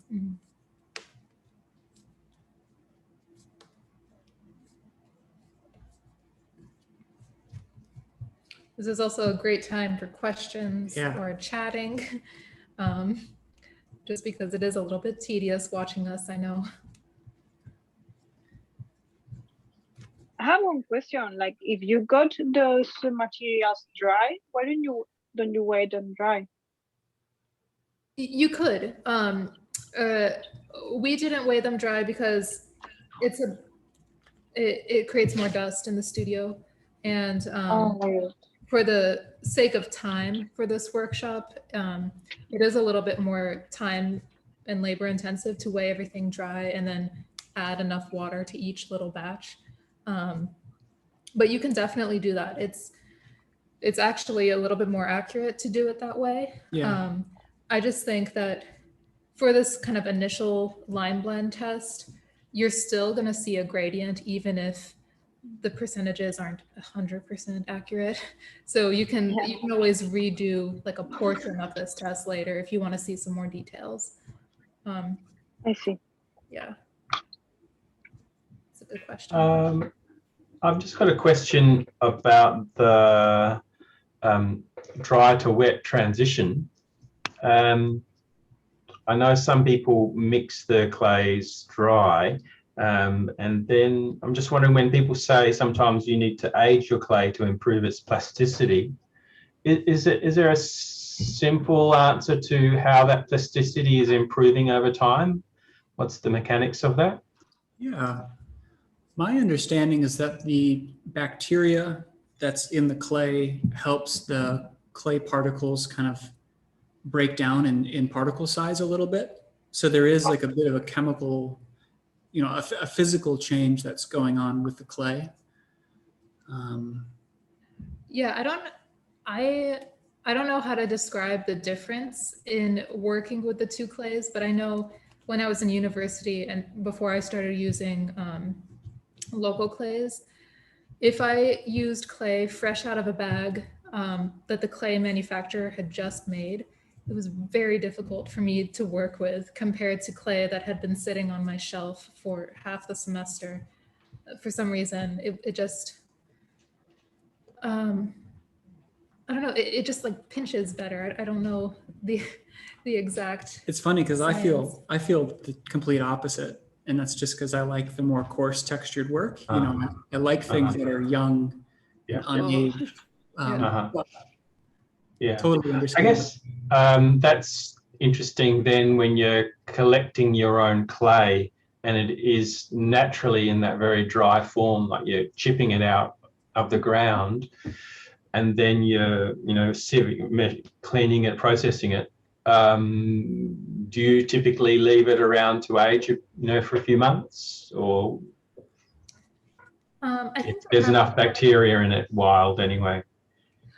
I think definitely using a wild clay has more bacteria and it is easier to work with than a store-bought clay, in my opinion. But we do kind of like naturally age our clays ahead of time, just because it is such a labor-intensive process to do this, you know, mixing of clays and blending and screening of clays. So we usually do huge batches at once. And just as that batch is sitting in a tote for a few months, waiting to be used, it's naturally aged that way. Yeah. Yeah. So your works, sorry. A lot of questions. That's fine. So your works, so you have a work cycle, you focus on preparing all your, collecting the raw material, processing it into clay, and then you will just focus on creating work. Yes. Yeah. So because otherwise it's both are lots of time and energy consuming, so you cannot go just back and forth all the time. Yeah. So how often do you go out collecting raw materials? So we go out maybe twice a year here in Minnesota. That makes sense. And it's usually towards the end of summer and mid-fall that we go. And that's because in Minnesota, it gets very cold in the winter. Yes, that's right. So it's just not pleasant or feasible to go digging in any time in the winter. But then also in the spring, we get so much snow here that it melts and kind of makes the ground too wet to dig. So we do kind of wait for the summer to dry things out. And then we also don't want to go in the middle of summer where it's super hot. So it's a balancing act, but usually twice a year. And we'll get maybe a little over 1,000 pounds each time we go. And that's amazing. You collect that much. Yeah. Yeah. It's amazing we use that much in the studio. Yeah. One of the main places one of the main places we get clay is from a sand and gravel quarry, and so they have very large equipment there that they use to, you know, excavate the gravel, and they're always more than happy to help us dig up a little bit of clay. They have a, you know, the bucket or something. Yeah. Oh, that's nice. So that it's less shovel work for us. We really appreciate. So I have read two things about the aging that complement what you said. One of them is because the particles are like flat, you have to let it get humid so that they slip one against the other. That makes it more flexible, no? The other thing about the bacteria is it's not just that they're there. Because they're eating and pooping, it's the bacteria poop is slimy. Right. So that also gives it better slip. So what you want is not just bacteria, but eating bacteria and pooping bacteria. And then what I do, because I heard that, is that I keep a small bucket of old slip that stinks, that's absolutely gross. And I add that to my new mix. So I'm giving it lots of bacteria. And I think that the process goes quickly because of that. Yes. That is brilliant. That's really good. I have never heard that, but I totally believe it. It's like a sourdough starter. I know, I thought of Exactly. sourdough. And I thought of it precisely because the pandemic started me making sourdough bread. So it's my sourdough ceramic. Yeah. And also when you're making yogurt, you know, you always keep the old portion of yogurt to add to the new one to create. So, and also, you know, in Japan, they always age clay for the next or the children or the grandchildren generation, especially like Shigaraki or Bizen. They always age so many years to make the clay workable. Yeah. I love It's that. fascinating. Yeah. Mm-hmm. Yeah, so this is a little bit different, but I used to have like a studio mate when I was in university who would do a whole 30-gallon trash can full of clay. And then in order to speed up that aging process would pour in like half of a beer. So it's kind of the same thing of, you know, adding a little extra life to the clay to get it going. I heard that our old professor was also peeing inside the clay bucket. I've heard that too. I've heard that, yeah. I don't know if I would want to use that though. That professor must have been tenured. I feel like he wouldn't get away with that. Classic tenured professor move. Yeah. That's hilarious. Another thing that we should mention, you know, like talking about aging and improving plasticity, it really depends on the type of clay too, you know? So like where we live, most of this clay is, I would say that the majority of the clay we use is a ball clay. So it's already an extremely fine particle size. And so like, we don't really have to age it for it to be plastic. It's just so fine that it's almost too plastic as it is, which is why I find myself adding 30, 40, 50% grog to some clay bodies. If you're using more primary clays, you know, you're digging in an area that's more in the mountains where there's more, you know, kaolin. That's the clay that really needs a little bit more time to break down, but I don't know. That's just kind of my take on it. Just a quick question on the grogs. Are you quite specific about do you create your own grog from particular clays, or because I bought a bag of grog recently from a supplier and there was just so much dark clay content mixed in with the white clay content. It was not quite what I wanted in terms of the coloration of the clay body and the introduction of the kind of iron contaminants. Yeah. I actually just started making my own clay grog. Before I've just been using stone, crushed stone, which is extremely labor intensive. Clay is obviously so much easier to crush. And so what I just did last week was I had a batch of raw unprocessed clay. And I just kind of set it out and took a 2x4, you know, just wooden post and just kind of crushed it up. And then I screened it in the dry state and then just put it in these bowls and then fired it to, you probably only need to fire it to bisque temperature, but I fired it to cone 02. You can also high fire it as well. And then afterwards, you basically just have, homemade clay grog.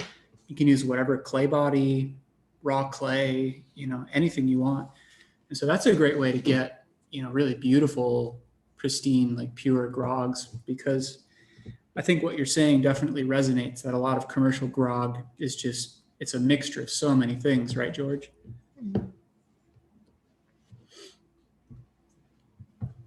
Can I ask you if you, when you're doing the line blend, do you just do one line blend, or do you do 3 different ones for different temperatures?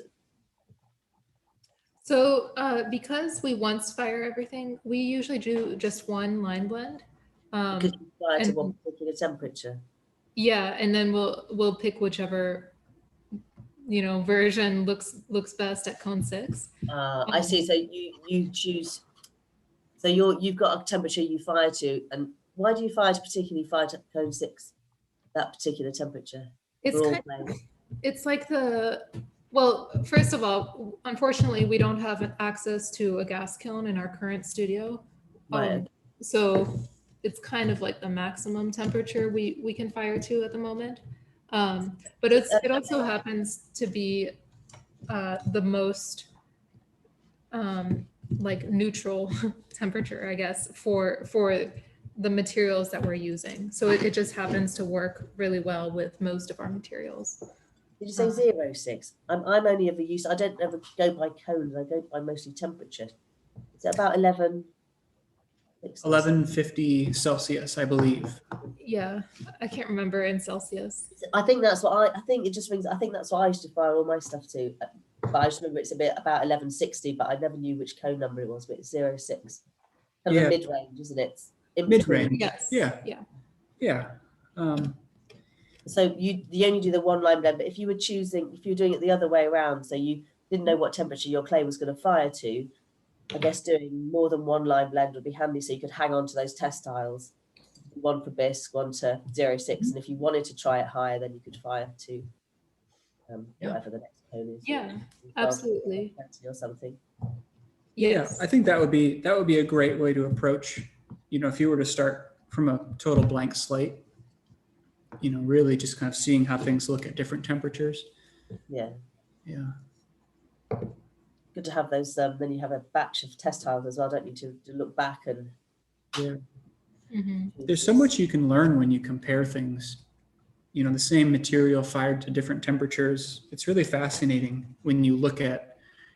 It's like it's the same from bisque up to cone 8, and then like at cone 9, all of a sudden it just fires to a completely different clay. It's kind of funny. Not every material does that, but it's just kind of interesting when certain things do. Could you fire something to cone 6 and then throw it into a cone 10 firing? Absolutely. Yeah. You could test it that way. You could just keep refiring it higher and higher and seeing what it does. Yep. Yeah, obviously we're not doing a lot of wood firing right now, but when I first started working in clay, I would make, tests and stuff like this, fire it to cone 6 in oxidation, take a photo of it, and then just put it in the wood kiln. It's one less piece to make, and the photo is usually enough, enough of a memory. I don't need the physical object, but yeah, you can keep firing things hotter. One thing to kind of keep in mind is that, the more time that the clay spends at a specific temperature, the more it's gonna, flux.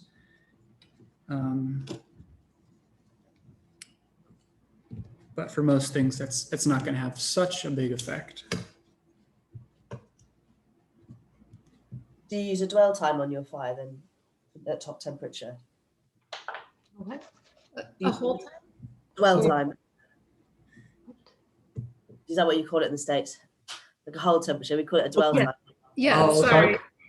Yeah, we do. And I think it might be like 10 minutes or something. 20. Just to mature it a bit more. Yeah. But it also depends on our firing schedule. We have 1 or 2 different firing schedules that we use depending on what work we're firing. So if I'm firing like really thick, heavy sculpture, it might be a little slower. But yeah, we do use some kind of a hold time.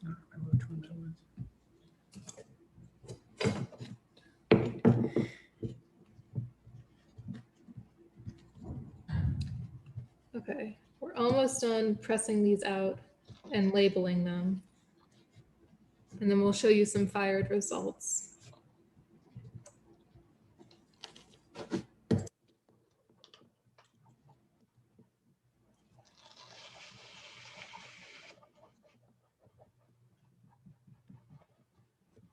I can't stop thinking about sourdough bread now. That's too funny.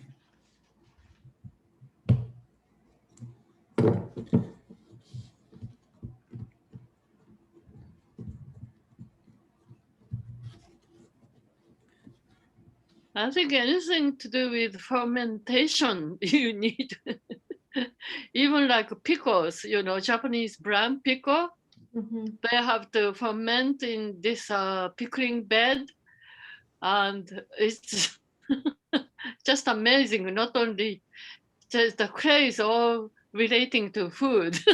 Yeah. Yeah. It's all just one big living system, big living Yeah. organism. All right.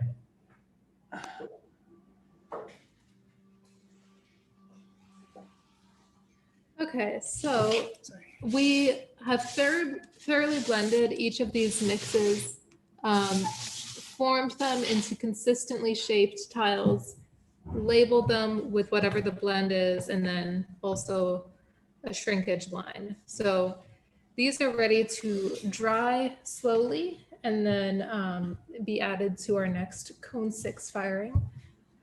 But for now, we have some that have already been fired to cone 6 in oxidation, and we can kind of show you those results.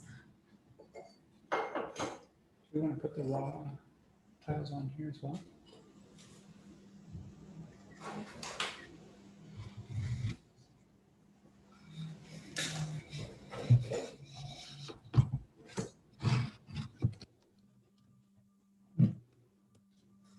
I guess I can kind of hold it up if you want. Sure.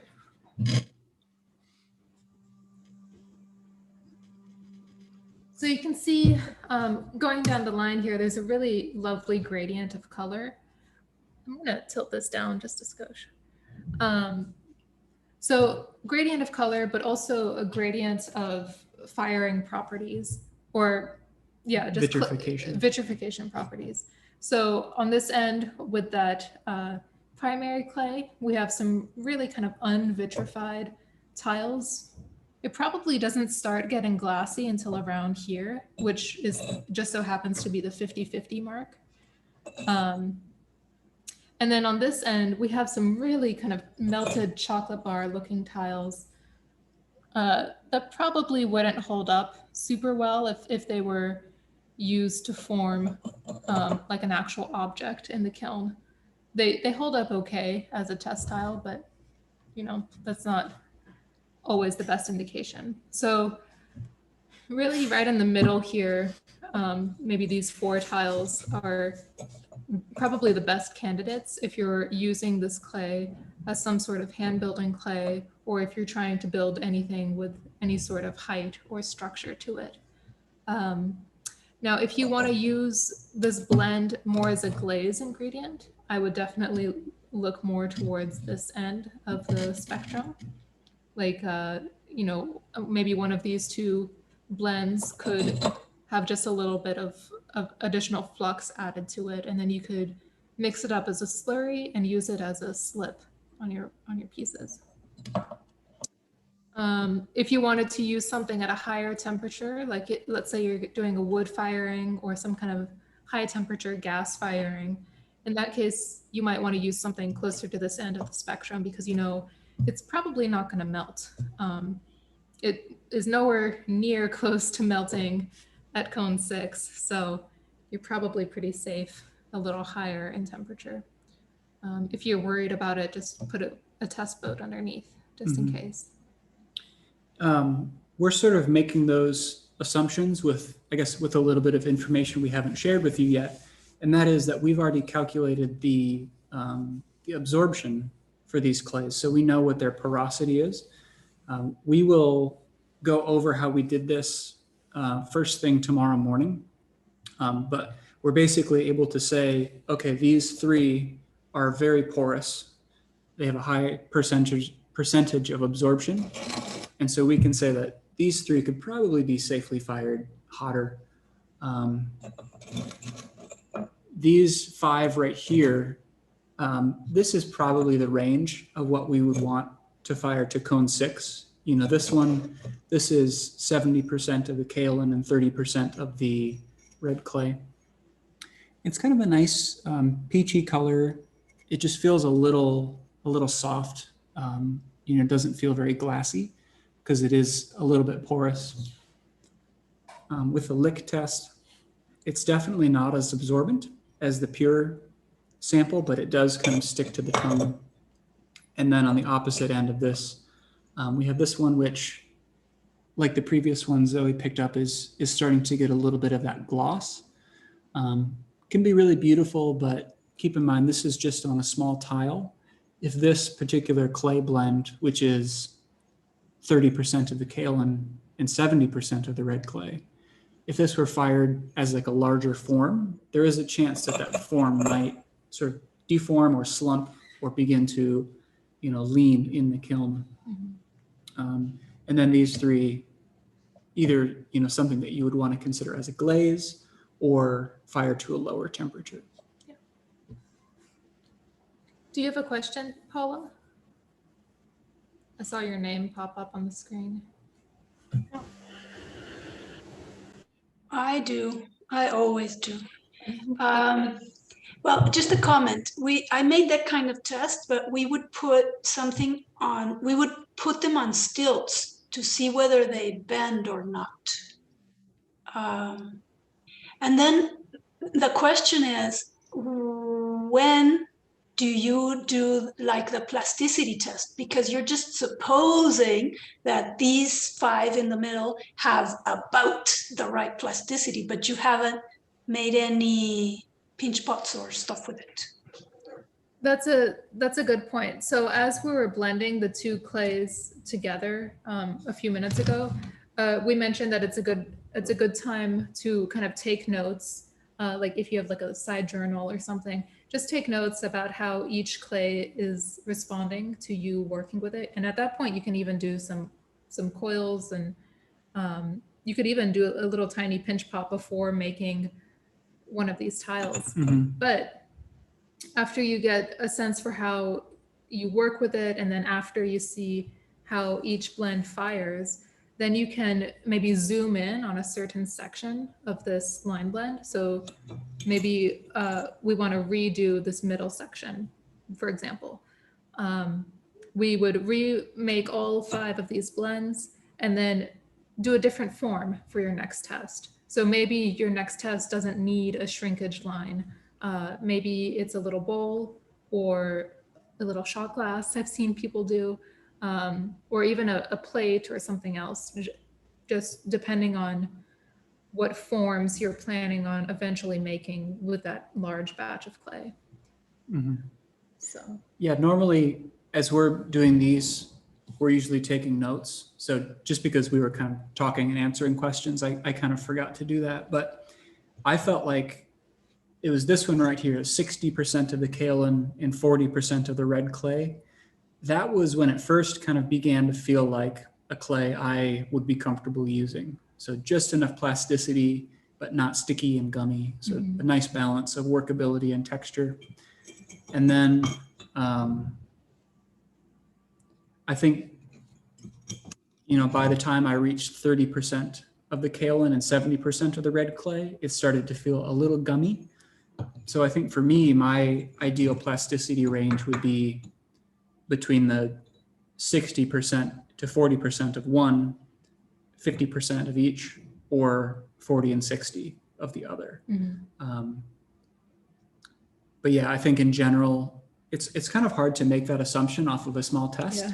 So like Zoe was saying, once we do this and we know that something is a possibility, then I might make enough to make like a bowl or a small vessel. Yeah, so when you redo these blends for your secondary test, you could make a larger batch of each one. So maybe you do like a pound of clay for each of these new tiles and then build something else with it. And then that's also great because you get a better sense for how you're working with it, but then you can fire that piece and see how the piece holds up in the kiln. Because like you said, with the stilts, it might slump or deform or something else as it's being heated. And what are the white spots? Yeah, that's a good question. So for these bars, we mentioned earlier that ideally, when you're doing your clay body lime blend, you've already screened each of the clays so that they're like ready to go. For this workshop, we did not screen the clays. We just used the same clays that we introduced at the very beginning. So they were unscreened and they had a lot of limestone. Yeah. You know, maybe poke at one of those. Mixed in. And I'll show you. So like we kind of showed earlier, that's the limestone. It's super soft and you can, well, that one's not so soft. We poked at it so many times. Some of them are soft enough that you can just kind of scrape it and it's making like a little fine dust, which I probably shouldn't be breathing, but yeah. So they're very soft and not ideal. If we had done this properly, we would have been using 2 screened batches of clay to mix, and that way we don't have to worry about the dots of limestone. Yeah. Just got a question about the kind of mechanical strength. So like I'm especially interested in making tablewares, and on this spectrum between something being kind of like overfluxed and vitrified, one dimension is it going to slump in the kiln? Is the form going to kind of, you know, melt? What about brittleness? Because something can be very hard, but also then mechanically very weak as well. I don't know much about that. I'm just curious. Yeah, I think my thought is that it has a lot to do with how much silica is in the clay. Obviously, we have not added silica to these, but they're just naturally present.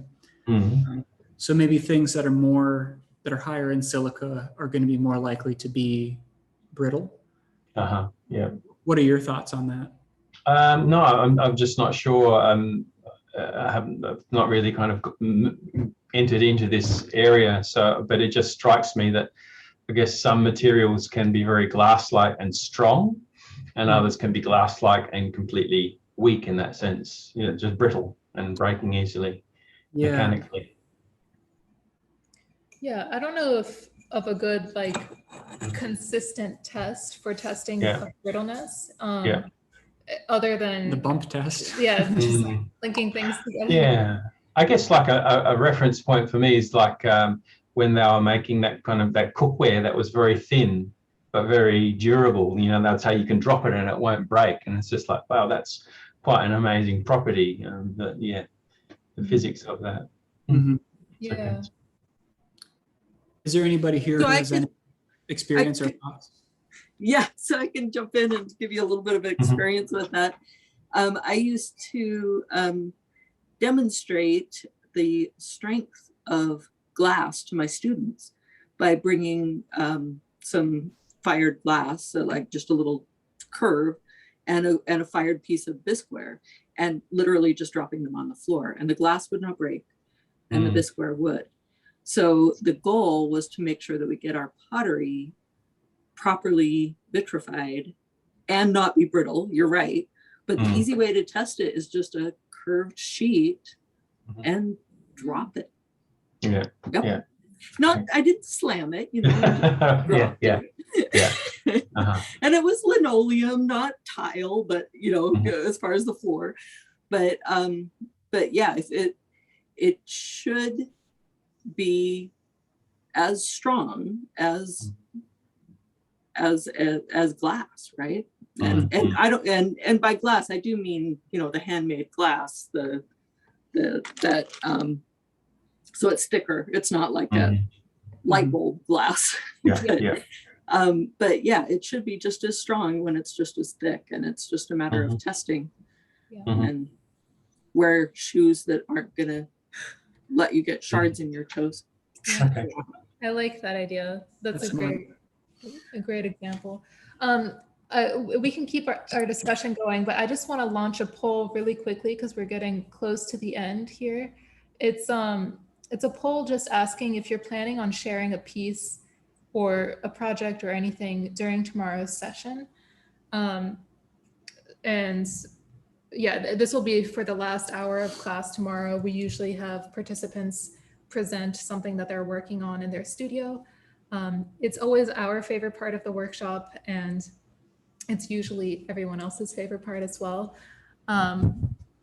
So, you know, if you would like to, you're more than welcome to share something. I have yet another question. You asked whether we want to upload a video, and that I wouldn't, but can I share my screen? Because some of the stuff I don't have, but I have a picture of. Absolutely. Yeah. If you're going to be here and you want to share your screen, that's totally fine. We just asked if people wanted to record a video of themselves if they're not going to be here, because it's much more comfortable to just like play a recording of somebody else talking about their work than for somebody to send us an image and then we have to explain what they're doing, because we don't know, you know, we're not that person. But yeah, that's totally fine. If you're here and you're able to talk about it, definitely we can share the screen. So. And it, you know, we understand it can be kind of difficult to share failures with a new group. I totally get that, but we often have a lot of people, they'll bring something and they're like, I have no idea what happened, but this is the craziest thing that I've ever seen come out of a kiln. And so we encourage everybody to just, you know, be as free with it as you'd like to be, but no pressure. So I'll go ahead and just leave that active until everyone's had a chance to respond until the end of today's session. But we can also keep talking about clay properties or whatever else you want to chat about for the last 8 minutes of today's class.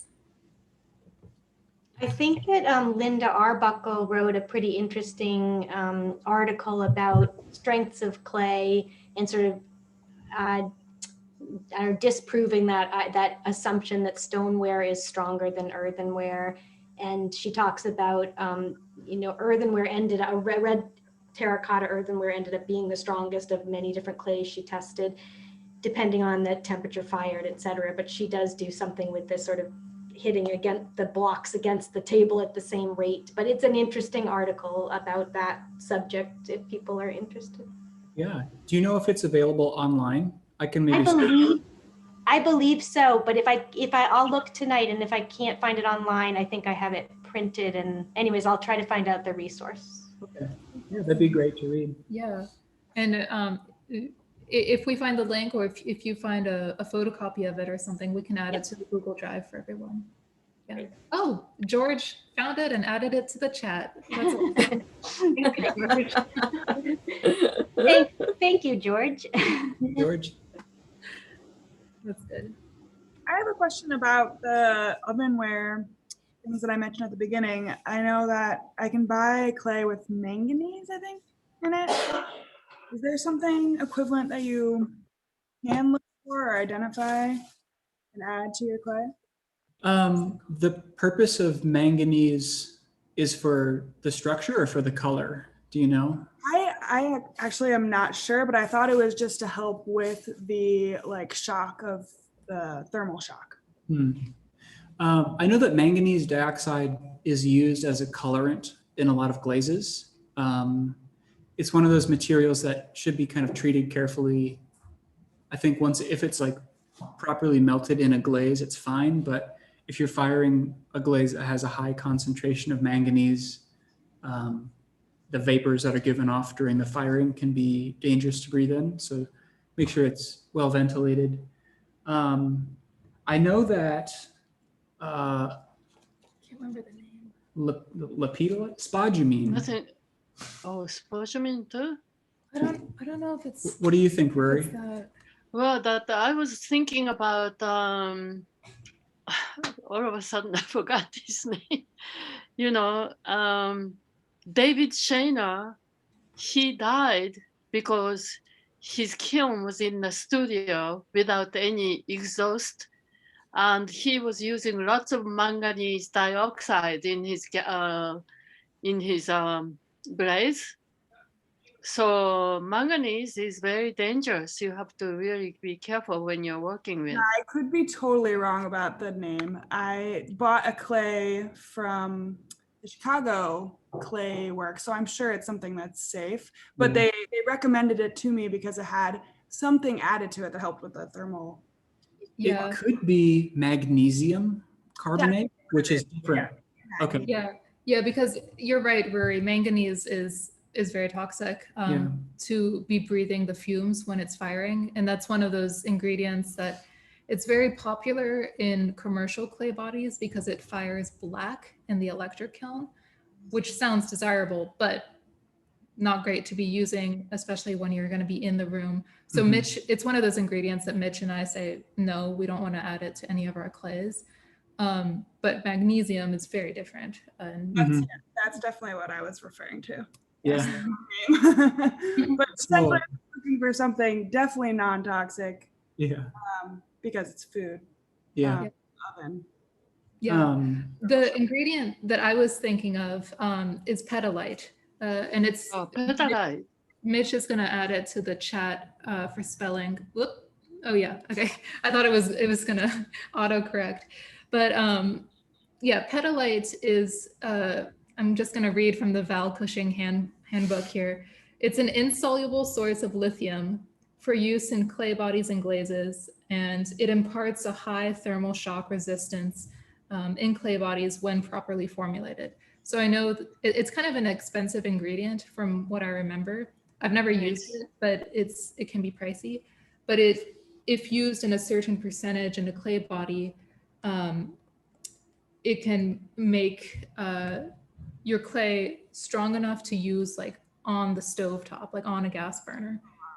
So, or, you know, even in the oven and then immediately out of the oven without cracking or anything. Yeah, so the main component there is lithium.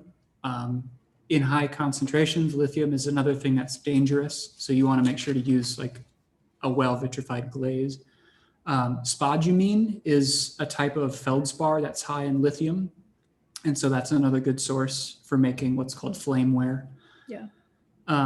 Another thing that's been used by a lot of potters in the Southwest for hundreds to thousands of years is micaceous clay. Yeah. And so clay that naturally has a lot of mica, it has a certain degree of heat resistance, so you can use it to kind of cook on an open fire. I don't know about like putting it on a stovetop or in an oven, but that's kind of an interesting material as well. Yeah, Drea has just asked about this book. This is the Val Cushing handbook. I don't know where you can get this anymore. We'll maybe do some looking, but it was kind of like really a great textbook resource for many years before a lot of the present books were written. But yeah, it just has a lot of good technical information. I think you can still purchase it if you like contact his wife. I think She's pretty old. I don't know. Well, it might be sold through some store. I don't know. Or maybe Alfred University. Yeah, maybe Alfred.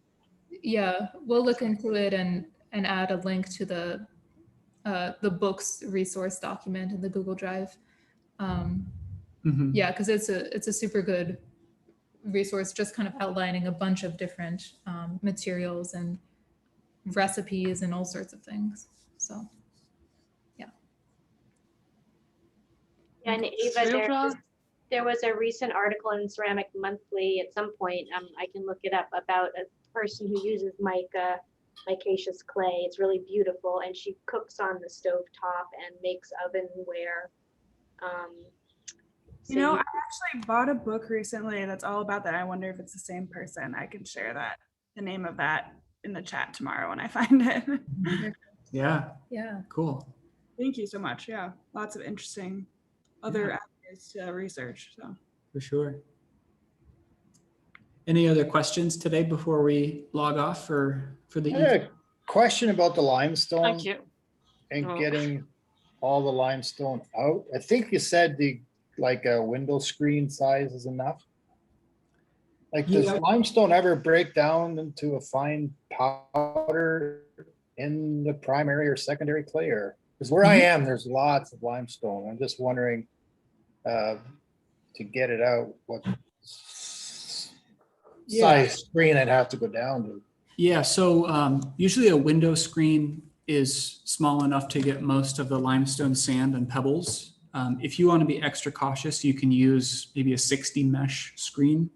What we've found is that everything that passes through a 60 mesh screen just melts at cone 6. Oh, okay, so if it's a powder, then it's not, you don't get the popping effect. Yeah, so with a powder, you don't get the popping effect, but with the powder, it becomes a very strong flux because it is so fine, it just melts.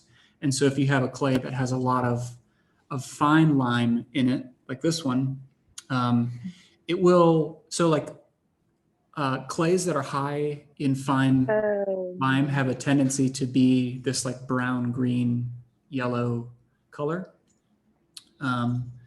So this could be an eventual result of having too much lime powder in the clay.